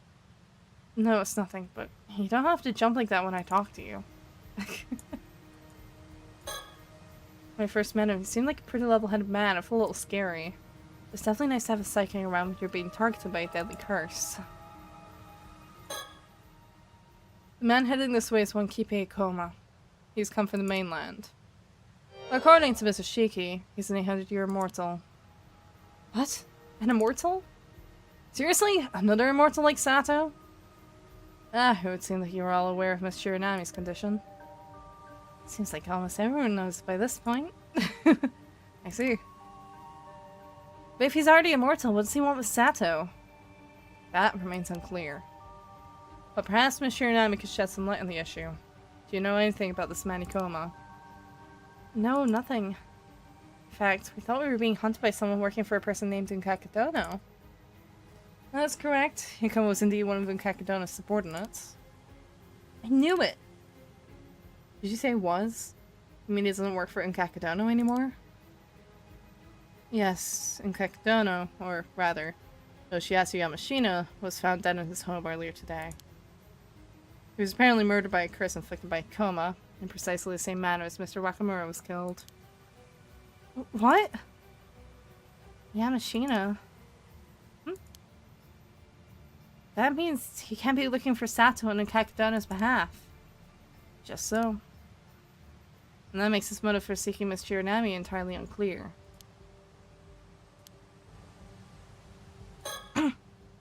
Is it possible that this coma person can use curses without a curse stone?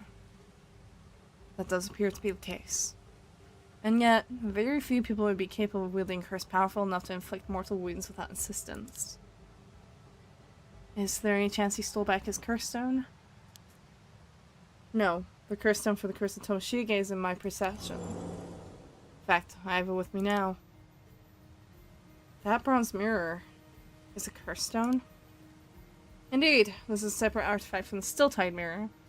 It is interesting, however, that both the relics were made of bronze mirrors. Ah, that mirror! I'm pretty sure it belonged to Taira no Tomoshige. What? How could you know that? Oh, well... Huh? Ah, I believe I understand. Yes, it's all clear now. Considering all the information I've gathered thus far, there's a distinct possibility that Kippei Koma has actually lived for 800 years and is none other than Taira no Tomoshige. Indeed, 800 years is certainly enough time to accumulate the resentment needed to create a curse. How could anyone have held fast such enmity for centuries? Of course. As a sole inheritor of the entire clan's resentment, the depths of his malice would be overwhelming. Wait, what? I don't get it. What are you saying? There's no time, so I will give it a brief synopsis. We can discuss it in depth at a later date. Okay, let's hear it. All current evidence indicates that the man who is searching for Miss Chironami, Kippei Koma, has been alive for over 800 years.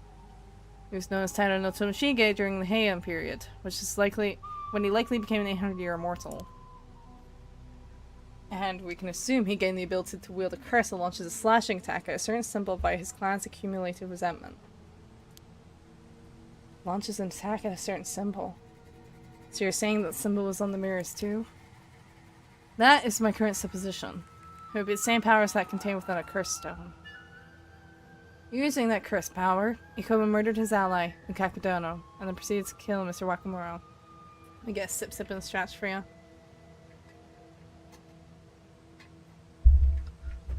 Oh, iced water. It's so good right now. Oh, big stretch. Ah, how you doing, Laser?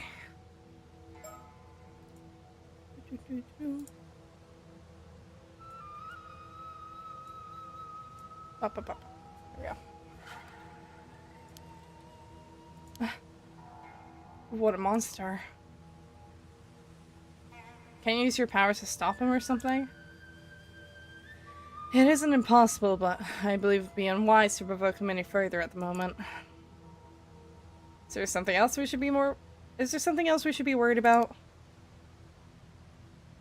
Well, it appears he passed out business cards with the curse symbol written on them to a number of island residents. Yes, that's a problem. He encouraged people to keep them in their pockets, so there's no telling how many people are currently carrying one. Seriously? Even if the curse has an activation range, as long as he's on the island, we have to assume that all those people are at risk. You know how SpongeBob likes when he dries out? Basically that. Yeah. Real. I'm like, I feel so damp. He can kill as many people as he wants, whenever he wants. Holy shit, that's insane. We definitely shouldn't provoke him then. The entire island has been taken hostage. Until we do something to remedy the situation, we cannot move against him. What can we even do? We don't have time to find everyone who has business cards right now. Oh, why don't we use the silent PA system to tell everyone to throw out the cards? It's possible that Ikoma would hear the broadcast and use the curse before anyone could react. I'd be doing well. I'm alright. Mostly just melting. I'm finishing off a drink that my dad came in and gave me.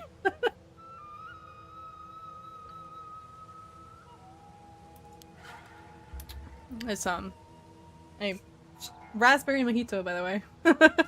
Very good. Was even better when the ice hadn't melted. But yeah. Damn. Yeah, I guess I might push him over the edge. There's just not enough time to do anything else. I might have something. Why don't I meet with the coma to buy us some time? If I'm the one he's after, I bet he won't curse anyone while I'm talking with him. No way, that's too dangerous. Don't worry, I'm an immortal girl, so nothing can happen to me. But if I'm lucky, I might be able to get him to reveal his intentions or even find some way to end all this. God, that affects me right now. It's helping. I'm not sure it's fixing me right now. Mr. Kiryu, this might be the best way to buy some more time. I'm afraid we have little choice, but you must avoid inciting his anger at all costs. I understand. Do not reveal that you know his true identity either, and try to keep him talking for as long as possible. Don't worry, I'm very good at feigning ignorance. You can call me Deadpan McPokerface. Well, that would be nice to know before we did all that. Nice to meet you, Deadpan. Okay, we'll stay heading up here for now. Sato, please be careful. I'm going to be as careful as I can be, trust me. We'll find some way to deal with the curse. Just don't let it come and do anything to you. I know. I believe in you guys. Well.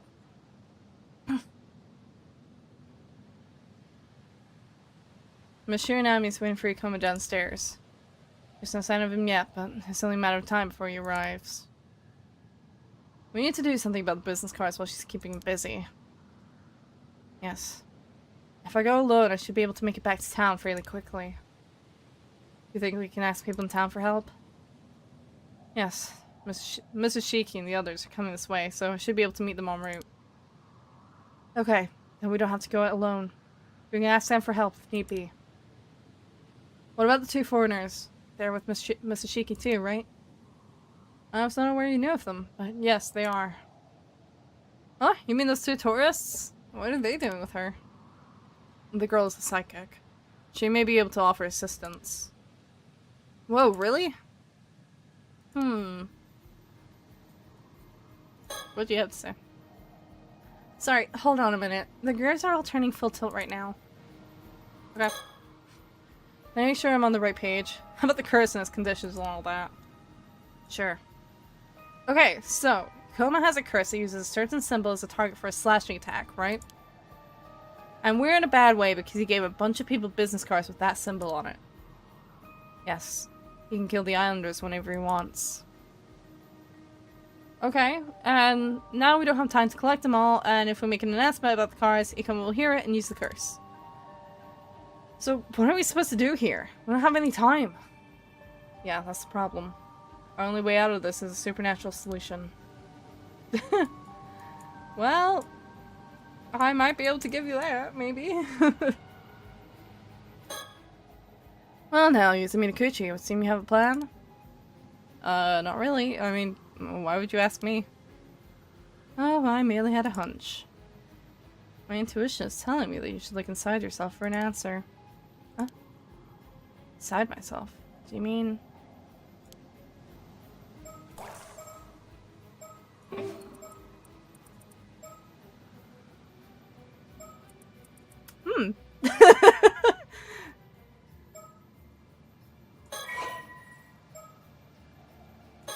What's this? Hello?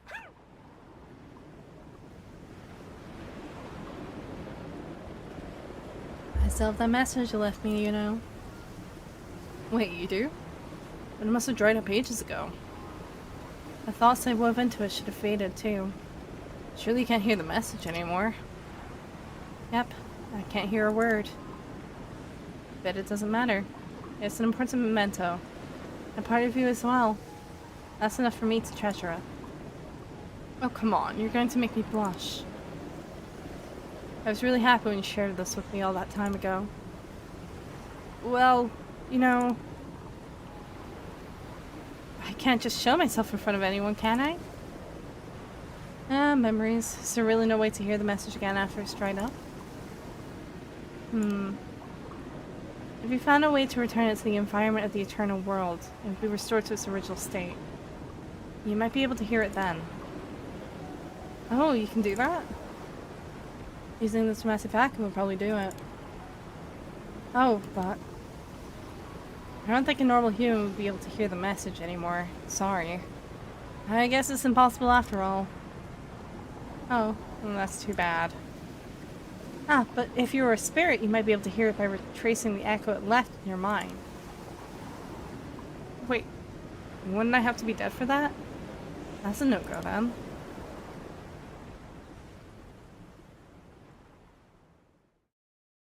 These memories, could they have belonged to a mermaid?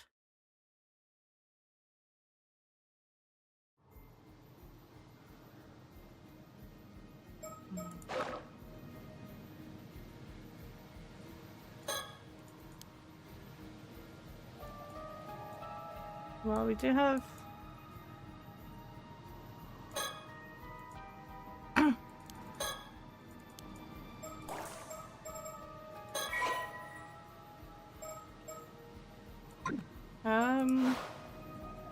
Oh, hold on. Let me get that first. Like 15 Mockingbird stickers. The mountains of Kamishima are shrouded in darkness. At this very moment, a man named Ikoma is approaching along this path. I doubt he'll be able to find us up here on the roof, but we still need to do something. Okay, hold on. Let me save here real quick, just in case. I want to go to story chart real quick. Okay, first of all that. Yeah, that's cool. Not what I was thinking about though. Can't be dead. I do want to try something.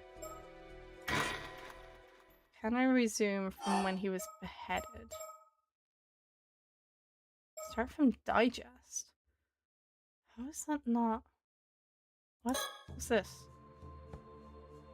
However... Yeah...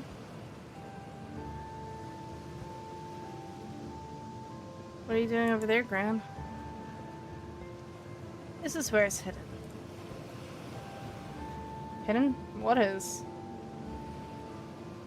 But Mary, your mother left us.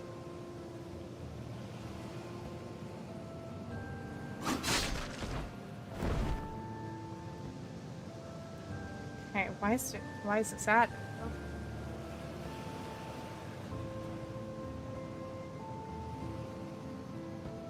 This definitely wasn't here before. So there must be something here. Maybe even Chie?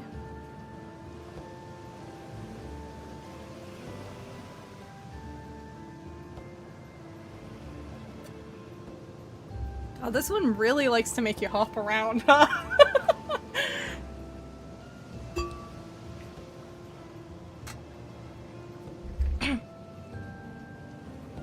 Here's my head.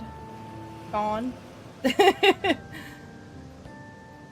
I... hear?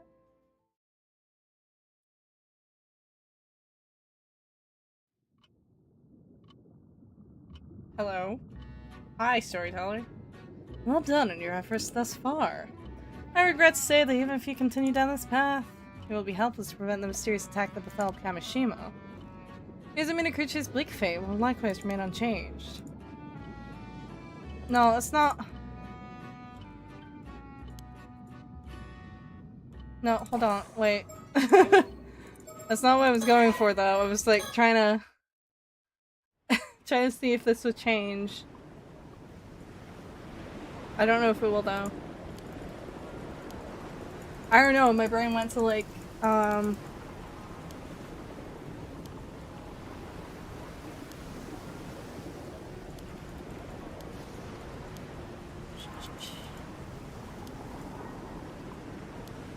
No, okay, good to know that the digest is there, though.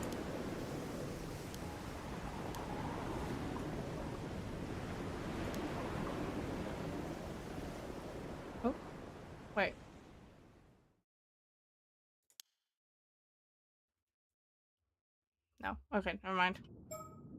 Ah. Okay, well, just send me back then, I guess. Hmm.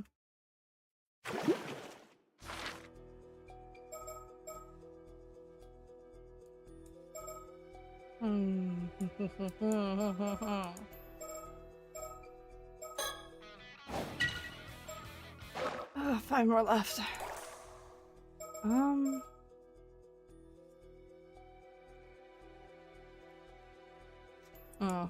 so we're not ready for that to happen yet.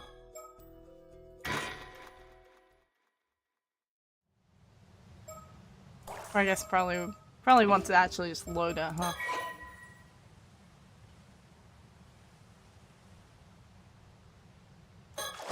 That's fine. I don't think I've done anything, so. This is it. Do or die time. I've been trying not to think about it, but ever since I met Tomokazuki this afternoon, I can't help but feel like some all-knowing entity is somehow directing my movements. I guess I'll refer to them as Tomokazuki for now. Somehow, being led along like this is an unpleasant feeling, and it actually feels perfectly natural to just go along with it. If anything, the Tomokazuki's choices have helped us miraculously avoid many crises so far. That's why I feel like their knowledge will help us overcome this situation too. But maybe that's just wishful thinking? Still, I'm almost positive that Tomokazuki can hear what I'm thinking right now. Hi! Hi, Yuza! If they're listening, maybe they can give us a sign so we know what to do next. Somehow feel like reassessing what I know about everyone will help me find an answer. Reassessing what I know about everyone.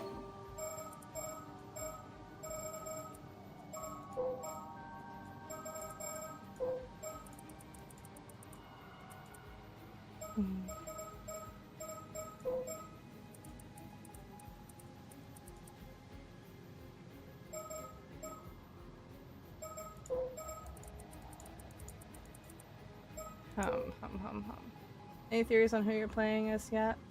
I mean, my thoughts for a while have been, Sobai, like, because it was mentioned earlier, the possibility of some of Sobai's memories becoming part of Yuza. So that's, I suppose, my leading theory. But even before that was mentioned earlier, I was kind of, my thought was something to do with one of the mermaids. But it's still very loose. There's obviously something a bit supernatural, right? Don't really know what I'm looking for right now, though. I feel like all my wires are a bit crossed.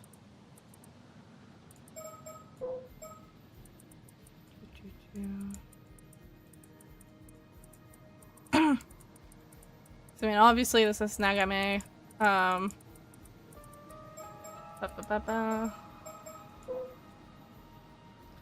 You know, there's...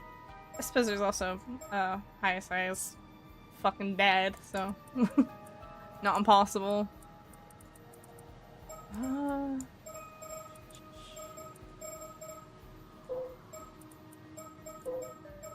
I'm not sure what I can do here.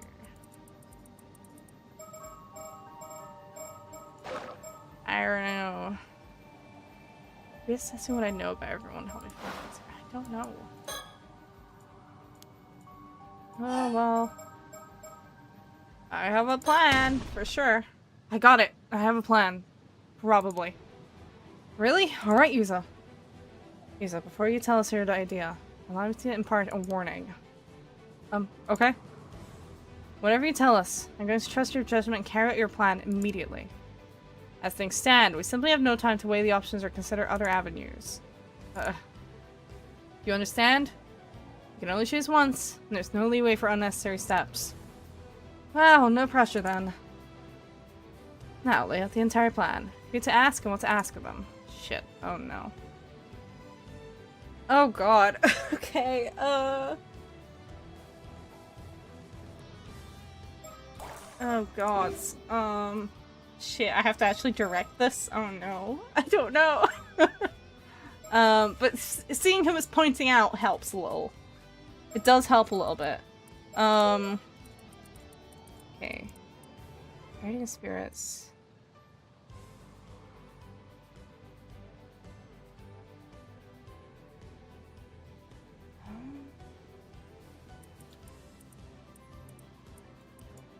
Cersei would be helpful.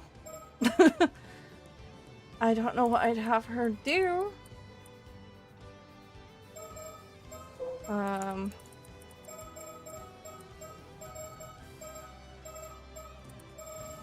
okay, we've got two people who have psychic abilities. Soto. You can...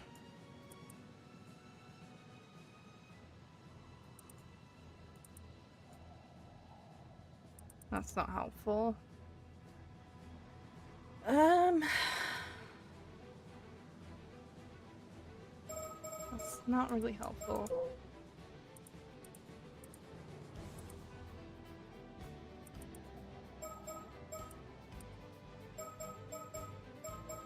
Well, she's dead, so that doesn't help me. The only thing I could think of for Arno is to have him yell real fucking loud.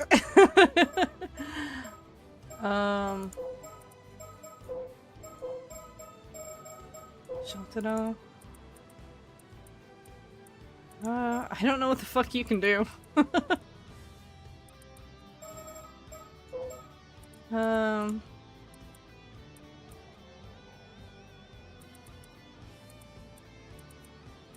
I guess she can dive.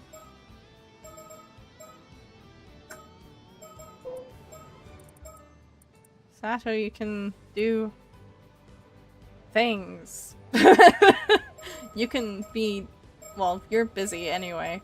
Azuma, what can you do?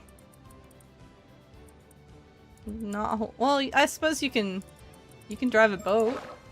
Do I need someone to drive a boat? I don't know.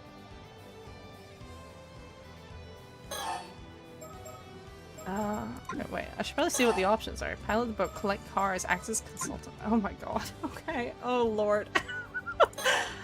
Go diving, fool around, enact purification. Oh? I'm sorry? What?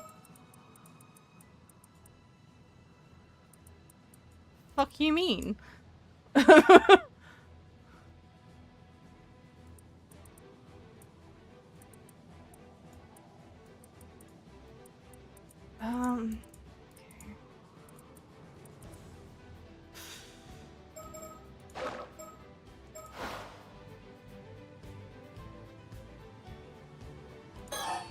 Enter negotiations, use curse, write manuscript. Write manuscript? Go dive and crack a joke, do laundry. So you're not gonna help. Enter negotiations, beg for mercy, flee to Tokyo. Use curse, use Shagan, use Feast of Shadows. I don't see how that would help, though. Use vision ability, do housework, consult with husband.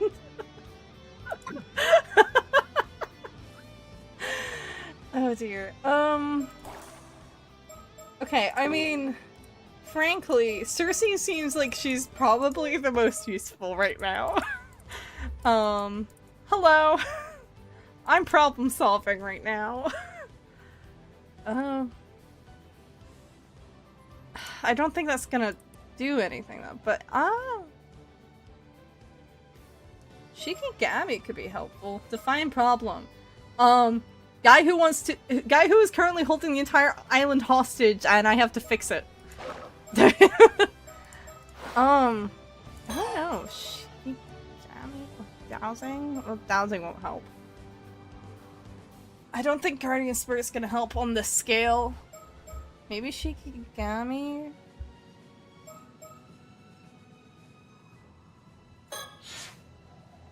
Okay. You... Enact purification? I don't know. Use inheritance. Well, that's not gonna help. Collect cards, ideally.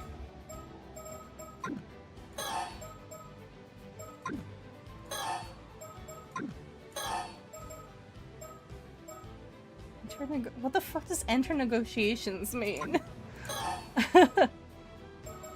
I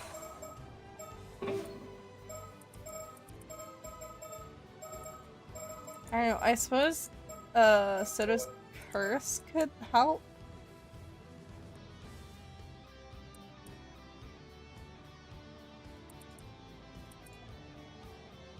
It is always.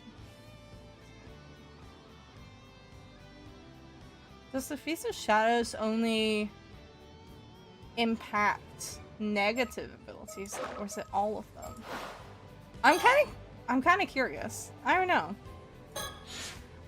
This could be completely wrong. It probably is completely wrong. I don't fucking know.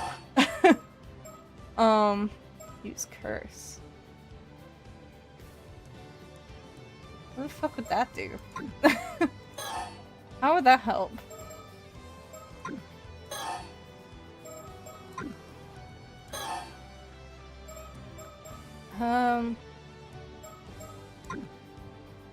You're not gonna catch anything with your vision now, though. It's not gonna help.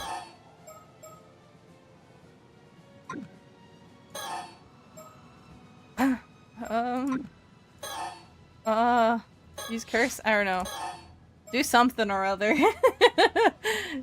do things, I guess. Make calculation?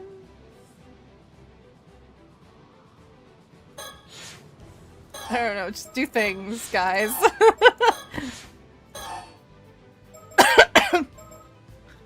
You just do laundry, sure.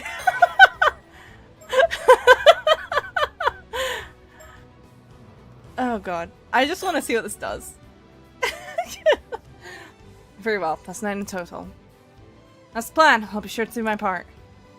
Alright, sounds like you need me on the case. If it'll help set things right, I'll do whatever I can. You got a job for me too? Let me at it. I'll no go apprise the people not here as to what you need them to do.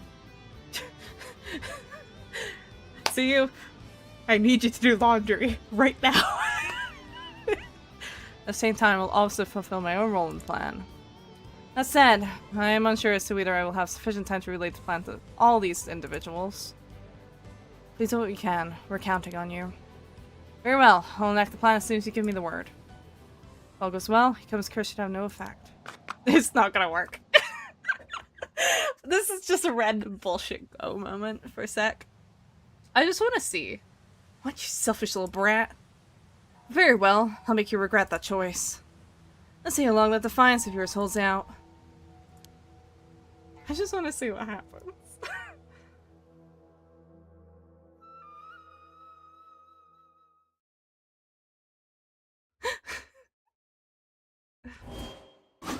Yeah. And so Tomoshiki's curse was unleashed.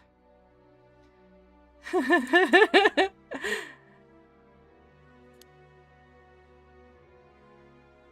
have I done? I made the wrong choice.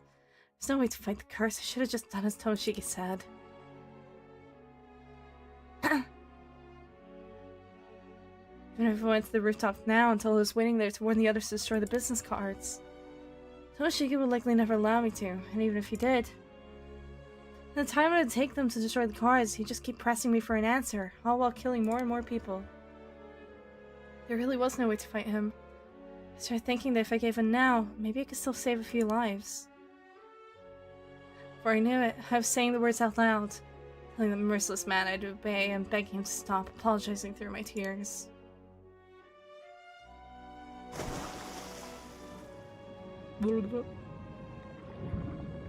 So, before our time finally ran out, we sank to the bottom of Issei Bay, fading to foam upon the sea. As the curse had sustained us for 8 centuries at last began to unravel, I felt my senses slipping away. Beside me, Tomoshiki drifted in silence, his face calm, almost childlike. I stared at his smile as he slowly faded away. As the darkness closed in, only an endless burning hatred was left in me, as my consciousness faded into nothingness. Well, that's one ending.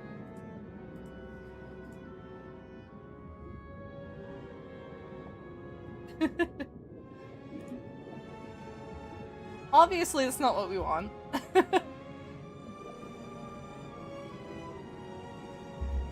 like how they found its fun like the original Mermaid Grown fairy tale. Yeah, it's a nice little poke at it.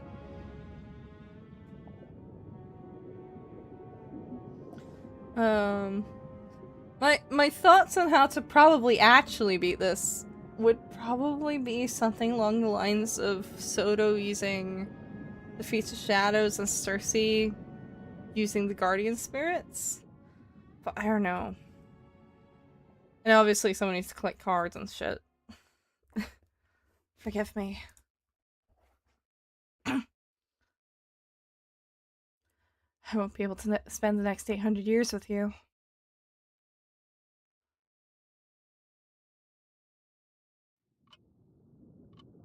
Eat corn and mayonnaise, do it, you'll thank me later. My guy, do you think I've never had corn and mayo before? It would seem things haven't quite turned out the way you hoped. Unable to stop the curse of keeping a coma, or should I say Tana no Tomashige, you allowed more victims to fall to his curse. In the end, Satoshi Nami had no choice but to perish alongside Tomashige. Now then, what could have been done differently? It appears you chose the right people, but you also included a few unnecessary ones. That may have cost you precious time. Next time, it might be best to limit your choices to only those who are truly essential. What do you mean? Sue doing laundry was the most important part of that plan. I don't know what you mean. And so for now, this path has come to an end. You'll be returned to the story chart. Please select a chapter to try again. I'm sure we'll see each other again soon.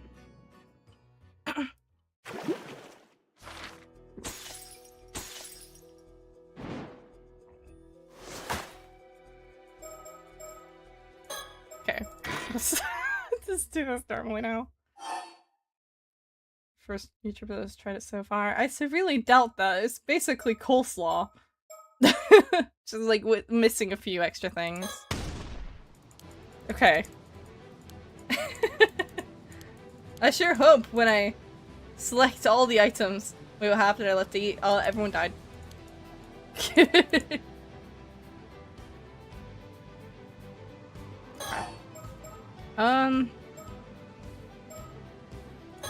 These are shadows. You call on Guardian Spirit.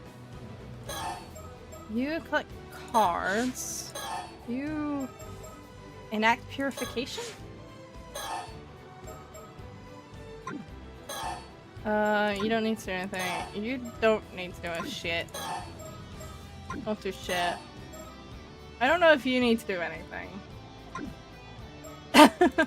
Let's try this.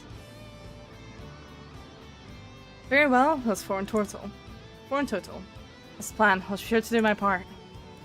Alright, sounds like you need me on the case. This is our last chance. Keep it together.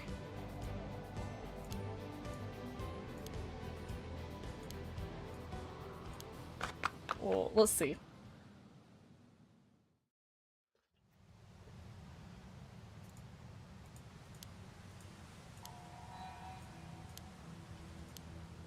I don't know if the Feast of Shadows will actually help, though.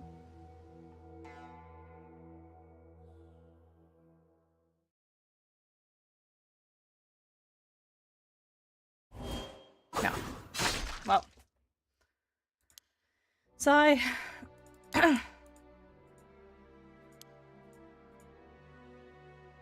Okay, I haven't... There's something...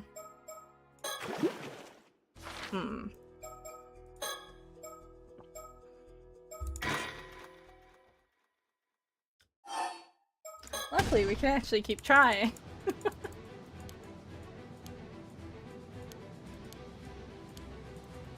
Okay, no pressure, man.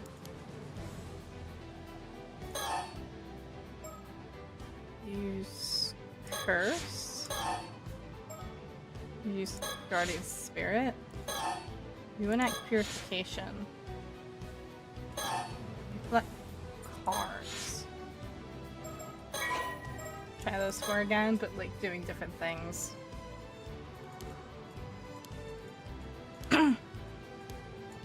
It's not really our last chance, but you know, sure.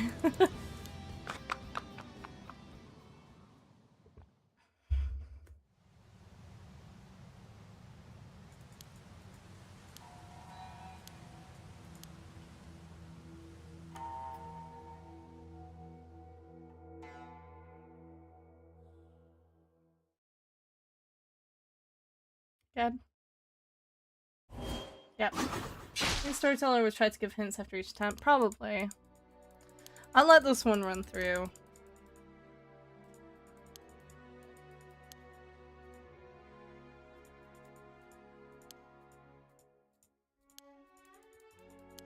I just don't really want to go through like the whole ending again. You know?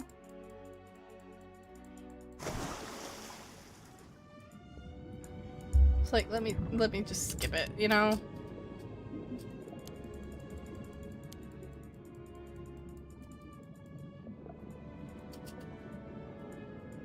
That's cool, man.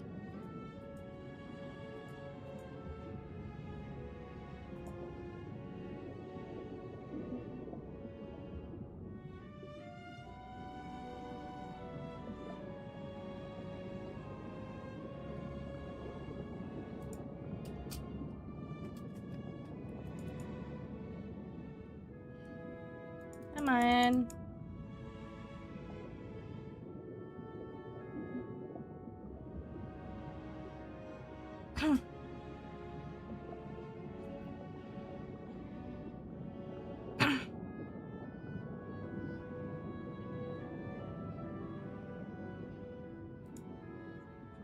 Cool, thanks for the credits again. I don't need those right now. I just need to see the storyteller, please and thank you.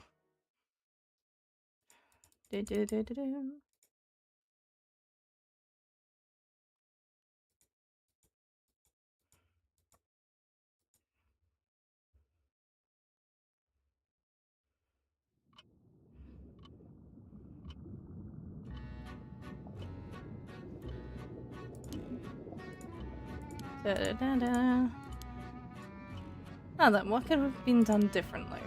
We obviously chose the right people, but we also included a few unnecessary ones.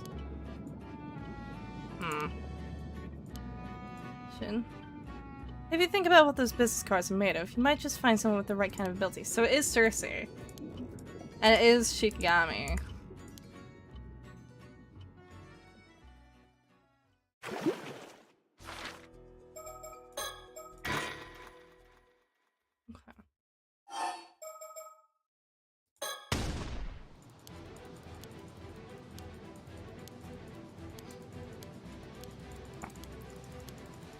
If I could just do this a bit speedier. Use Shikigami.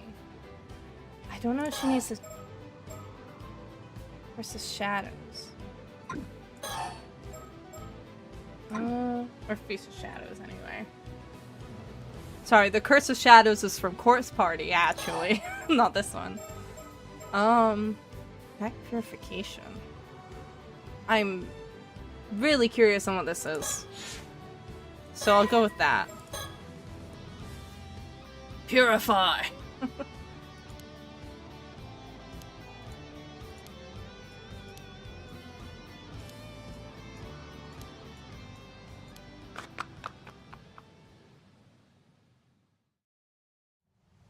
Let's see.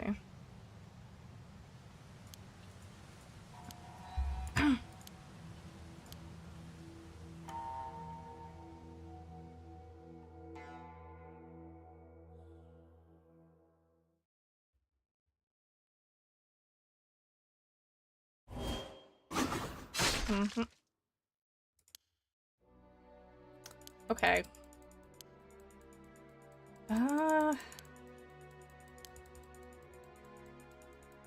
Question mark.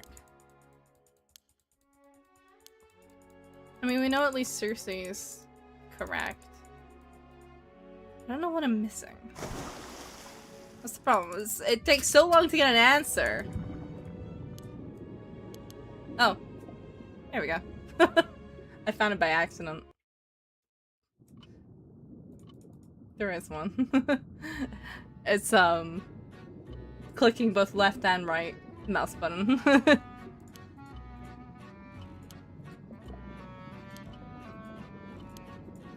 Taking up from someone gifted with psychic abilities is a sound idea, but it seems one person alone was not enough. In addition, using Cersei's Shikigami to recall every card at once was an inspired move, I must say. Sadly, it would seem her power alone was enough to affect the entire island, so we do need to face shadows. We do, in fact, need to face the shadows. Okay. I thought we might, but I wanted to just see.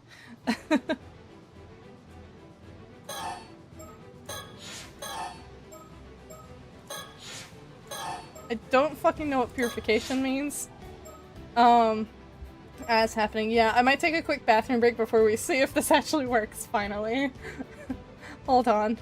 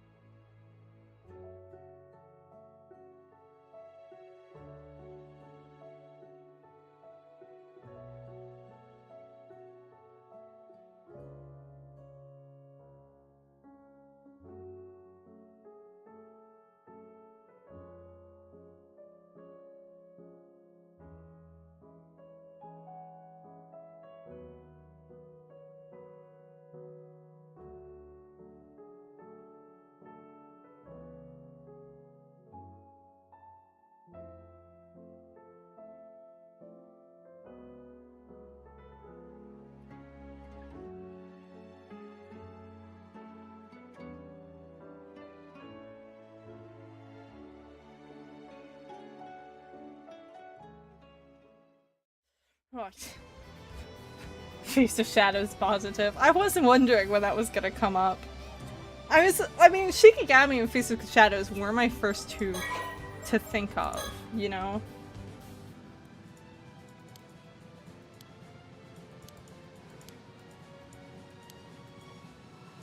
But I guess I kind of overthought it. Yeah, let's see.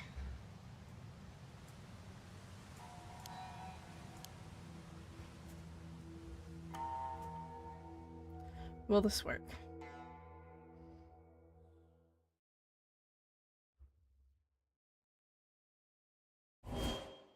Okay, come on. What now?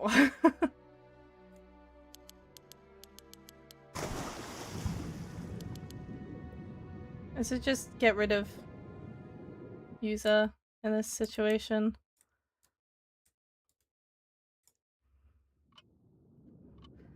Tell me, storyteller.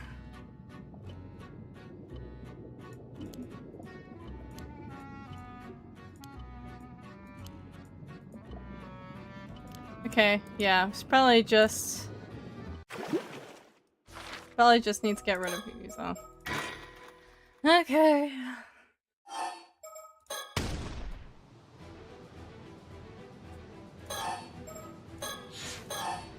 Just need Yuzu, I guess.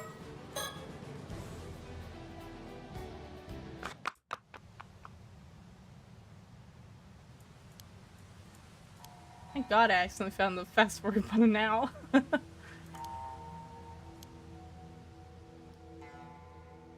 Alright, let's see.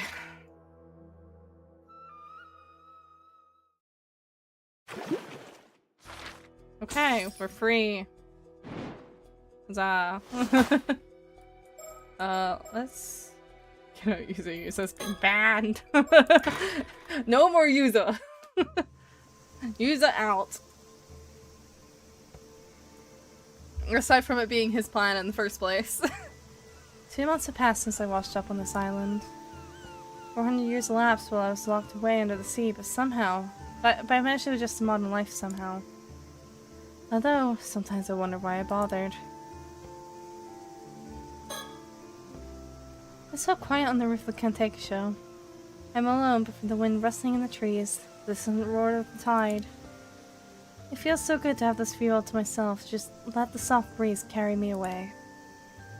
It's a perfect spot for someone who wants as little to do with others as possible. I like the idea of Yuza somehow doing purification is fucking up both of the other two. It's like, what the fuck are you doing, man? Yesterday someone came up here and ruined everything. I was a little worried at first, but I've adapted pretty smoothly to modern civilization. The fact that I only have vague memories of my life from 400 years ago probably helped a bit. I still don't really understand how ships and cars move by themselves, or how electrical appliances and lights and things work. That's not really an issue, to be honest. I know how to use them, and that's what counts. Most people who were born in the modern era could tell you that fridges keep stuff cold, but not exactly how they do it. It's actually pretty easy to get by if you can just accept that not knowing everything in detail is normal. Besides, it doesn't seem like life has changed that much for the fishermen who live on this remote island. Apparently, the big cities have greatly evolved, with water and sewage systems as well as subways. Waking up there would have been a lot more confusing. Yeah, that would have been a challenge.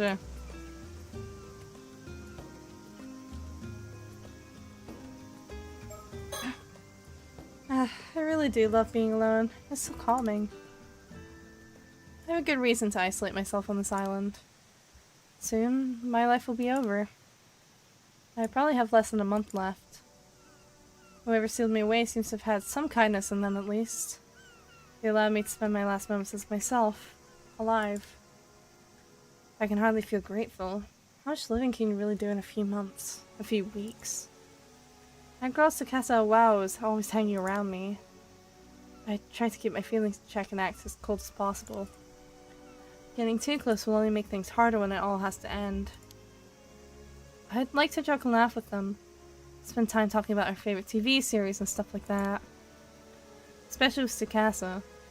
The way she reacts to things is so funny, it's really hard not to laugh and play along. I have to try so hard to keep my feelings under control. Cheerful conversations will only become painful memories for her later. This truly was our bizarre adventure. And since running out into the woods and living alone isn't appealing, I just have to play my role as the Hello, unfriendly Father. loner. I hope you had a god heaps over the night. I have come to wish you a good day before I get to eat the chicken tendies I have stolen from the fridge. You will not get them back. They are mine now. I don't think I want to get them back. Your little hooves have gone all over them now.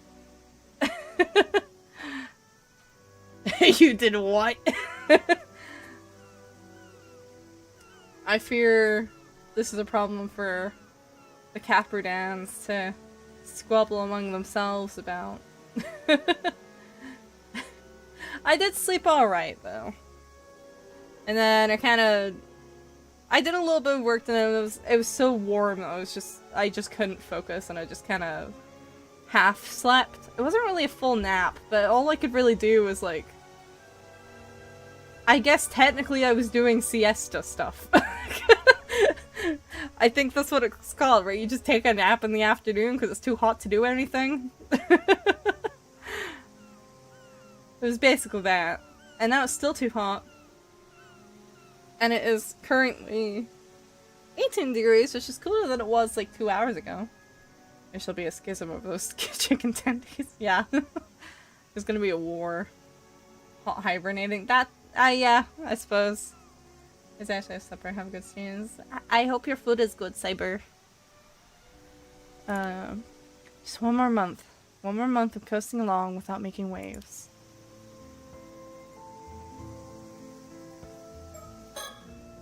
Watching TV every day, learning more and more about the modern world. There's so much fun to be had. Pretending otherwise actually hurts. Humanity has prospered. In the past, the common folk were preoccupied with surviving each day. Now almost anyone can eat delicious food and sleep in a warm bed without having to toil day and night. People have time, freedom, entertainment. It's wonderful. I wish I had time to enjoy it all. Get on an airplane, maybe even fly to Tokyo. But there's not much chance of that. Not with the time I have left. Still, I really wish I could try one of those game consoles that you can hook up to the TV. You can play different games by switching cartridges according to what they say on TV. Was that a thing in the 70s? Sato Gamer! Sato Gamer! Like, actually... when did they come out? Oh, I guess they were in the 70s, yeah. 1972. With the release of the Magnavox Odyssey in the United States. Apparently. Huh. Good to know, I guess. Sato Gamer! Those consoles are so popular, it's hard to even find one. Not that I'm in a position to make demands, of course. All I can do is look at the pictures in the magazines and dream about them. If I had a game console, I bet I'd play it all day. That's so cute. Just imagine being this immortal girl that woke up after 400 years, found out about game consoles, was just like, I want one. Anyway, there's no point in wishing for too much. I'm just grateful to be able to spend my days this way. It's all thanks to Wakamura. Please, just let me watch TV for my last remaining month. That's not too much to ask, is it? Anyway, I shouldn't let my guard down. I've got to keep myself in line. No extravagances. Sato would be an iPad kid. I've just got to gently drift along and not rock the boat. At least, that was the plan. And yet, I was speaking to him yesterday. I got completely carried away. I'm still mad at myself about it. Next time I'll be more careful. Cool as a cucumber. iPad kid when you're eternally 17. Yeah. Wait. Next time?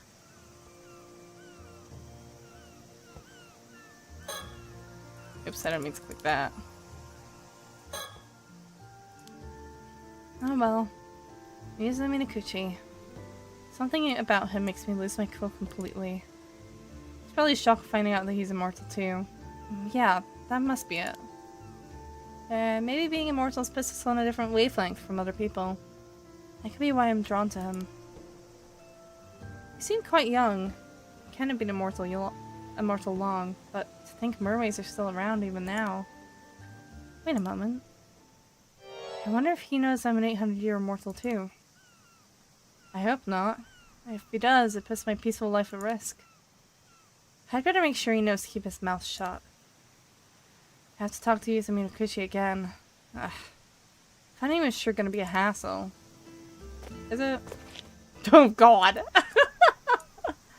Hi! Wish he'd wipe that look off his face. As if he's indifferent. But he's secretly proud of himself for being the one to startle me this time.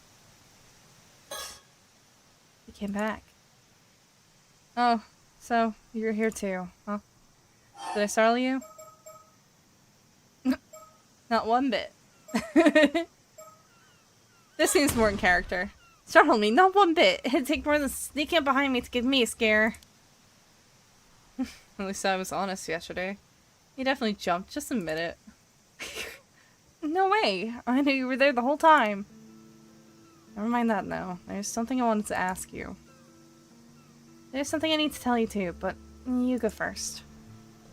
So, I was thinking about what you said yesterday, about that pretty rough thing, and it occurred to me. Did you, by any chance, be an immortal girl? Wow, I didn't know it was that obvious. I knew it. Something about you was just different. So, I'm an immortal boy and you're an immortal girl. Don't put it like that. Why not? That's what we look like. That sounds better than people who became immortal by eating mermaid flesh. Besides, going by our actual ages or something would just get confusing. I guess that makes sense. Right? You might as well call yourself that too. Alright, I will. Anyway, as it turns out, I wanted to talk about the same thing. You knew you were immortal, didn't you? Yep, I found out just recently, in fact. I got swept out to sea and survived against all odds. And that's when I remembered being saved by a mermaid 5 years ago, and it all started to make sense. When the fuck did that happen? Wait, saved? By a mermaid? From what? Well... I had no idea. I hadn't even heard an incident like that occurred 5 years ago. In the sea just south of Kamishima, too. No one really talks about it anymore. So a mermaid saved you and made you an immortal boy. Right, that's my best guess anyway. Not that I understand why a mermaid would go out of her way to rescue me. Anyway, I'm just happy I can finally talk to someone about this. There's still so much I don't understand. Since we're here, do you mind if I ask you some questions? That's fine, but I need you to promise me one thing. Never tell anyone about me being an immortal girl. Easy. I prefer people didn't know about me, either. Good. I'd have to kill you otherwise, so thanks for sparing me the trouble. I mean, good luck with that, I guess. You know, you're a lot tougher than I thought you'd be. Anyway, done. I swear on my life. On my life. Or lives. Wow, look at you making mortal jokes. You modern kids are something else. Honestly, it just came out. Can't be helped. So, what did you want to ask me? Oh, right. How long does this immortal thing last? Is it really forever? 800 years. No more, no less. Wow, 800 years. That's a really solid number. Precisely. Good luck for the next 795. What am I, some fine wine? I need more than luck. That's 8 whole centuries we're talking about. Yeah, it's pretty rough. Like I said, I could tell you had a long time left. Being immortal for so long will just give you an amazing intuition. Oh, and just checking, but is there any way to undo our immortality? No, there isn't. You're not human anymore. There's no way to become human again now that your human body is long gone. I knew it. By the way, how long have you been alive? This is my 800th year. I only have a month left. What? Really? It's a long story, but I've kind of been out of the game for the past 400 years. Now my life is almost over. 400 years is a long, long time. Only 1 month. You're way older than I imagined. So, is there anything I need to be careful of? What do you mean? Well, seeing as I'm stuck in this immortal body, is there anything I should avoid? Oh, right. If you fall into a deep fissure or pit of lava, you'll keep dying over and over, so don't do that. Yikes, that sounds terrifying. Avoid lava. Got it. That's about it. I don't actually remember all that much. I like that they have, like, the same expressions. That's so funny. I like, just noticed that. They're just paralleling each other. They're just paralleling each other. Oh. I guess that's how it is. Oh, and he'll get messy if people find out, so try to keep a low profile. You'll probably have to find somewhere new to live every few decades. That'll help you avoid suspicion. Living in the same place for too long is dangerous, huh? Oh, but it would be easy living anonymously with the family registry system. You used to just be able to show up in a new place and start making a living. People did that all the time, but nowadays... Yeah, I bet it's way more difficult to move around than it used to be. Sounds real tough. Good luck with that. Great, thanks. Great. the next day. Ominous smile. Not again. Are you going to come here every day? It's not like I have anything better to do. Yeah, me neither. You know, you're the one who started showing up at my favorite place. I like it too. I have just as much a right to be here as you do. Besides, it's such a nice spot. Yeah, I get that.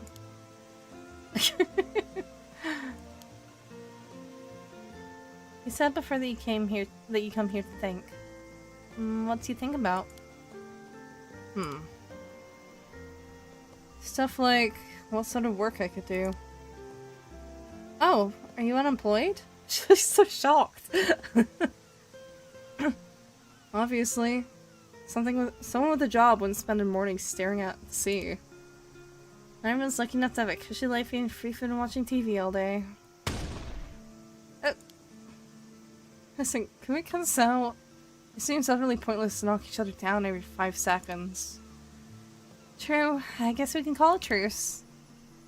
I think it's more she's attacking him. Hey.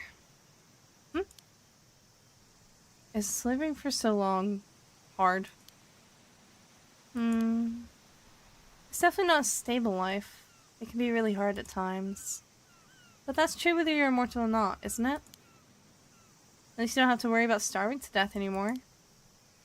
Even if you get sick or injured, dying will fix it. I've never actually struggled that much because of my immortality, to be honest. Oh, is it really that easy? I mean, what if you really want to die and you just can't? Do you want to die? Well, not now, but maybe if I live long enough, I'll change my mind. Oh. When you said you got swept out to sea before, is that because you... Oh. Damn. I thought you were a super chill boy, but I guess you're a sensitive boy too. Seems that way. I was just as surprised as you to find that out. Come on then, what happened? Talk to your elder immortal.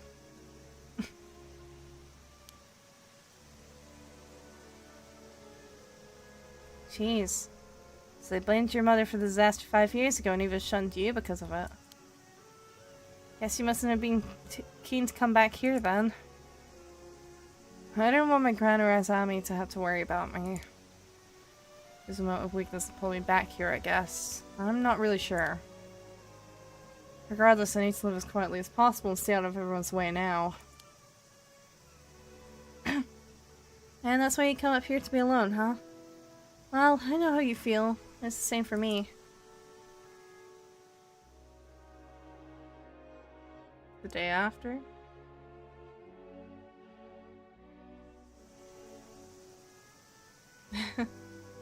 Wait, so you were sealed in an underwater cave for 400 years? Yeah, there was a reason for it. To keep something from happening, but I don't remember what it was. I'm awake now, so that must mean it's okay, whatever it was. Jeez, that must have been terrible. Pretty noble of me, wouldn't you say? If you wanted to worship me, I wouldn't say no. So this is that Kamui guy that looks out for you, huh? Yeah, he's a really good guy. Take it from me, definitely. Honestly, I don't think I could survive on this island without his help. And yet, you haven't told him you're immortal? No, I doubt he'd believe me. Besides, if he started avoiding me or something, I'd have nothing left. I don't think I could keep going. Not that you can die. True.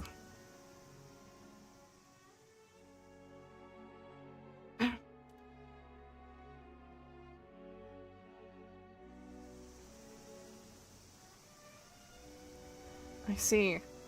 So you've been acting cold because you don't have much time left, huh? Bye-bye, I'm gonna go for now, might come back. Alrighty. I understand. Saying goodbye to the people you care about isn't easy. Good luck and good night. Thank you, good night. Yeah, exactly. When you live as long as we do, you have to say goodbye to so many people. Come to think of it, being immortal sounds pretty rough. Well, it does mean saying goodbye a lot. You can see why some people see immortality as a kind of punishment, or hell itself. There have been immortals who become so overcome with despair that they turn their backs on the world and devoted themselves to religion. Like Yabkuni, so that's where that story comes from. But, you know, as far as I can remember, I've never felt like this existence was hell. Really? Yep. For those 400 years before I was sealed away, I just lived out my life. If you ask me, not everyone's cut out to be immortal. It's like anything else, really. Some people have what it takes, others don't. So what, you're just a natural immortal? Yep, it's like I was born for it. I see. There really is something for everyone. I guess emotionally maturing to match the fact that you're 817 years old wasn't for you, though. You noticed. I'm self-conscious about that. I'm sorry. Anyway, it takes talent to live for centuries without seeming to age a day. True. I wish I had that talent too. I'm jealous. I hope I'll be able to look at it the same way. Are you scared? Huh? Are you scared of being alone for the next 800 years?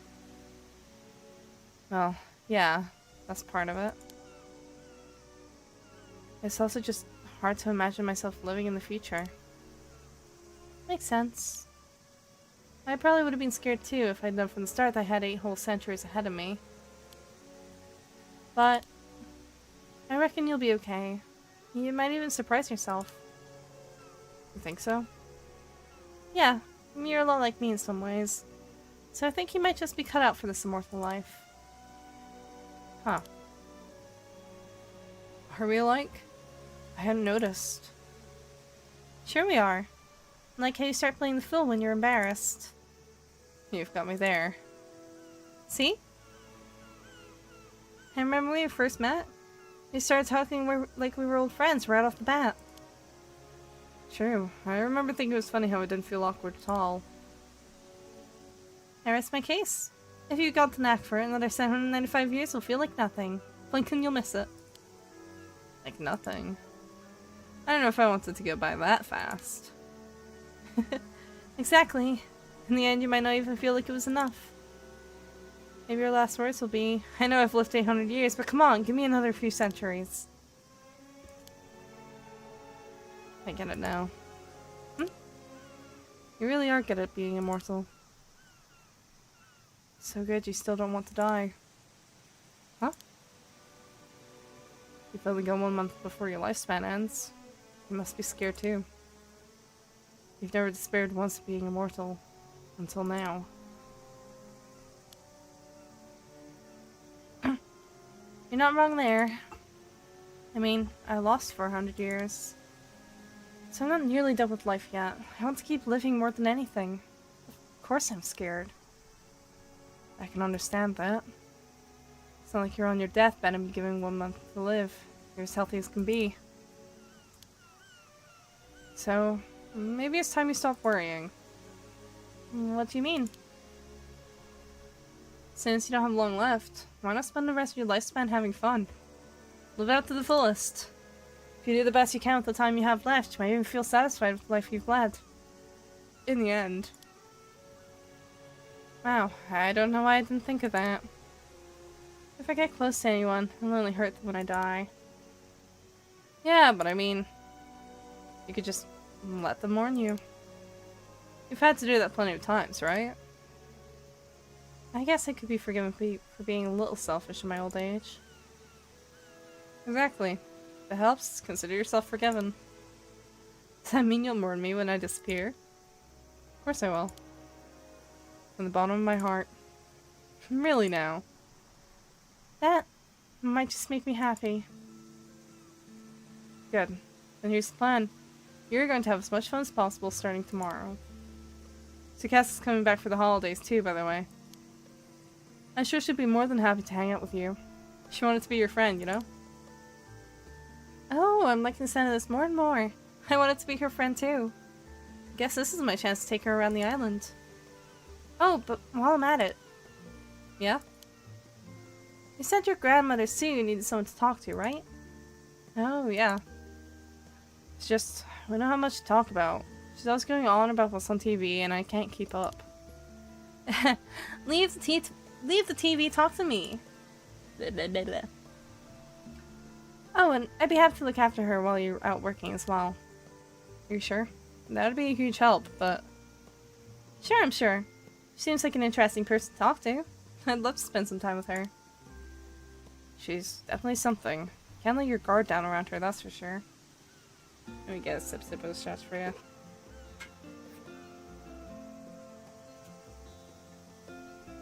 There's something very interesting to me about an old immortal talking to a new immortal.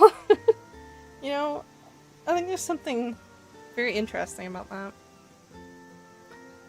Oh, there we go. And she's pretty stubborn. Not to mention, if she doesn't like something, she's not afraid to say it. I'll bear that in mind. You know what? I'm actually pretty excited for tomorrow now. I'm glad.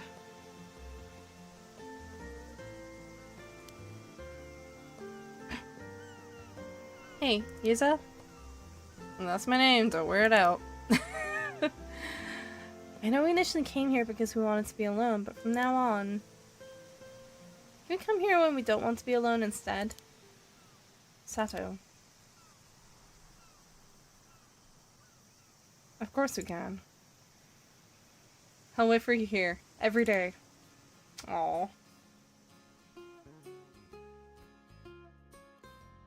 After that, I decided to stop holding back and reach out to everyone around me. You know what? He responded. They started interacting with me in just the same way. So I decided to spend my last few days having as much fun as possible. So much fun that I won't have time to fear the end. Of course, no one but Yuza and I know about my immortality, or what little remains of it. These past few days have been so much fun. There are points where I can't even tell if I'm dreaming or if this is my new reality. And most importantly, this life and mine have continued to intertwine as we meet at our usual spot day after day. We get along so well. Being together feels like the most natural thing on earth. And it didn't take long for us both to notice how comfortable we were around each other. Before we knew it, we were being drawn together with increasing intensity, like stars meeting in orbit.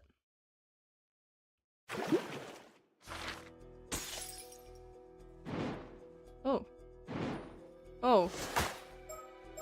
The night for both of them. Oh. That's ominous. Slightly. I guess we do these. It's incredible how much more there still is.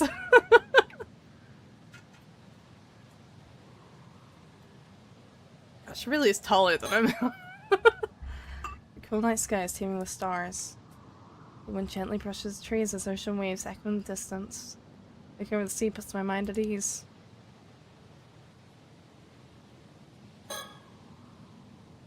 Sato sits quietly, watching the ebb and flow of the tide. I wonder what she's thinking about.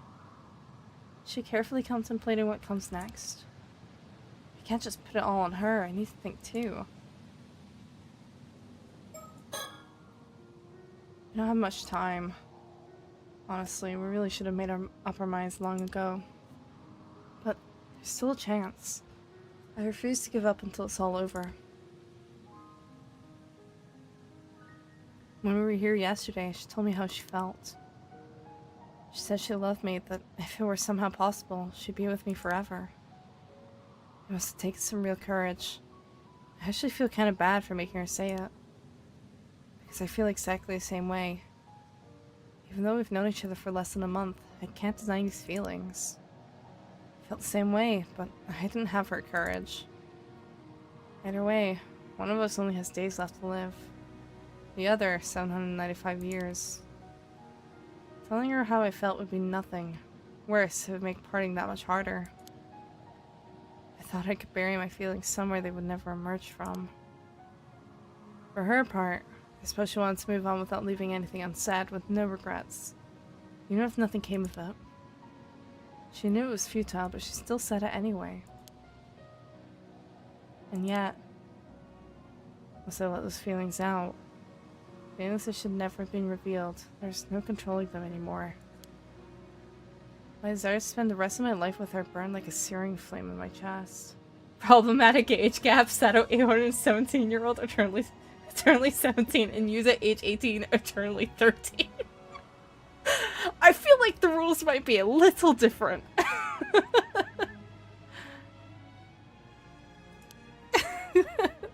just a little. We contemplated possible ways for us to remain together. Then the answer came to us surprisingly fast. An answer that we shouldn't have even considered. There was no time to concern ourselves with the right or wrong of it. We didn't even hesitate. Only one option was available to us, and we intended to take it. There was hardly enough time to see it through. Hell, even if we had longer, the odds of our plan succeeding were dismally low. There's nothing more than our final vain act of rebellion.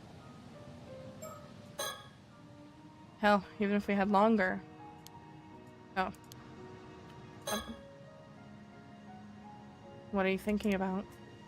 Huh?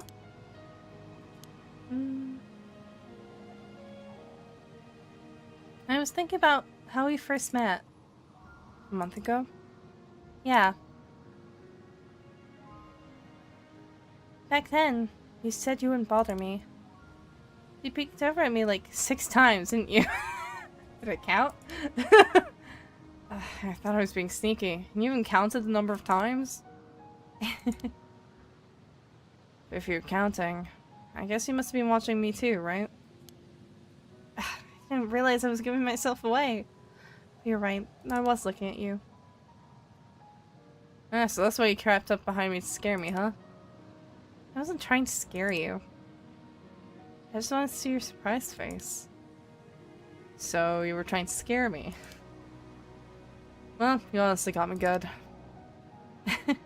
You definitely got me back the other day. I love that memory. With a memory like that, there's nothing else I need. I have no regrets. Come on, you can't be all fulfilled and complete already. We're only just getting started. Right. Only getting started.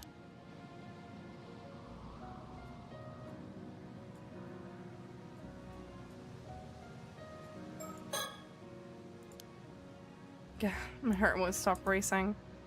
I've never felt this way before. At first, I thought it was simply because we were both immortal, that our closeness was a feeling of kinship. But it's more than that. I've never gotten along with someone so well, especially someone who's lived such a different life from my own. Feels like I found a missing piece of myself. My heart is whole when I'm with her. Our very souls are in harmony. Well, that might be pushing it a bit. Even Gran saw how compatible we were, and urged me to get married already. Yeah, that sounds about right. That was too embarrassing for me to tell Sato about, though. There's no way I can lose her. I can't even conceive of life without her. Even with 800 years of life ahead of me, I'll never meet anyone remotely as amazing as her. If there's some way to use my immortality to stay with her, I'd do it in an instant.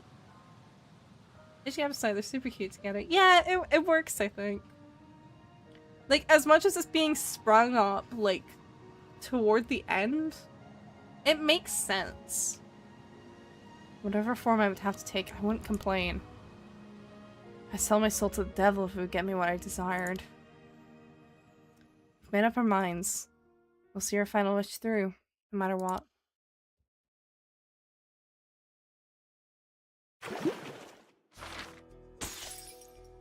And then from Sato's perspective. The foreshadowing way early in the story really sells it so hard. Yeah, I suppose it was there when I think back on it, huh? Summer breeze feels perfect, and the clear sky is sparkling with stars. Nothing relaxes me more than the whispered tide and breeze in the trees.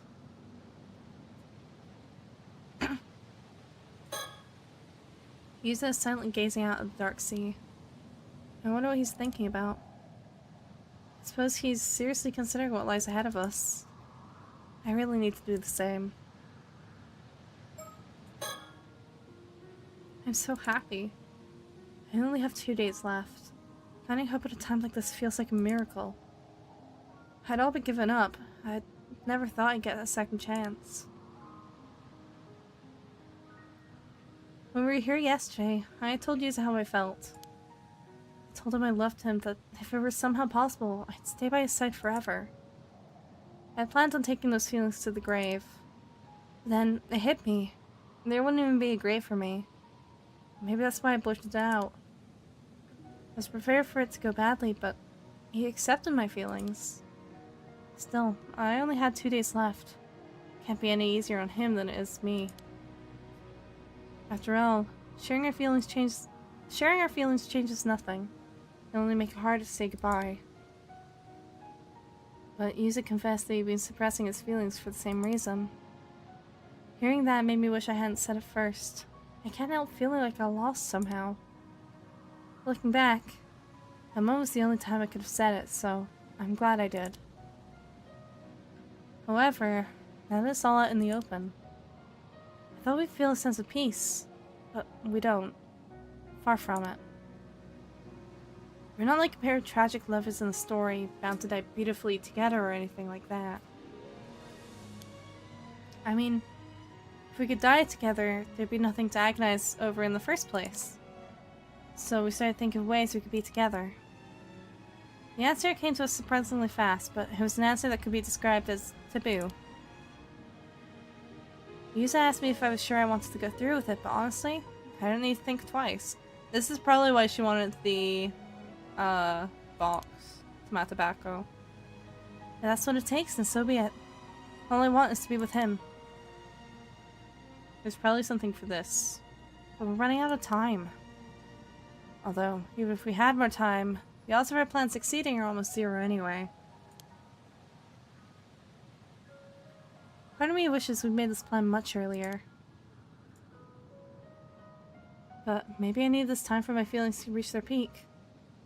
Maybe this is just how it had to be.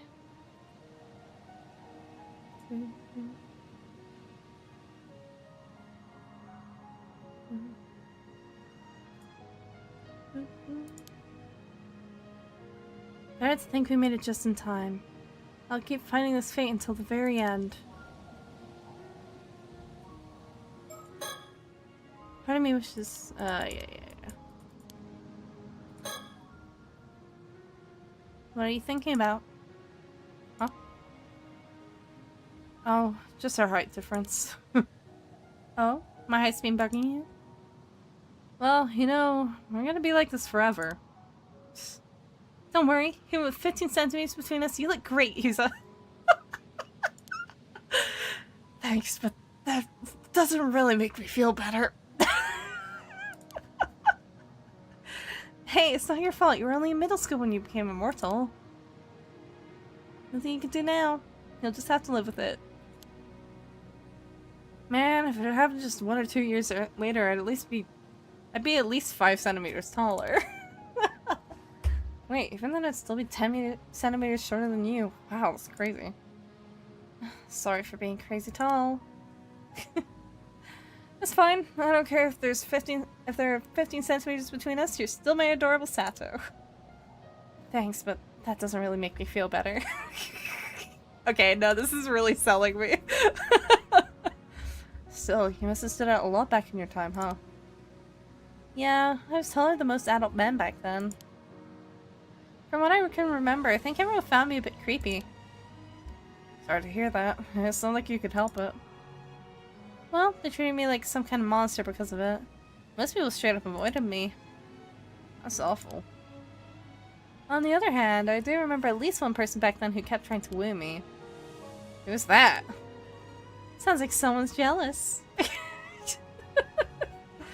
Hey, I am the kind of guy who obsesses over his girlfriend's past. What's done is done. Now Nice line. I bet you've been wanting to say that one for ages. Still, I mean, you've been alive for so long. There's way too much history to worry about. Fair point. Honestly, I barely remember him myself. Though, I don't think I liked him all that much. He was just somebody important I couldn't say no to or something like that. Huh? Really? That's good to hear. I don't know if that is good to hear, Lisa. At least as far as I can remember. Anyway, I thought you didn't care. Well, I guess you having so much more experience under your belt makes me feel a bit out of your league. I see. Well, I'm the one who confessed to you, so I guess we'll call it even for now. Right, that works for me. Not sure what's even exactly, but I'll take it. Part of me wishes that we'd made this plan much earlier. I would have assumed he'd be thinking about tomorrow's plan. I never imagined he might be thinking about what comes after that. He's so sure we're going to succeed. Knowing that makes me feel so much more confident. His easygoing attitude is actually reassuring right now. I'm so glad he's here with me. This also makes the thing in the bad ending make more sense, I think. The thing she said. My heart won't stop racing. I've never felt this way before. I don't think I could feel something new after living for 800 years. The fact that he's an 800-year immortal too probably has something to do with that. With him, I feel safe. There's nothing I'd be afraid to tell him. That's not all there is to it. There's some people you can know for decades and still not fall in love with them. And then there are those you know you can't live without barely a second after you've met. And a bond that's lasted centuries can fall apart in a single day. Love isn't measured by time. Maybe it's too much to say we're soulmates, but that's how it feels to me. Even Sue's been saying that we should get married because we're clearly made for each other. Not that I've told you that. It'd be way too embarrassing. I don't want to say goodbye to Yuza. Feels like I've waited 800 years for him, and now... A lot of things might be destroyed tomorrow. Everything the islanders have been protecting, heck, even some relationships might crumble. Still, we're going to do it. We've made up our minds. We'll see our final wish through no matter what.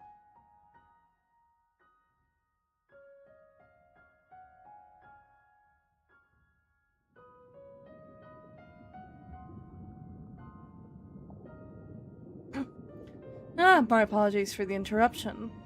I simply wish to confirm your understanding of a certain point. Yuza Minakuchi and Satoshi Uranami attempted in vain to hide their feelings for one another, and now they are hatching a plan.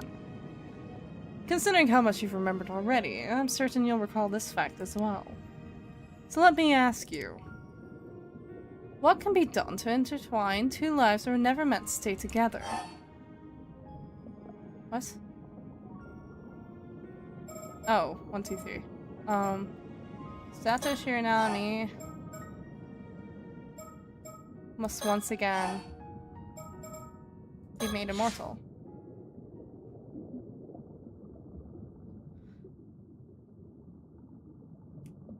Satoshi Uranami must once again be made immortal, you say? That is correct. And you chose the right answer in your very first attempt.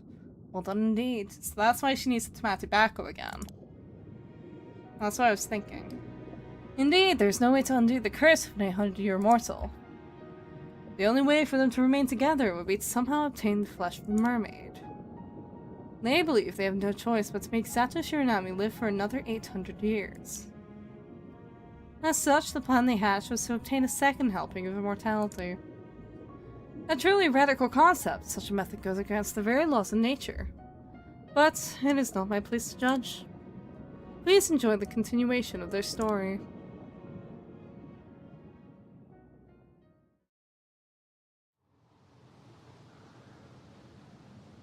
I told Izami about our plan to find a mermaid, and he agreed to help. So that's why he needed it then and there. He needed it, like, by the next morning.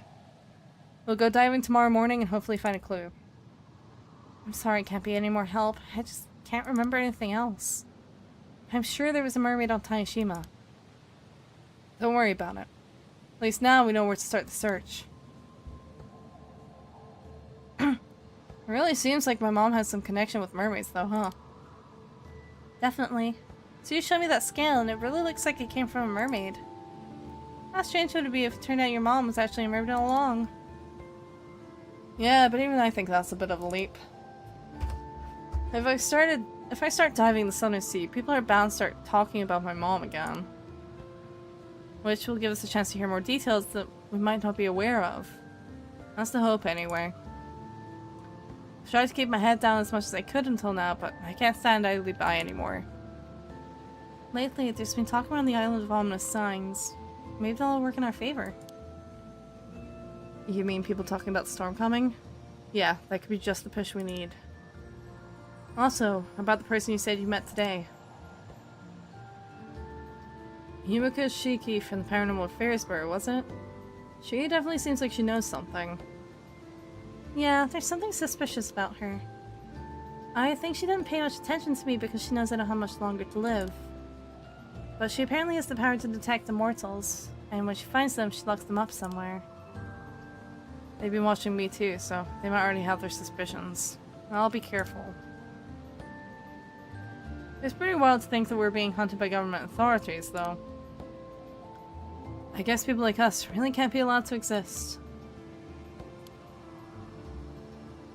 I don't think they'd be too happy about us searching for mermaid flesh either.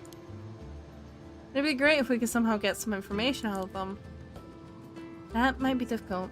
We don't know if they'll be coming back to Kamishima tomorrow. True. I guess we could always go to the mainland. Yuza? Yeah? Do we really have to be so secretive about it? Didn't we tell Tsukasa and Azami everything and ask them to help us? It's not that I don't trust them, because I do. It's just that the more people there are that know a secret, the more likely it is to come out. If people find out there's a way to become immortal, it would cause a total uproar. Even the police would be after us then. Heck, every person who wants to live forever would be looking for us. We can't force Azami and Tsukasa to get caught up in all that. You're right. If anyone is going to get locked up, it should be us. Exactly. That's why we should keep our mermaid search as quiet as possible. Besides, if you told anyone else, it'd be harder to keep the fact that you're an immortal girl hidden. But when it all come out, will the police come around asking questions? I guess I could just play dumb and pretend I don't know anything until they come up with some solid evidence. We probably shouldn't let people know about us either. It'd just make it harder for us to continue our search. Yeah, I guess you're right. Let's try and stay apart as much as possible from tomorrow, just to be safe. As of now, I doubt anyone knows about our relationship. Yeah, I'm sure no one has caught on yet. Let's avoid all unnecessary contact while we each continue searching for mermaid flesh on our own. We can set specific times to meet up and share information, but we'll have to make sure no one sees us together. Right. I'll avoid interacting with you in public. But if we need to contact each other in an emergency, we can leave some kind of signal at a place we often walk by. Oh, I know. I'll leave this Kamishimara keychain in front of the town clock. If you see it there, do you think you could come to the roof of the Kantekisho? Oh, that's why that was there. Oh, that's the one I gave you. Okay, Kamishimara can be our go-between. Well, I guess that gives us 2 days to find what we need. I know it'll take a miracle, but we can't give up. Right. I see. That's why that was there.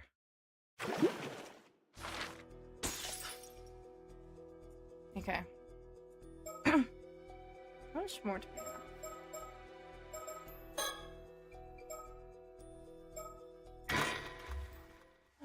Hopefully not much. So I'd like to finish up, but it feels like we're right there, so... 2 or 3 people died from that curse just now. I hope you're happy with yourself. No. Tell you what, if you snivel and weep and beg my forgiveness, I'll let you off easy. Huh? Oh? Something's off. Does this mean they found a way to stop the curse? Ah.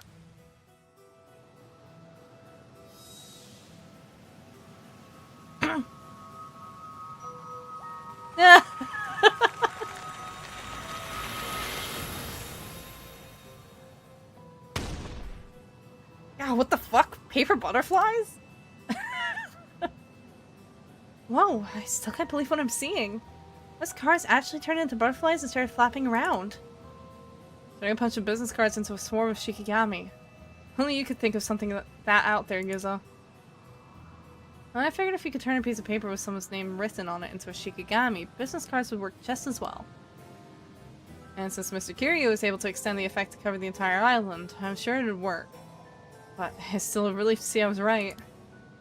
Butterflies, I didn't realize you were in the game. They're paper butterflies, they're not my butterflies. It was a great idea.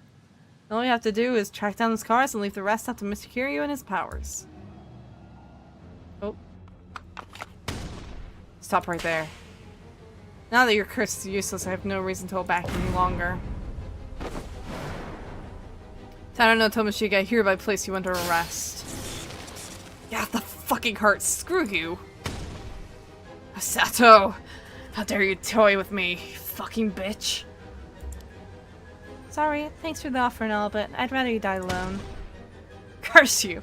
How could you do this to me, Osato? Why? Come along quietly. I'm warning you. It'll be worse for you if you don't.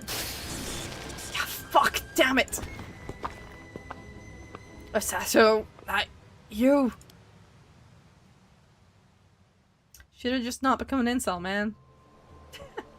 And so, Kipe Akoma was arrested and last calamities threatening Kamishima was averted. Both Mr. Kiryu and Mrs. Shiki thanked us again and again. They seemed truly grateful for everything we had done, including putting an end to the curse of the raging waves. Azumi seemed pretty pleased with himself, even though he brushed it off as only natural for us islanders to defend our home. Apparently the Coast Guard is on its way to assist with the investigation into Mr. Nakamura's death. Mrs. Shiki and Mr. Kiryu are planning to use the Coast Guard's boat to escort Ikoma to the mainland. Speaking of Ikoma, it seems he's accepted his fate and confessed to everything. About 6 years ago with the sport never mind. Nope, hold on.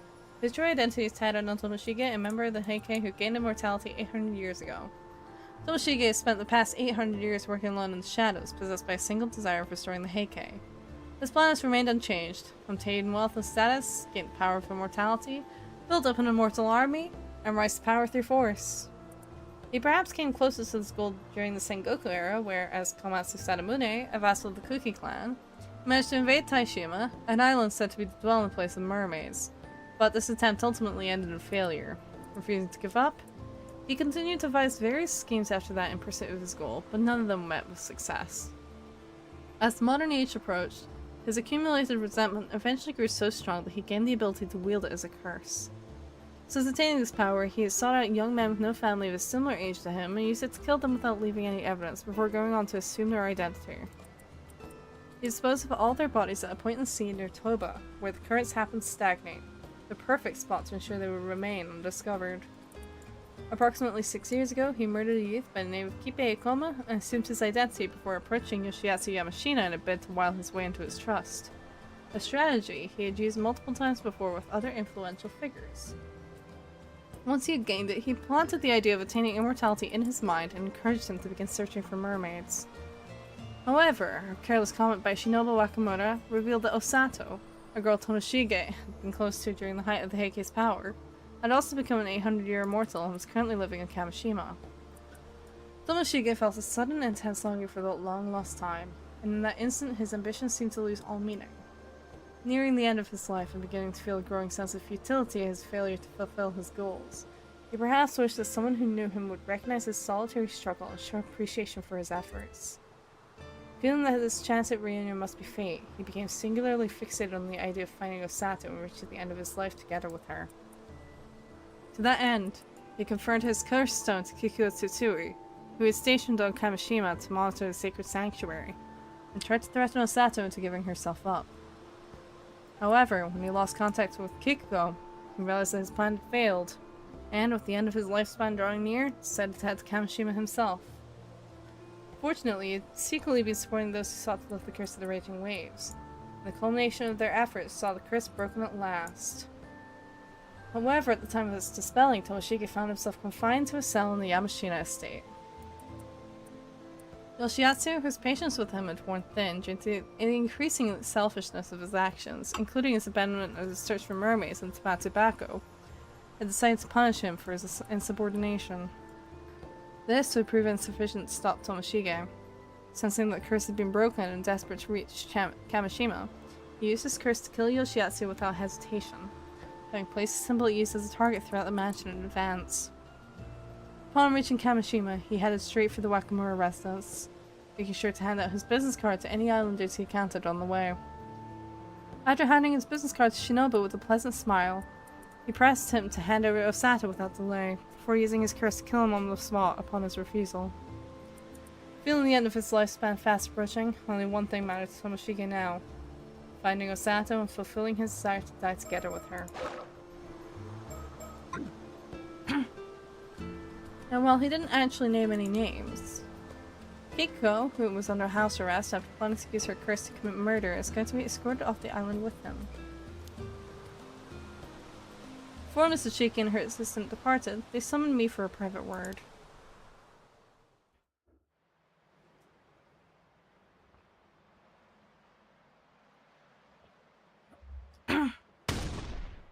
Huh? You want me to join the Paranormal Affairs Bureau? It was Soto's suggestion, actually. He's quite impressed with everything you achieved. And I'm all for it. It would make it easier for you to keep your immortality a secret. Maybe even put it to good use. Wait, are you saying you'll send me into dangerous situations just because I can't die? You know, I actually hadn't thought of that, but it's not a bad idea. I think not, ma'am. That would make it impossible to keep his identity a secret. I know, I was just kidding. A shame, though. I heard that. Even so, Yuzo, this would require rigorous training to help you harness and control your psychic abilities. The offer only stands if you are prepared to put yourself through that, and it won't be easy. Still, seeing as you'd be under our surveillance, you'd be able to go about your life with a little more freedom. Seems to me that's not a bad deal for someone in your position, all things considered. So, what do you say? What happens if I refuse? Will you arrest me? Well, we do have you to thank for wrapping up our investigations here. So if you'd prefer a quiet life on Kamishima, we'll turn a blind eye and leave you be. But just so we're clear, the first sign of you being on the move, we'll be on our way over here to take you away. Okay, I understand. In that case, I'm going to need some time to think this over. Would that be alright? Really? I thought it'd be an easy decision.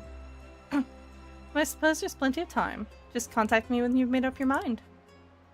Oh, before I forget, there's something else I've been meaning to ask you. Yes?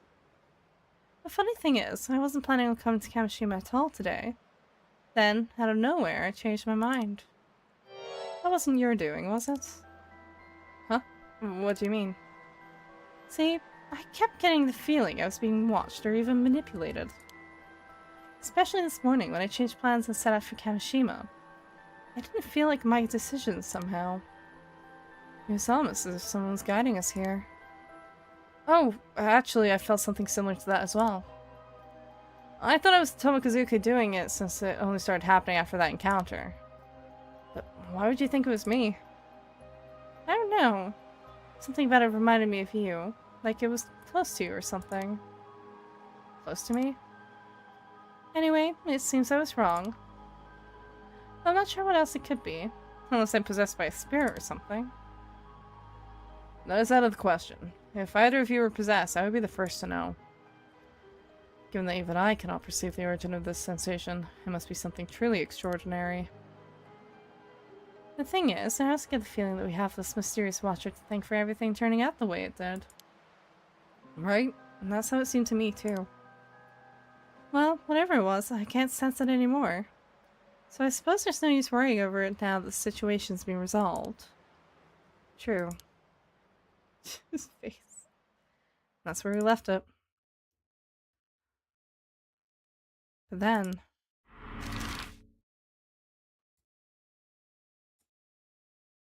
Bing, bing, bing, bing. Show Street or the Chatty? Yes, Show Street? Oh yeah, poor Shotaro. We bumped into Shotaro, who seemed to be on the verge of a mental breakdown after hearing about his father's death. Understandably, this guy has been through like the worst fucking day, regardless of like everything that we've fixed. He'd already heard about the arrest of the culprit, a man named Akuma. However, it quickly became apparent that it wasn't grief that was weighing on him so heavily. Shotaro, I don't even know what to say. I'm so sorry. Please let us know if there's anything we did to help you through this, okay? Help me through this. What, do you think I'm sad or something? Spare me your inane comments. I didn't mean to upset you. Shotaro, could you calm down? It's not like you'd shout like that. As if you plebeians could understand my troubles. But since you're here, Sato, pack your belongings and get out. I won't have you in the house any longer. Wait, what? You're immortal, aren't you? You're not even human, it's disgusting. Not only that, but you tramped over what feelings I had for you. I have no obligation to care for you. You're a plague upon this island. I hope I never see your face again. Then I guess there's nothing left to say. What gives, Shotaro? Why are you being so horrible all of a sudden? Yes, Shotaro, you're being a real jerk. Did you have to go that far? Is he possessed? You might be possessed. Oh, shit, I can't afford to be nice anymore, and I expect you to understand that. You have no idea what it means to inherit my old man's legacy. Pretty sure it means you're lucky. He was loaded, wasn't he? Shows what you know. Let me tell you something about my old man. He was good at what he did, but reckless. He racked up heavy debts, walking a fine line between huge payouts and total ruin. About right for rich people. All his successes were a combination of killer luck and sheer cunning, making his shoes almost impossible to fill. Not only that, but he had his fingers in a lot of shady pies, from loan sharking to land speculating. That kept him just this side of the law. Whoa, really? Taking over for him means shouldering all of those risks myself, and if I can't cut it, it's a one-way streak to bankruptcy. That's what the old man saddled me with. He's haunting me now, and there's no way out. Shotaro. Isn't turning the inheritance down an option? Are you out of your mind? If I did that, I'd have nothing left.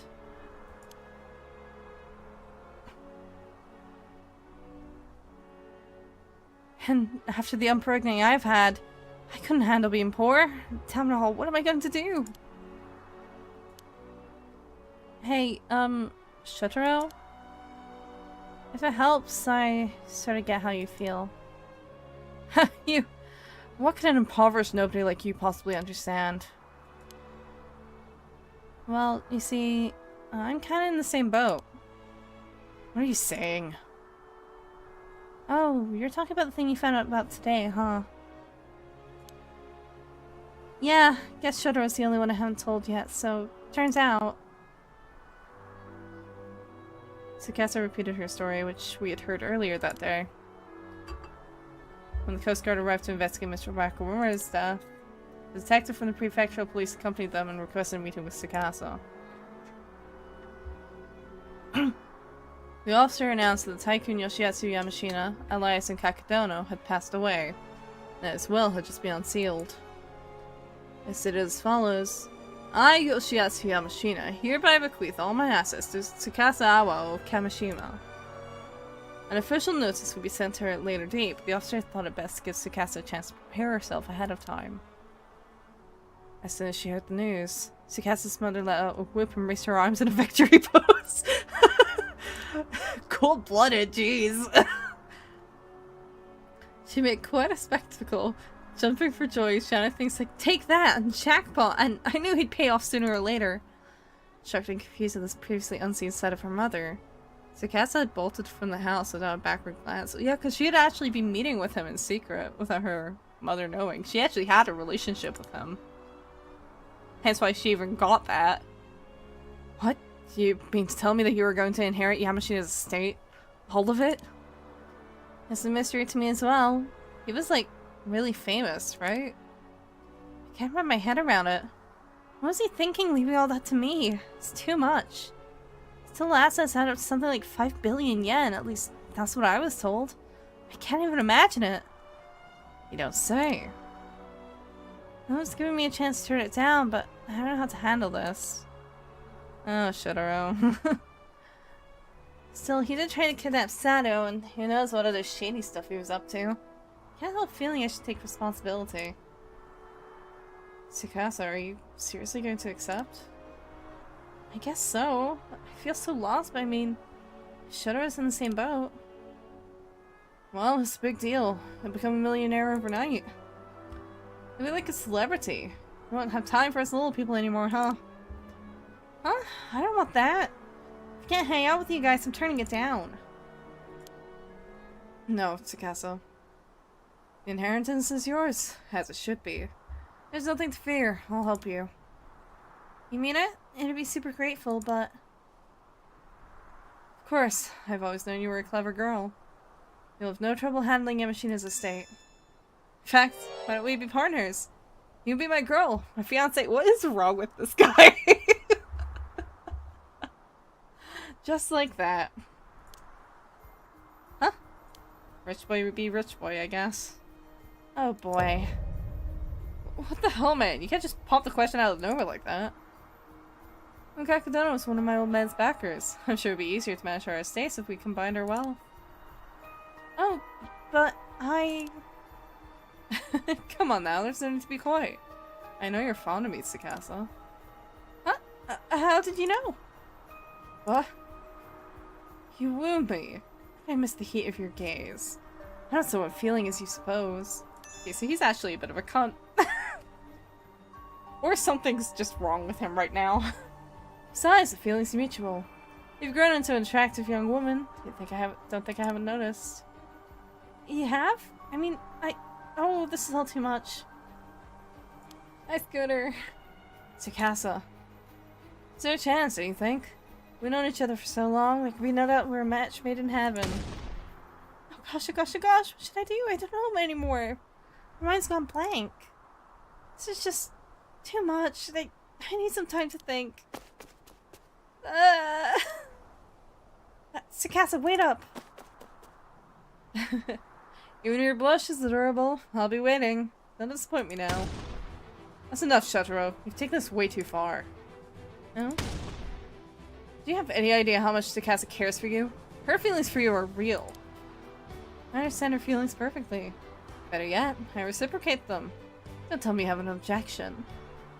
How's it going? I think we're finishing this game up. You bet I do. You're just using her. Anyone can see that. Time's way too convenient. If you go through this, you'll just end up hurting her, you heartless jerk. Blah, blah. Not only are your manners lacking, but your wits as well. You were mistaken. My feelings for her are genuine. You liar! You looked like you were drowning until you found out about her inheritance. There's no way something selfish as you can make Tsukasa happy. I suggest you drop this. Frankly, it does not concern you. Azumi. Yeah. Must I spell it out for you? This is between Tsukasa and myself. Keep your nose out of it. God damn it. Well, now that we understand each other, I'll take my leave. Just like that, complete 180. And off you went. There was more to come.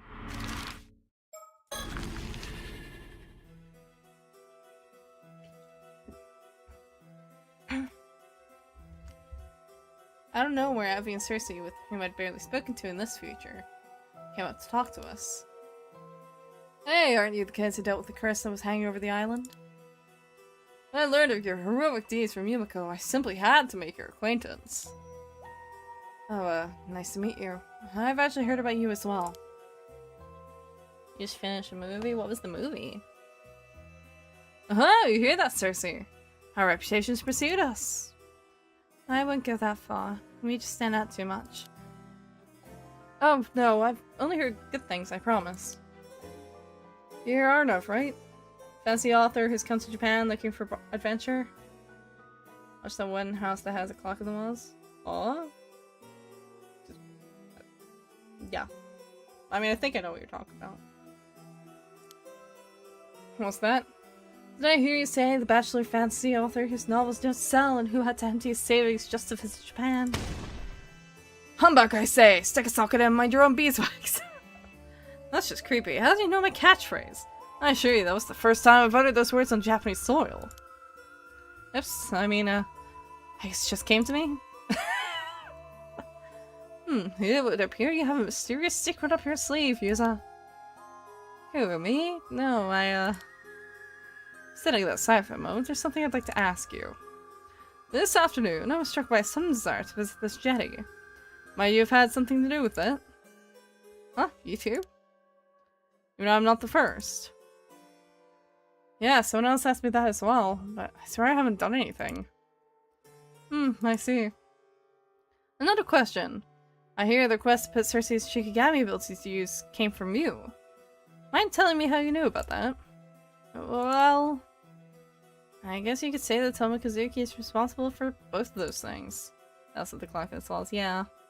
The Tomokazuki. I see. So you encountered Tomokazuki bearing the memories of a different future. And you believe that the same being, or creature, or what have you, has secretly been guiding all of us ever since. Huh. I've never heard of anything like that before. That would explain how you knew about Cersei's Shikigami. If your theory is correct, I suppose we should all be grateful to this Tomokazuki for bringing about such a peaceful conclusion, but...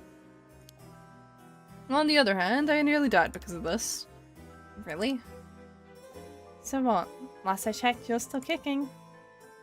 Yes, well, one can't help feeling a little used, as it were. Though I suppose I ought to be thankful for my life nonetheless. Besides, it would take a lot more than this to upset me. I've been through all manner of do-or-die moments and deadly situations before now. Wow, you must be pretty tough. Maybe has Jack Black in it? Oh. I'll never get my hands on that treasure now. Still, I suppose I did get quite an adventure in exchange. Fair's fair. One thing, luck to you, Yuza. Oh, thanks. All this curse business has taken us out, so we'll be spending the night here on Kamishima and setting sail for home on the morrow. I'm glad I had the chance to speak with you before we left. You have my gratitude. Take care now. And off they went. After that...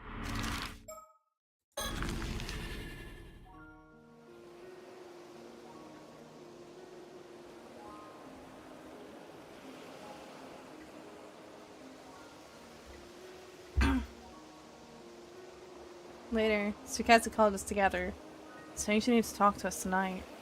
We decided to meet up here. The police investigation was in full swing in the town center and around the Makomura residence, but out on the bay, everything was quiet. You okay now, Tsukasa? Kinda.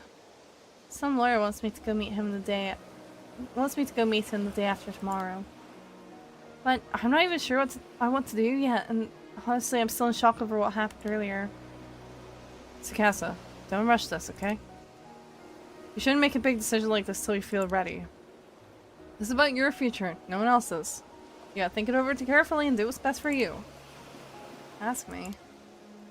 You're right. Thanks for worrying about me. I didn't call you guys out here to talk about that. Sato, there's something I've gotta know. Oh, okay. What is it? Zero Circus on Netflix now. It has been on Netflix for a good while now. See, I overheard a bit of what went down with Ikomo when I was up on the roof earlier. You've been alive for 800 years, right? It sounded like your lifespan must be coming to an end pretty soon. Was that for real? Sorry. I didn't know what to tell you. So it's true. Yeah, I don't remember anything from that far back, but I've always known how long I had left. Seriously? Then how long? I think tomorrow might be my last day. Tomorrow? Yeah, tomorrow night. This body of mine will fade away like a spray of sea foam. Why didn't you say something? There's so little time left. Is there something we can do to delay it? Come on, please tell me there's some way to change this. Oh, there's like a second option here. That can't access yet. I wish I could say otherwise, but there's nothing we can do. No, I don't want to say goodbye. Please don't leave us, Sato. Sato, Tsukasa. Please, there's no need for tears, Tsukasa. I finally have time to just chill and watch your stream. It's right at the end of the game. No, to be fair, there's like a little bit more. The truth is, I'm content with this. You are? I am. 400 years ago, I became a sacrifice to protect everyone from the curse. And now, not only is the curse of the raging waves broken, but so many other problems have been resolved as well. Like with the mermaids and Tonoshige. After all this time, everything is finally settled. No, we'll still probably be on for like half an hour, don't worry. There's a few things. Kamishima is finally safe. And it's a happy ending. Thanks to you guys, I've fulfilled the promise of this long life I was cursed with. It actually meant something, and for that, I can't thank you enough. Stop it, Sato, that's not true! Huh? All that is just stuff you got mixed up in. You never asked for any of it. So don't say you fulfilled your purpose. This isn't a happy ending at all. You shouldn't have had to go through any of those things. Well, that was your responsibility. Sato, from the moment you were made an 800-year immortal, you've just been used. She's right, Sato. You deserve a way better life than that. That's all you've done to get dragged into Tonoshige's scheme time and time again. That's just too sad. Look. Be honest with yourself. Are you really content? What about your happiness, Sato? I'm also late. Technically, yeah. Most streams I probably would have already finished by the time you popped in. My happiness. After being forced to live for centuries, this can't be how you wanted things to end. You haven't had a chance to do anything for yourself. You don't get to live happily, at least for a little while, after all you've been through. It'd be so unfair. I couldn't stand it.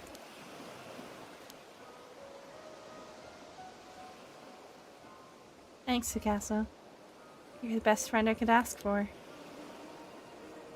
But when I said I was content, I meant it. I really am. I was never supposed to live in this modern age. When I gave my life to end the curse, I thought that would be it. But it wasn't. I got to experience a time unlike anything I've ever known and meet so many people. Every day has been a whirlwind of activity.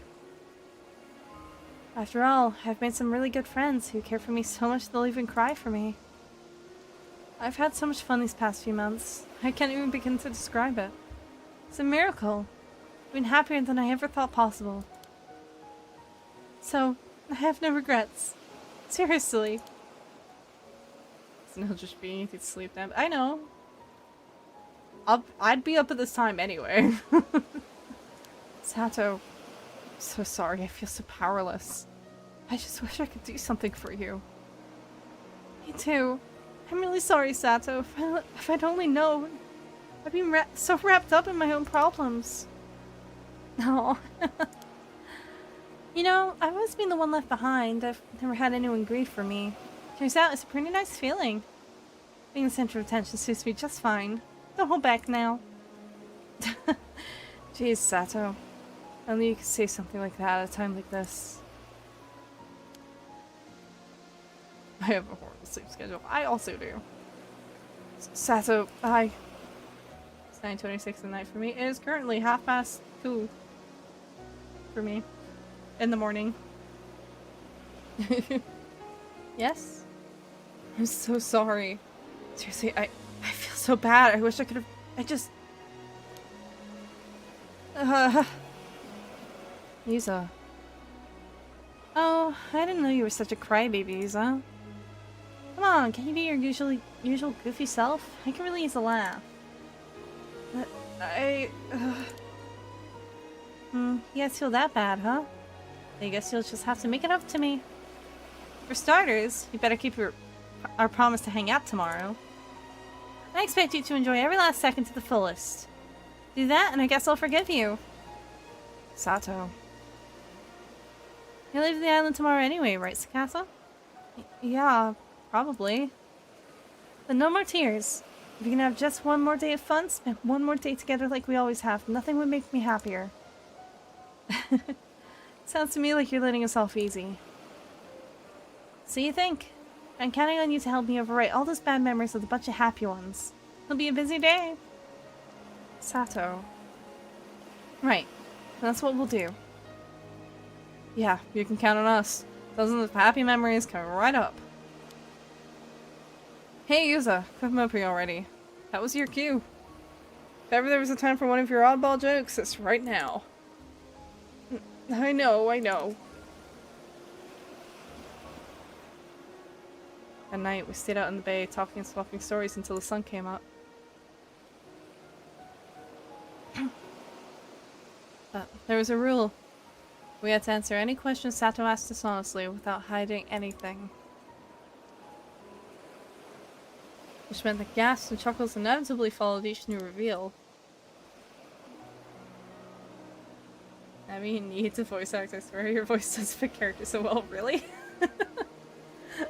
I think I've been told similar things before. I actually have done a little bit of voice acting for Husky, but I'm already so busy, I don't think I could do a significant amount of voicing stuff myself at this point. We chatted for hours without once running out of things to share. We talked about the past, the future, our dreams, everything in our hearts. I voice act myself, mostly my friends OCs though. I've done little bits of things like that. And throughout it all, Sato couldn't stop smiling. And also crying. As for me, I was determined to etch every detail of Sato Shiranami into my memory. Every word and gesture, every expression on her face.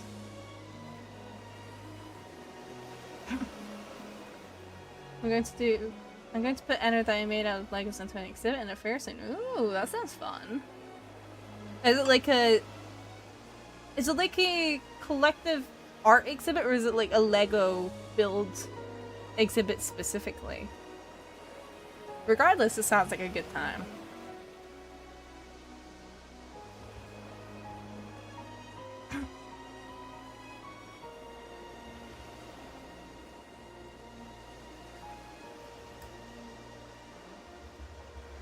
Okay, but we still have more to do. There is yet more.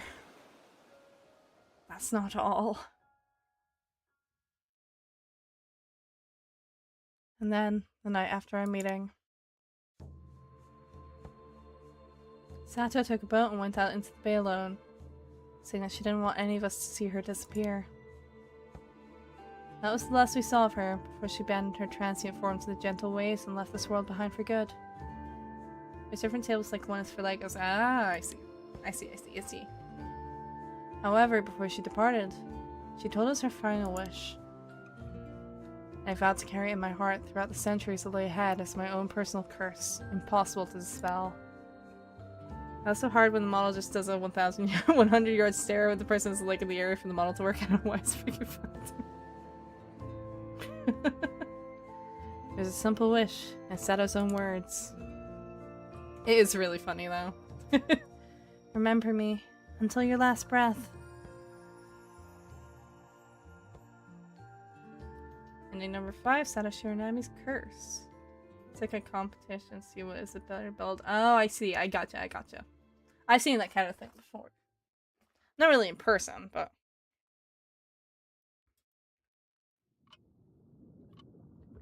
Oh, storyteller time. Do you think anyone? I haven't seen it, no.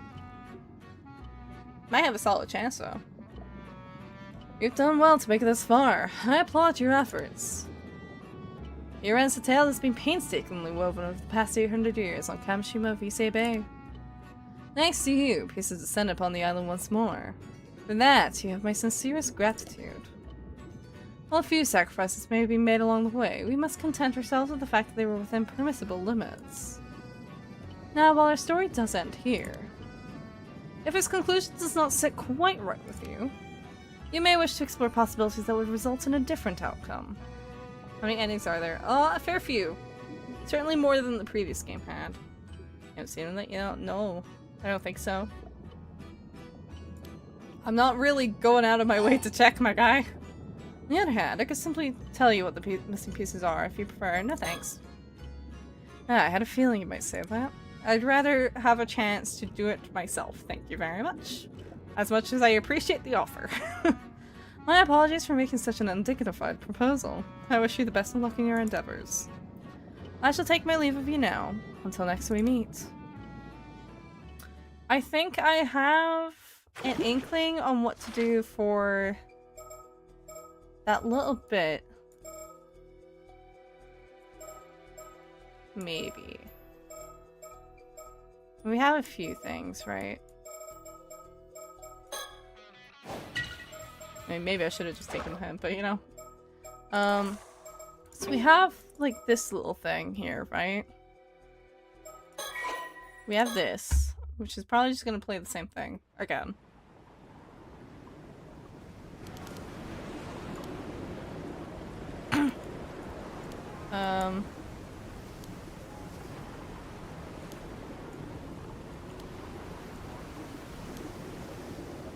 We found a way to return it to the environment of the eternal world. We were restored to its original state. I think I have an inkling. Perhaps. I mean, we'll give it a try. What's this game about? And I need the name. This one specifically is Paranormasight: The Mermaid's Curse. It's the second game, though. I fully recommend Paranormasight: The Seven Mysteries of Honjo first, because it does slightly interconnect a little bit. It gives a bit of context. Okay.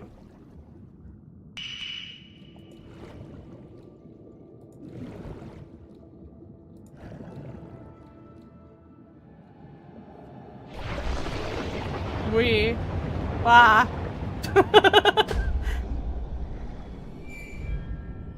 Oh.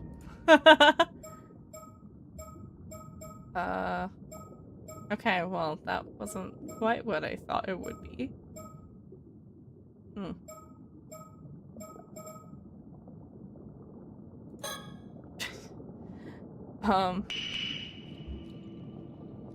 the problem is I can't access the menu here, right? Also, I think there was still like another thing here.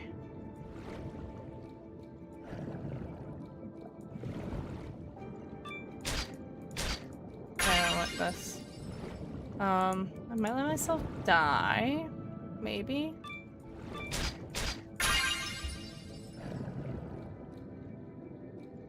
Like, I swear to God, there was like another...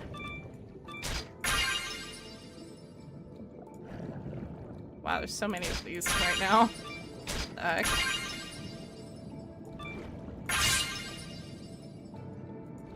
Why are there so many?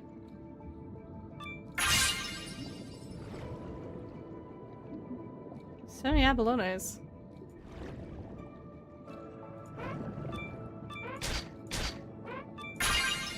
Okay, actually I now kind of don't really want to... I kind of don't want to lose the catch now.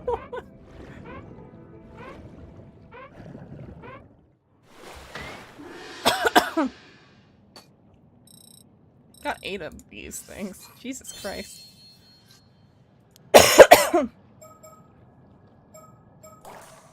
I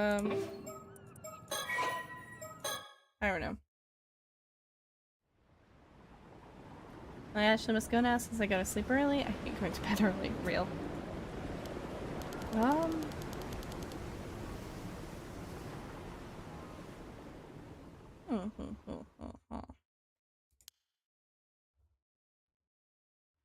gotta be a way.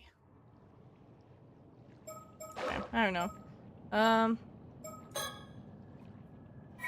There we go, I guess. Try into the story chart.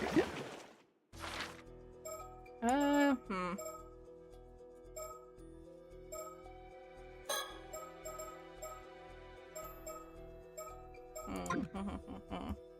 Okay, I might, just to make this quicker, I might yank guide up.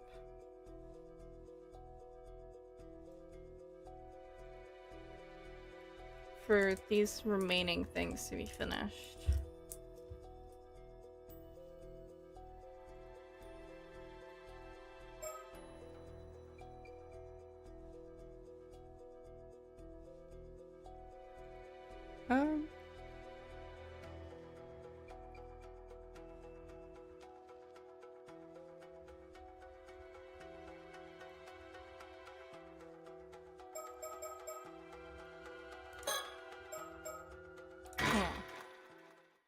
I sworn I tried to do this.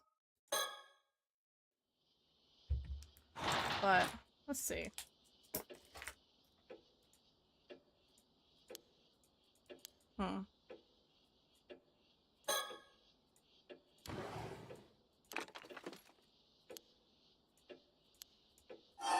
Ah, there we go. Now it gives me the option. Fit into matte tobacco. Maybe something will happen if I put this into matte tobacco. So I was trying to do this earlier, but it wouldn't let me. Okay, it's in.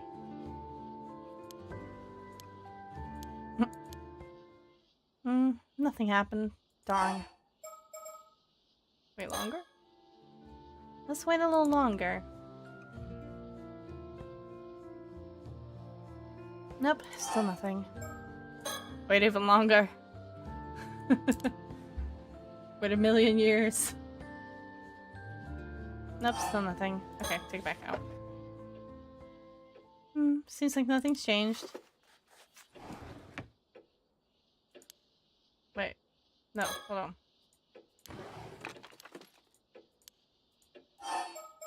Wait, put it back in.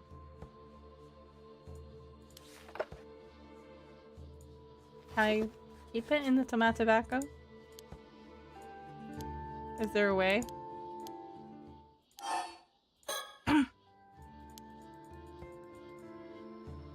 How long do I have to keep it in?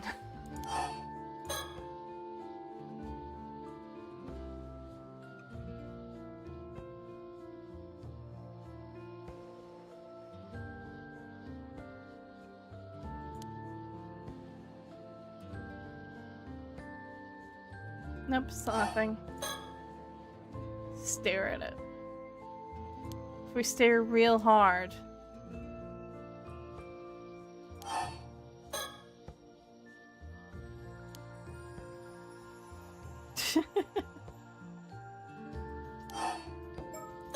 Come on.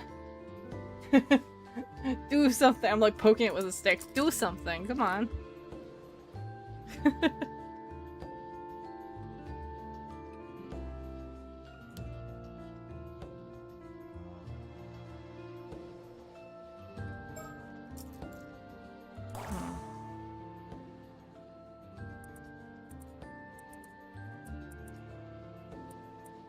Oh, what the fuck? Hello, Mari. Can you hear me? I tried to weave my thoughts into the scale to leave you a message. I hope it reaches you. Listen, I came up with a secret signal for when you need to call to me. From now on, if you don't use this signal, I won't respond, so be careful. You need to call me 4 times, leaving at least 3 seconds between each. That's the rule, don't forget it. It's a promise just between you and me. Huh.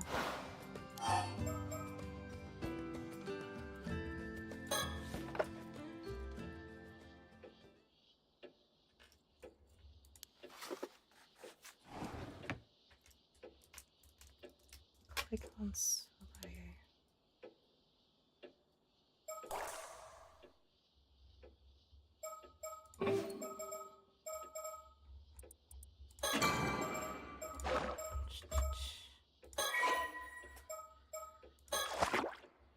It's the only place I could think of.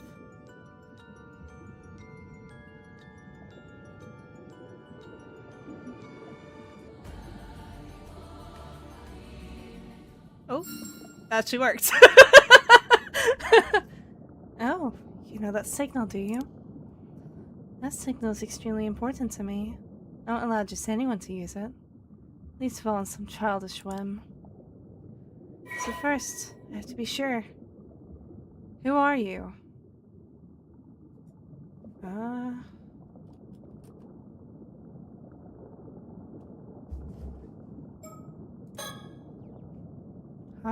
My. So you don't know who you are after all? No. I have nothing to say to someone who's lost sight of themselves. Not even if they know that signal. Goodbye. Okay, damn.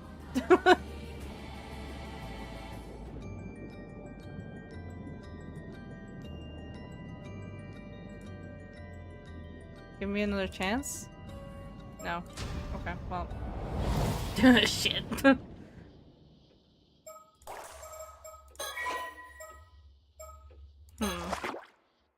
The only other thing I could think is hyacinth.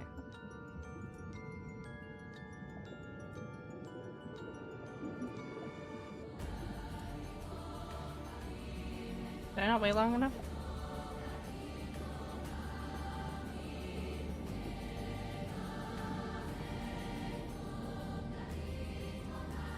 No. Okay, wait. Shit.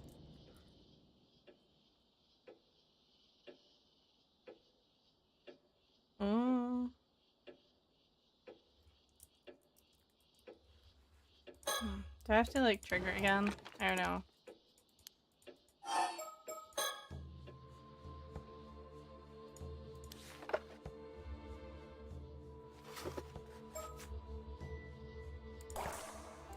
Okay, it will re-trigger it. Okay.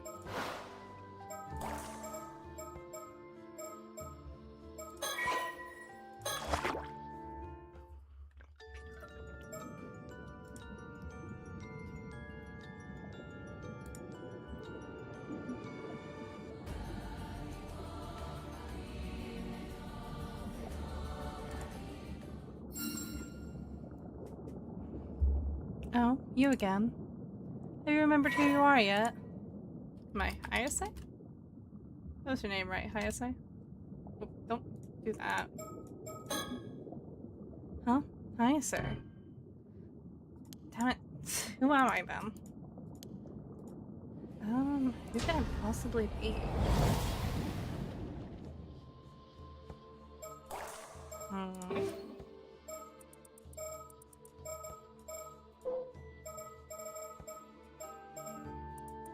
Severely doubt that.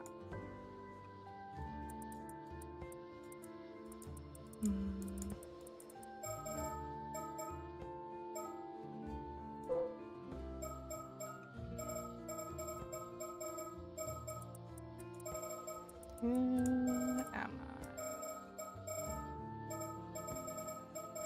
I? Oh, wait a minute. No, wait, that wouldn't make sense though. Would it?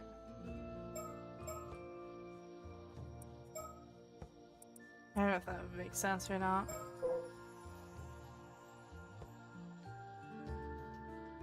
I guess maybe.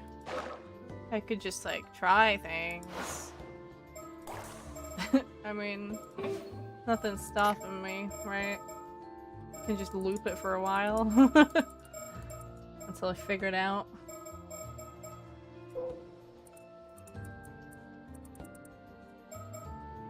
I mean...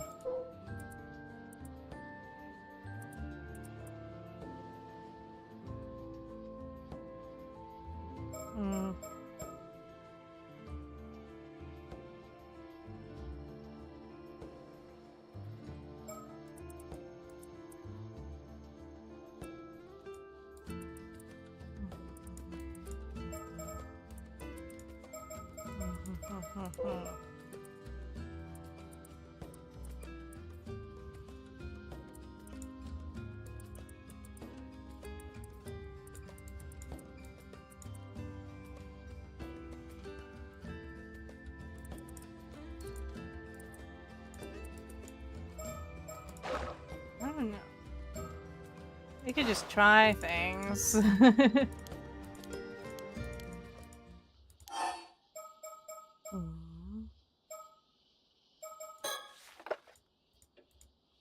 Well, we gotta like restart that anyway. Hi.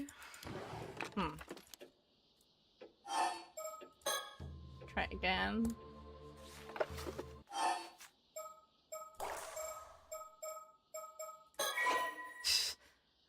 I'll figure it out eventually.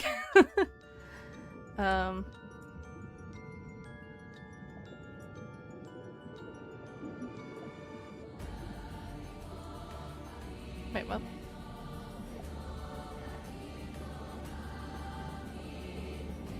Did I do that too fast? There we go, I must have done it too fast. Oh, you again.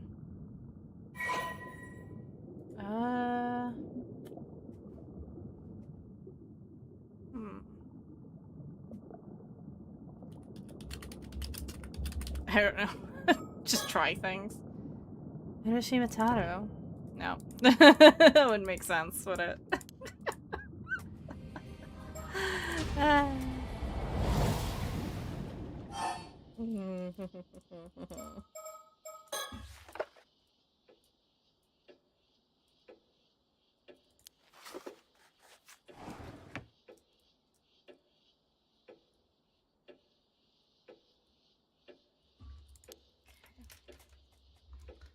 Maybe I will look at a guide.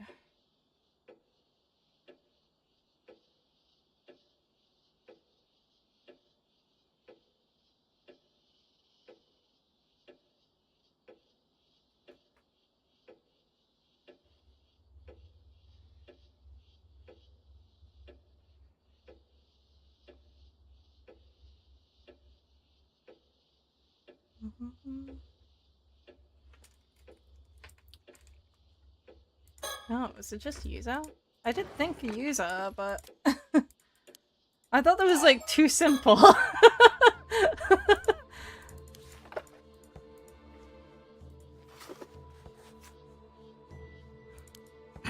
Unless it's oh, maybe it's the beheaded user though. It could be the beheaded user that was mentioned, right? That was a thing. Maybe I'm stupid.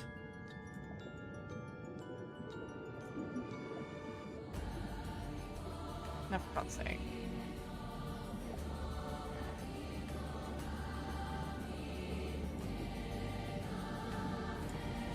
Girl! Wake up!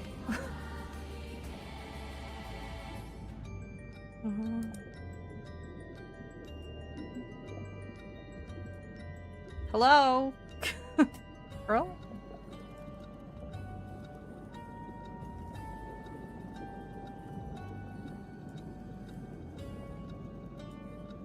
Okay, come on, man.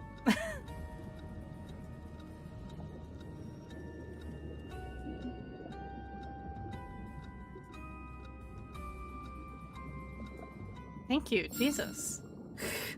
Guess my time is off.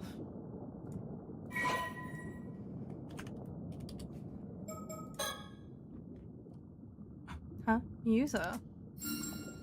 So you do know. Allow me to welcome you, Yuza Minakuchi. Or rather, Yuza Minakuchi's severed consciousness. Right, yeah, I forgot about that. It's too late. I am the mermaid called Sobae. You've passed through here 14 times now. I suppose it's not that strange you noticed me. This is the place you humans call Ryugo. Though I hear it's also called things like the Eternal World and the World Beyond. Feel free to call it what you like. Whatever the name, it's one of the many worlds the souls of the departed move on to the afterlife. Well, I suppose it's not entirely accurate. The space we're in now serves more as its boundary than anything else. There's something I always thought to talk to you about. Something I had to talk to you about, if we ever happened to meet. No, I never thought you'd come seek me out like this, in the form you are now.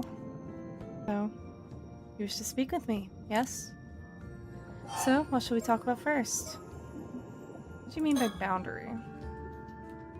How to explain? This is a space that connects the two worlds you can travel between.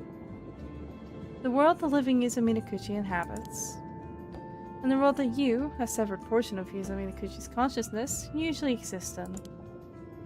As a spirit, you will always pass through this space when traveling to the world of the living.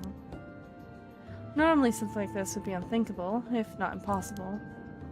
But it seems you're something of an exception. Is there anything else? Tell me about my mom. You're asking if Mari and I were friends. I'm only going to say this once. You might be Mari's son, but I won't stand for you intruding upon our relationship. The relationship Mari and I had can't be described by so simple a world as friends. This isn't the only world the souls of the dead journey to afterlife, you know. Their number is immeasurable. There are worlds beyond counting. Mari's soul has gone somewhere far, far away. Even here in Ryugu, I won't be able to see her again. So don't ask me anymore. Leave me to my memories of her. Is there anything else? What happened on the day of the disaster? Yes, of course you'd want to know about that. I do owe you an explanation of what happened back then. 5 years ago, on the day the calamity struck. Let's get this out of the way first. I was indeed the one who made you an 800-year immortal. But if you've come here looking for a way to regain your humanity... I'm sorry, but that's no longer possible. Even as a mermaid, there's nothing I can do. You, or rather, Yuzo Minakuchi of the mortal world, are now bound to live out the remaining 795 years of your life there, neither aging nor dying. Nothing can reverse this now. Now then, let me tell you what happened on that day 5 years ago, and about the years leading up to it.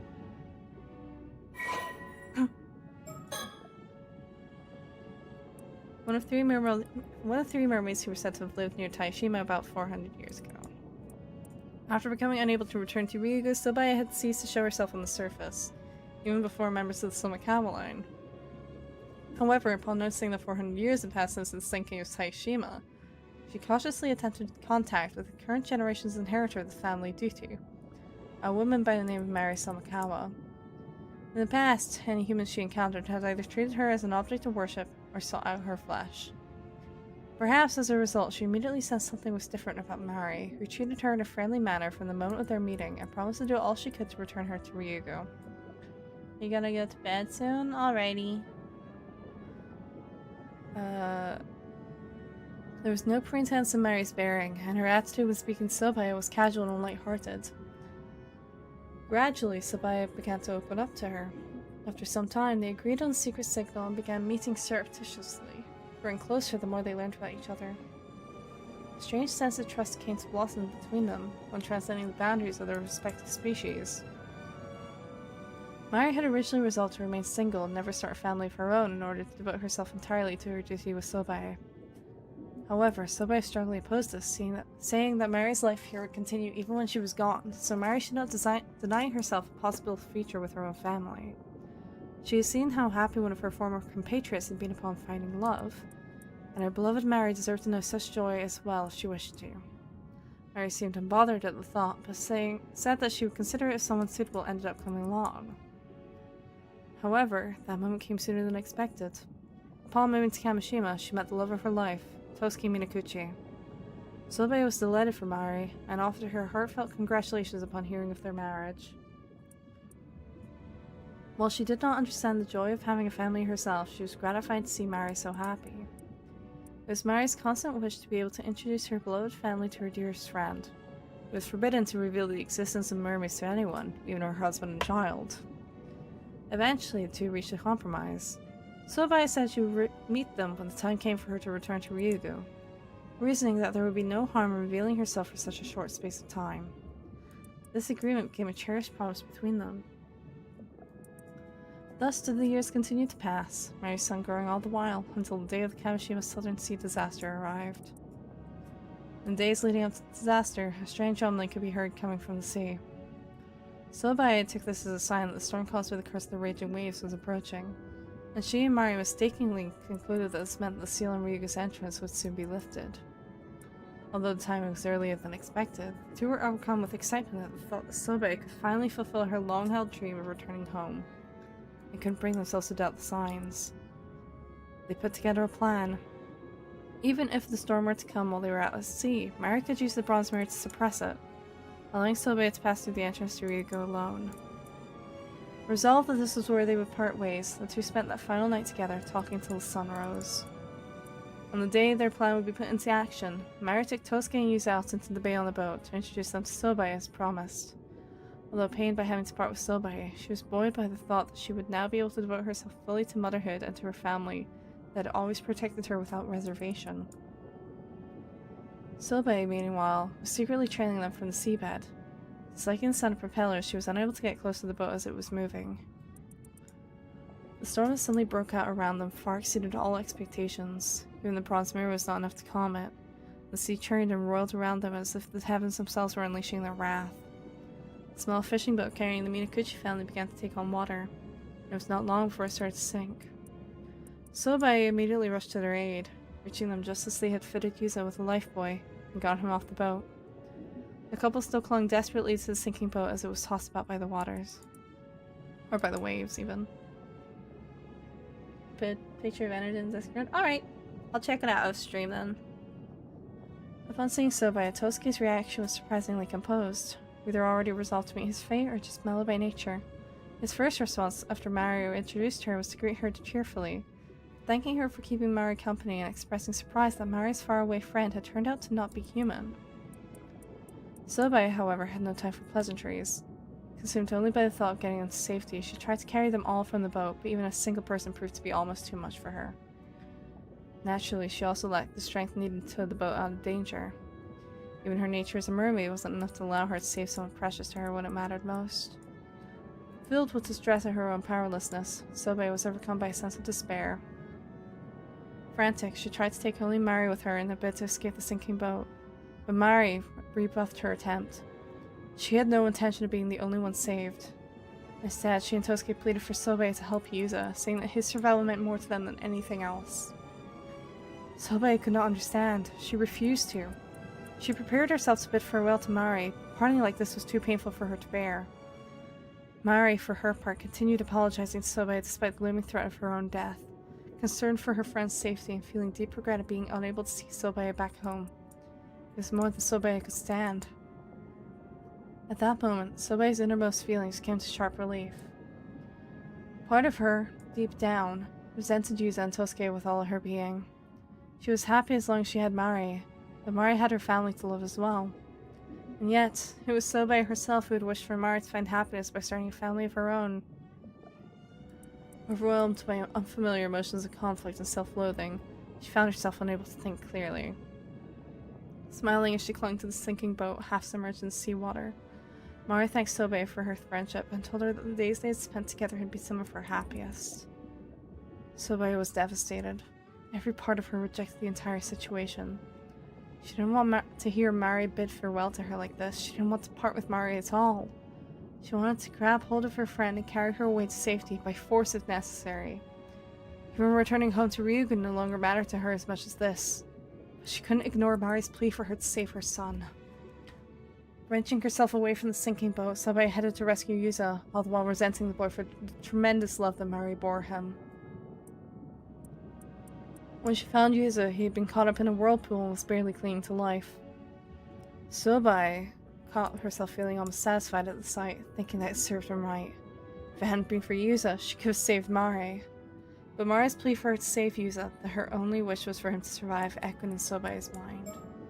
You figured out the printer problem? That's good. Good to hear. Next moment, she dragged the dying Yuza out of the whirlpool and, pulling a piece off her own tail, forcibly fed it to him. With the emotions driving her at this point were desire to fulfill Mari's wish or hatred towards Yuza, even Sobe herself couldn't say. After carrying Yuza out to the breach with the storm, Sobe immediately went to rescue Mari. She finally found her after 3 long days of searching, but her efforts had been in vain. Mari's body was already cold. When someone had died, it was beyond even a mermaid's power to bring them back. Sobe clung to Mari's body and wept. Never again would she hear Mari's voice calling her name. She laid Mari's body to rest on the seabed and, hiding herself beside it, spent her days mourning, lost in the depths of despair. Several years later, the entrance to Ryuga was unsealed, and Sobe, now with no remaining attachments to the mortal world, made to return home by herself. Before doing so, she met with Mari's sister, thinking to reclaim the mermaid's relic from her. However, put off by the woman's blatant avarice, she found herself unable to muster any interest in her, and ultimately returned without reclaiming the relic despite knowing full well the misfortune it could bring.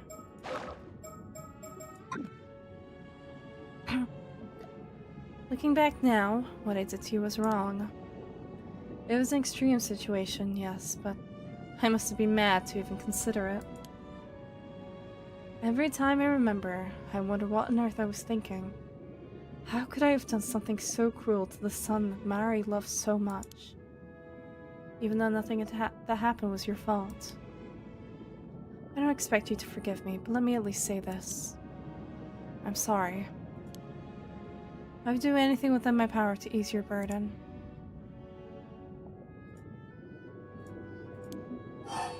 There's something you can do. What? You want a piece of my flesh? But why? I suppose it's not impossible. You could bring it back to the mortal world using the relic I left there. Normally this would be forbidden, but I suppose I was the cause of all this. Maybe it counts as an attempt at making amends, if nothing else. There, it's done. I'll send it to the other side. You'll be able to take it from the box there. The mermaid flesh has been transferred to the Tomato Tobacco. The current holder of the box may claim it as their own from the evening of August 7th. It seems you've done everything you came to do. Then this is where we part ways. Not that I won't respond anymore, even you could call to me with that signal. Having a means of calling me was prohibited in the first place. Live and be happy, Yuzo, for Mari's sake, for all the years she never got to see. Be sure to tell him when you return to him in the mortal world. So that's funny. So decapitated Yuzo has been possessing not decapitated Yuzo. That's funny as fuck.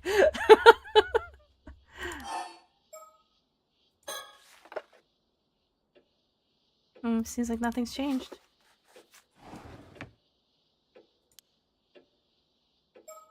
The evening of August 7th, huh?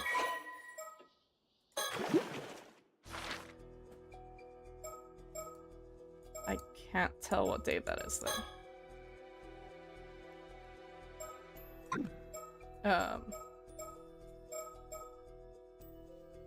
What date? Is that just here? Is it just weird about it?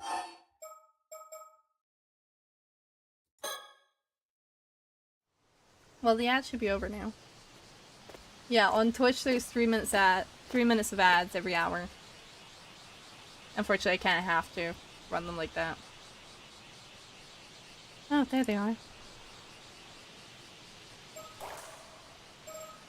Okay, well that's...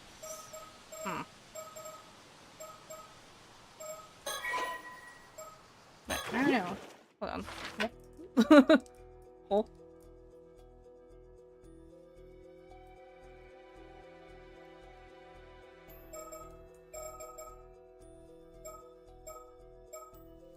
This will be from here.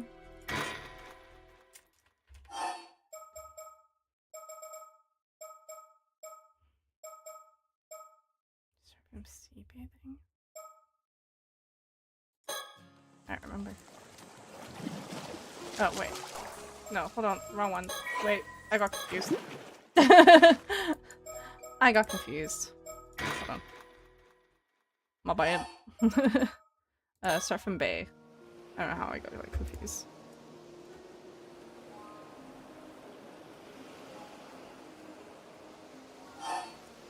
Actually, she's gonna be okay. Huh? Sorry, I've been keeping this a secret, but...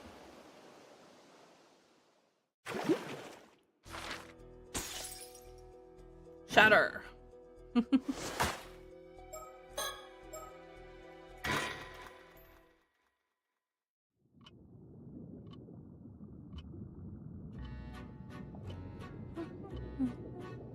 All of your efforts have been truly remarkable. The fact that you were seeing this means all of Yuzu Minakuchi's wishes have been fulfilled. You have overcome countless hardships and resolved every dilemma. Congratulations. Now then, as you may be confused as to what exactly has transpired, please allow me to explain. Yuzu Minakuchi's true objective was to obtain the flesh of a mermaid. This was to fulfill his oath of making Sato Shiranami immortal again before her imminent demise, that they might live 800 more years together. However, who could have expected multiple curses to strike Kamishima at the very same time? Yes, I'm referring to the Curse of the Raging Waves, born 4 centuries ago, and the Curse of Tomoshige, which had built up over 800 years. While such calamities would appear to offer naught but misfortune, as luck would have it, these curses were blessings in disguise. Just happened, Twitch just kicked me out of your stream and it froze the screen, not your voice. I don't know. Nothing to do with my end. I couldn't tell you, man. They led Yuzu Minakuchi down a path that would otherwise not have been possible. One could very well call it a miracle. The key to all of this was, of course, your efforts. Now I shall describe each pivotal event of the story in its order of occurrence. One fatal day, August 7th, Mr. Yuzu Minakuchi went diving and searched Kamishima for leads to find mermaids. However, that night, Kibe Ikoma sent Kiko Tsutsui as an assassin to cause the tragedy of Kamishima, thereby allowing him to capture Sato. This shifted Yuzu Minakuchi's priorities away from his search for mermaid flesh, as he is tragically killed and his mission ends in failure. It would seem that fulfilling his wishes was never in the cards, and he instead met with a terrible fate. However, the consciousness lingering within his severed head witnessed something inexplicable. It was the sight of his 800-year immortal body regenerating a new head. That's gotta fuck you up. With that, a new mind, complete with all memories intact, formed inside the regenerated head of the resurrected Yuzu Minakuchi. The severed head then disappeared, yet the consciousness that had remained within it did not return to his body. Ready to take a sip for you?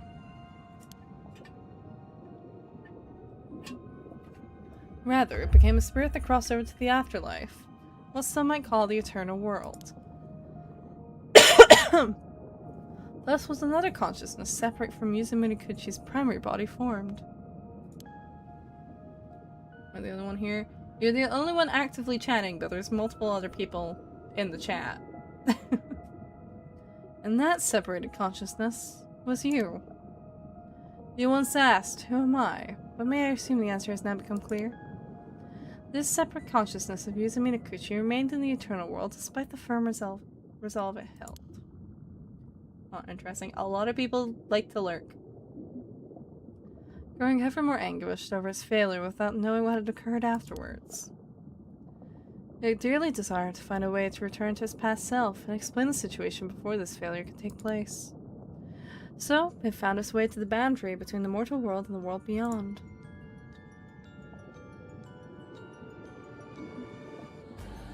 That is to say, it found its way here, to Ryugu. This is the place you laid eyes upon at the very beginning. This is where your duty began. The fact that this place just so happens to be where the mermaids reside turned out to be a stroke of luck. But because you would lose all memory of this fact once you passed through the gate into the mortal world, I stepped in to humbly guide you along your path. Then, as a spirit, you encountered Yuzu Minakuchi during his dive to the bottom of the sea. Because you resembled the phenomenon known as the Tomokazuki, you were referred to as such. Needless to say, you were not a Tomokazuki. Yet, that is how you possessed Yuzu Minakuchi and shared your fragmented memories with him. Even so, it was not enough. In your spirit form, you had the ability to use a story chart and travel across space and time to possess other individuals. You entered the minds and memories of various people, jumping between each in turn as you earnestly sought to realize your goals. And that is how things progress behind the scenes during this story. You have fulfilled your role and will now return to the world from whence you came. After you've viewed what became of everyone following these events, this PARANORMASIGHT will finally draw to a close. Thank you very much for your diligent attention.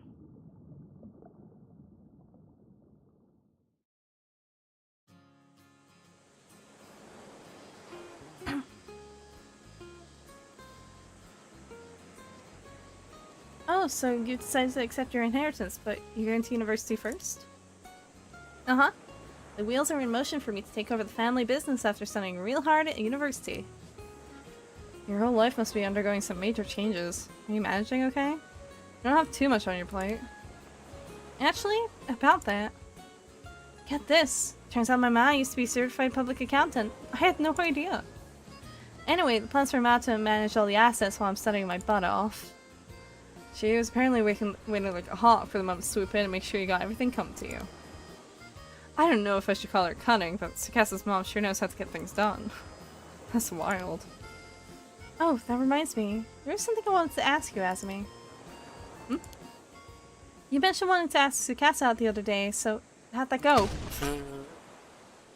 Whoa, Sato, you're seriously gonna ask that right in front of everybody? Jeez. I mean, I guess it's fine since I already asked her, but I could have ruined everything. Wait, you did? When did this all go down? Oh, I couldn't help myself. I've been dying to know. I had to ask. Even if it messed up your mojo. You sure are something else, Sato. Anyway, if you need answers that bad, you should ask Tsukasa. So, what did you say, Tsukasa? How did he ask? Or was it? Tell us already. You're way too invested in Miss Encyclopedia. You know how things are with me right now, the truth is. I haven't given him an answer yet. Oh, but at least it's not an outright rejection. How long are you going to make him wait? I gotta do some soul searching to figure out how I feel, and I need everything to settle down, so around 4 or 5 years? How long? You're gonna keep leading the poor guy along all that time? Right? To top things off, she asked for my help in the meantime. Your help? Yep. I want to take over for old man Wakamura and make Kamishima the best place it can be. I want it to be way more convenient and bustling than it is now, an island that tourists flock to, you know? That means I'll need to start a business to manage all that. As you can see, I've got loads of stuff to do. That's why I need you to give it your all as the leader of Kamishima, Azami. Yeah, I guess I want all that stuff for Kamishima too. That sounds great, and Azumi will definitely be a big help. My plan is to have Azumi rise up the ranks and help me out with a whole bunch of stuff. Once he becomes a big shot like the mayor or something, then maybe we can start going out. What? That'll take way too long. I'll be an old geezer by then. See what I mean? This is what I have to deal with. Seems like that cunningness runs in the family. Well, you've got something to strive for now. Good luck with it. Quit your belly aching, Azumi. We're doing this for Sato and Yuza too, you know. Yeah, I know. We talked it all over before. Huh? What do you mean you're doing it for us? Let's just say we were surprised when we heard about you guys the other night. Ah. About how you became an immortal yourself 5 years ago, yeah? By that stage, you secretly gotten your hands on some mermaid flesh for Sato. And now Sato's become an immortal for the second time. And the fact that you guys had decided to stay together for the next 800 years, it was a lot to swallow all at once. Yeah, sorry for dropping such a big bombshell on you guys. Also, to be precise, we're going to be together for the next 795 years. What's 5 years when you've got centuries? 5 years is a long time. Yeah, he's right. And we're going to discuss the idea of going for another 800 years when we get close to the end. Jesus Christ, these two. Yeah, okay, whatever. That's up to you guys. Do whatever you want. But don't forget that you owe us for keeping such a big secret from us this whole time, got it? For real. See? I told you we should have gotten their advice from the start. Yeah, I've been saying that from the get-go. You know, you said you'd live on the down low in Kamishima because it'd be a whole other thing if people found out about you two, but... people will eventually start getting suspicious even if you try to lead normal lives. What are you gonna do then? Well, we kinda assumed it would all work out somehow. It's true. We haven't really thought about that at all. We figured as much. That's why we're going to protect the two of you. Huh? We'll make some rules on the island so no one will get suspicious of you no matter how long you choose to live. I mean, it's gonna take some time to put our plan in action, but... I don't have a head pat command. It's a channel points redeem. I'm sure we'll be calling the shots around here by the time people start thinking there's something fishy going on with you guys. I was thinking we could build a shrine for you two to live up in the mountains. Oh, a shrine? That sounds incredible. And we can say gods are enshrined there, so people shouldn't go near it without permission. Then I'll make sure that Sense and the Kamui family are protectors of that shrine all the way down the family line, so they'll always protect you. The Wakama family managed to pass down the legend for 400 years, so I bet my family could handle a shrine for 800 years or so.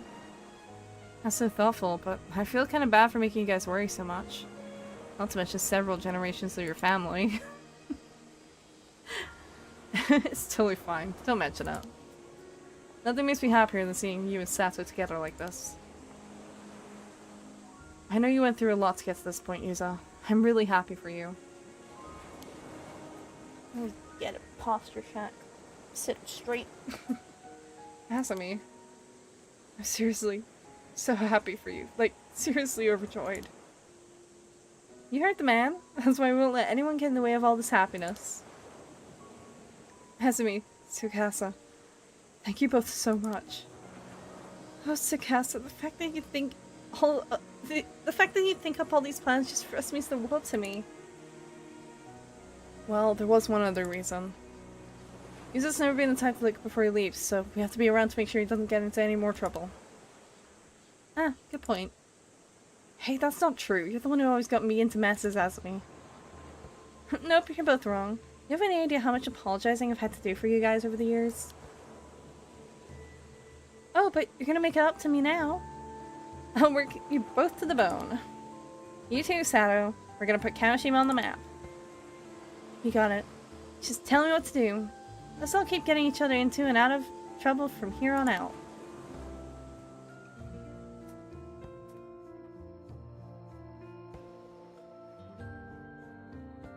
There is a legend in Kamishima. There's a story passed down through the generations about two gods in the guise of a young man and a young woman. They would often leave their shrine disguised as ordinary humans and happily stroll through the town. On occasion, they would sneak off the island and travel around the country before returning home. The people of the island would stop and give a small bow whenever they came across the couple, and silently watch as they went on their way. No one knew from whence the pair had come. Their history was shrouded in mystery. But it is said that this mischievously playful and intimately harmonious couple would always look upon one another with pure joy. There was apparently only one inviolable rule concerning the pair. One must never sneak up and startle them from behind.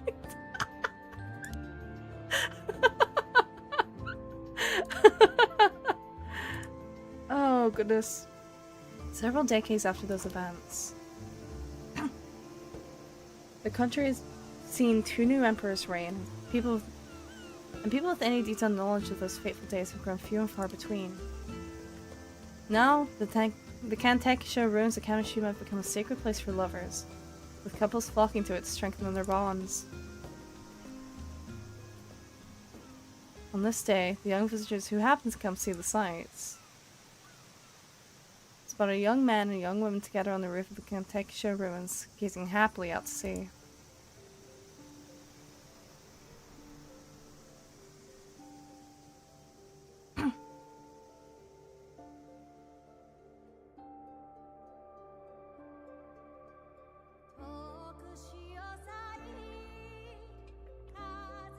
And that's our true ending.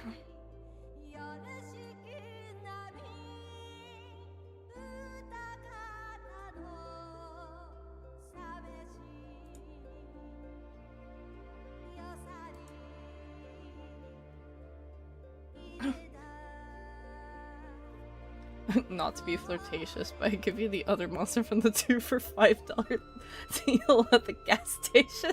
That's a new one.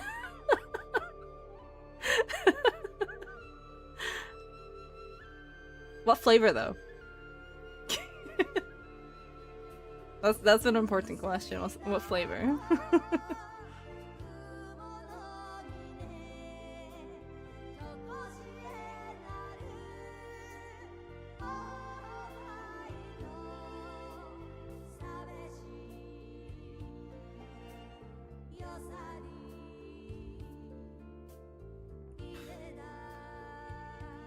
White? Yeah, fair enough. Oh, okay. Good stretch.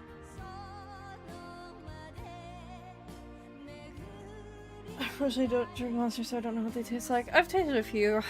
White sight.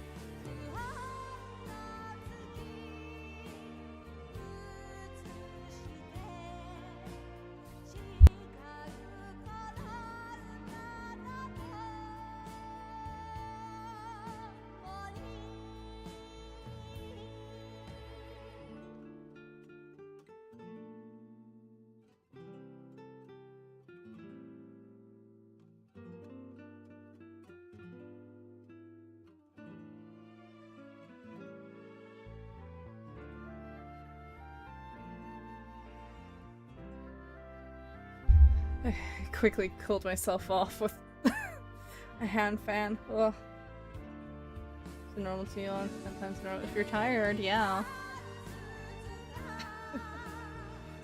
Ugh.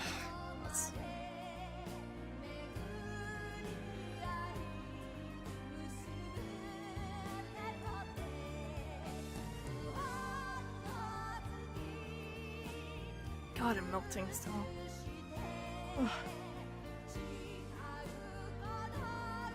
There are technically a few things to do, but that's not like the story important stuff. I'll probably clear some of the extra stuff just in my own time off stream, to be honest. I don't think it's terribly important to get all the mockingbirds. I don't think that's the most important thing.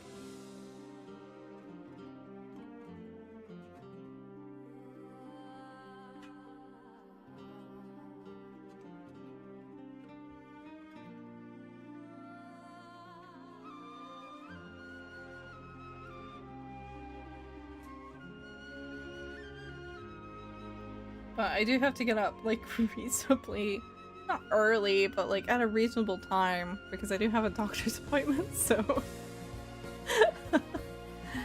Oof. Guess I'm going to bed, like, right after this.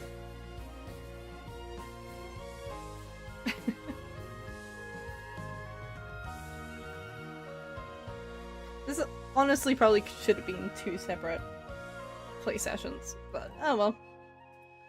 That's how it goes, eh? It kept looking like it was like right at the end, and then it wasn't quite at the end, and then it just kept going. It's like, okay, man.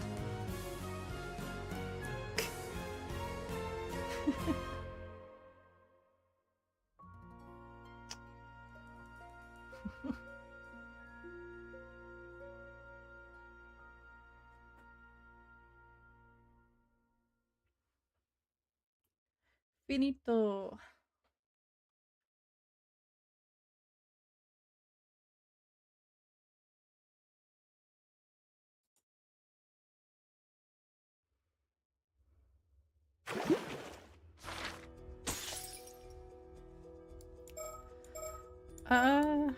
Okay.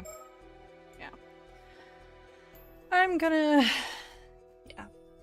I'm not gonna bother getting all the mockingbirds. There's still like 5 more. I'm gonna do that on my own time off stream. Let me hop over the chatting screen. That was a lot longer than I intended for it to be.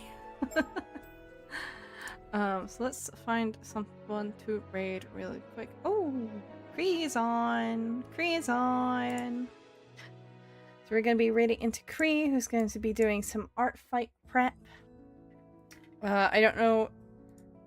I think she's gonna be drawing, so she's got it set to art this time. She's working on writing stuff up in previous ones, but let's set the... Our raid message is gonna be...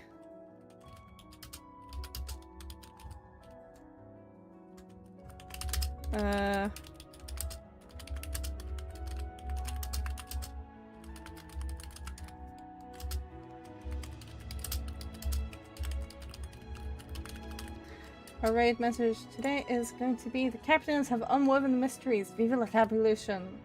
with one of my emotes. If you have them, just let me post that in chat.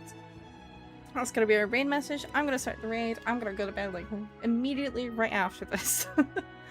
So I'm not gonna sugarcoat it. I'm not gonna pan it out. We're just gonna go because I'm tired.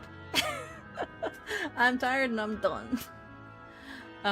So I will be coming back at 9 p.m. BST tomorrow, and we'll be continuing with Final Fantasy X. I suppose I'm gonna have to figure out something for next week, huh? I'll figure that out. I suppose I'll put a poll out at some point once I have a bit of a short list. I'm not gonna do that tonight though. But yeah, thanks for coming. If you came for a little bit or a lot bit, either way, I appreciate it. And yeah, I'll see you guys tomorrow. Bye bye.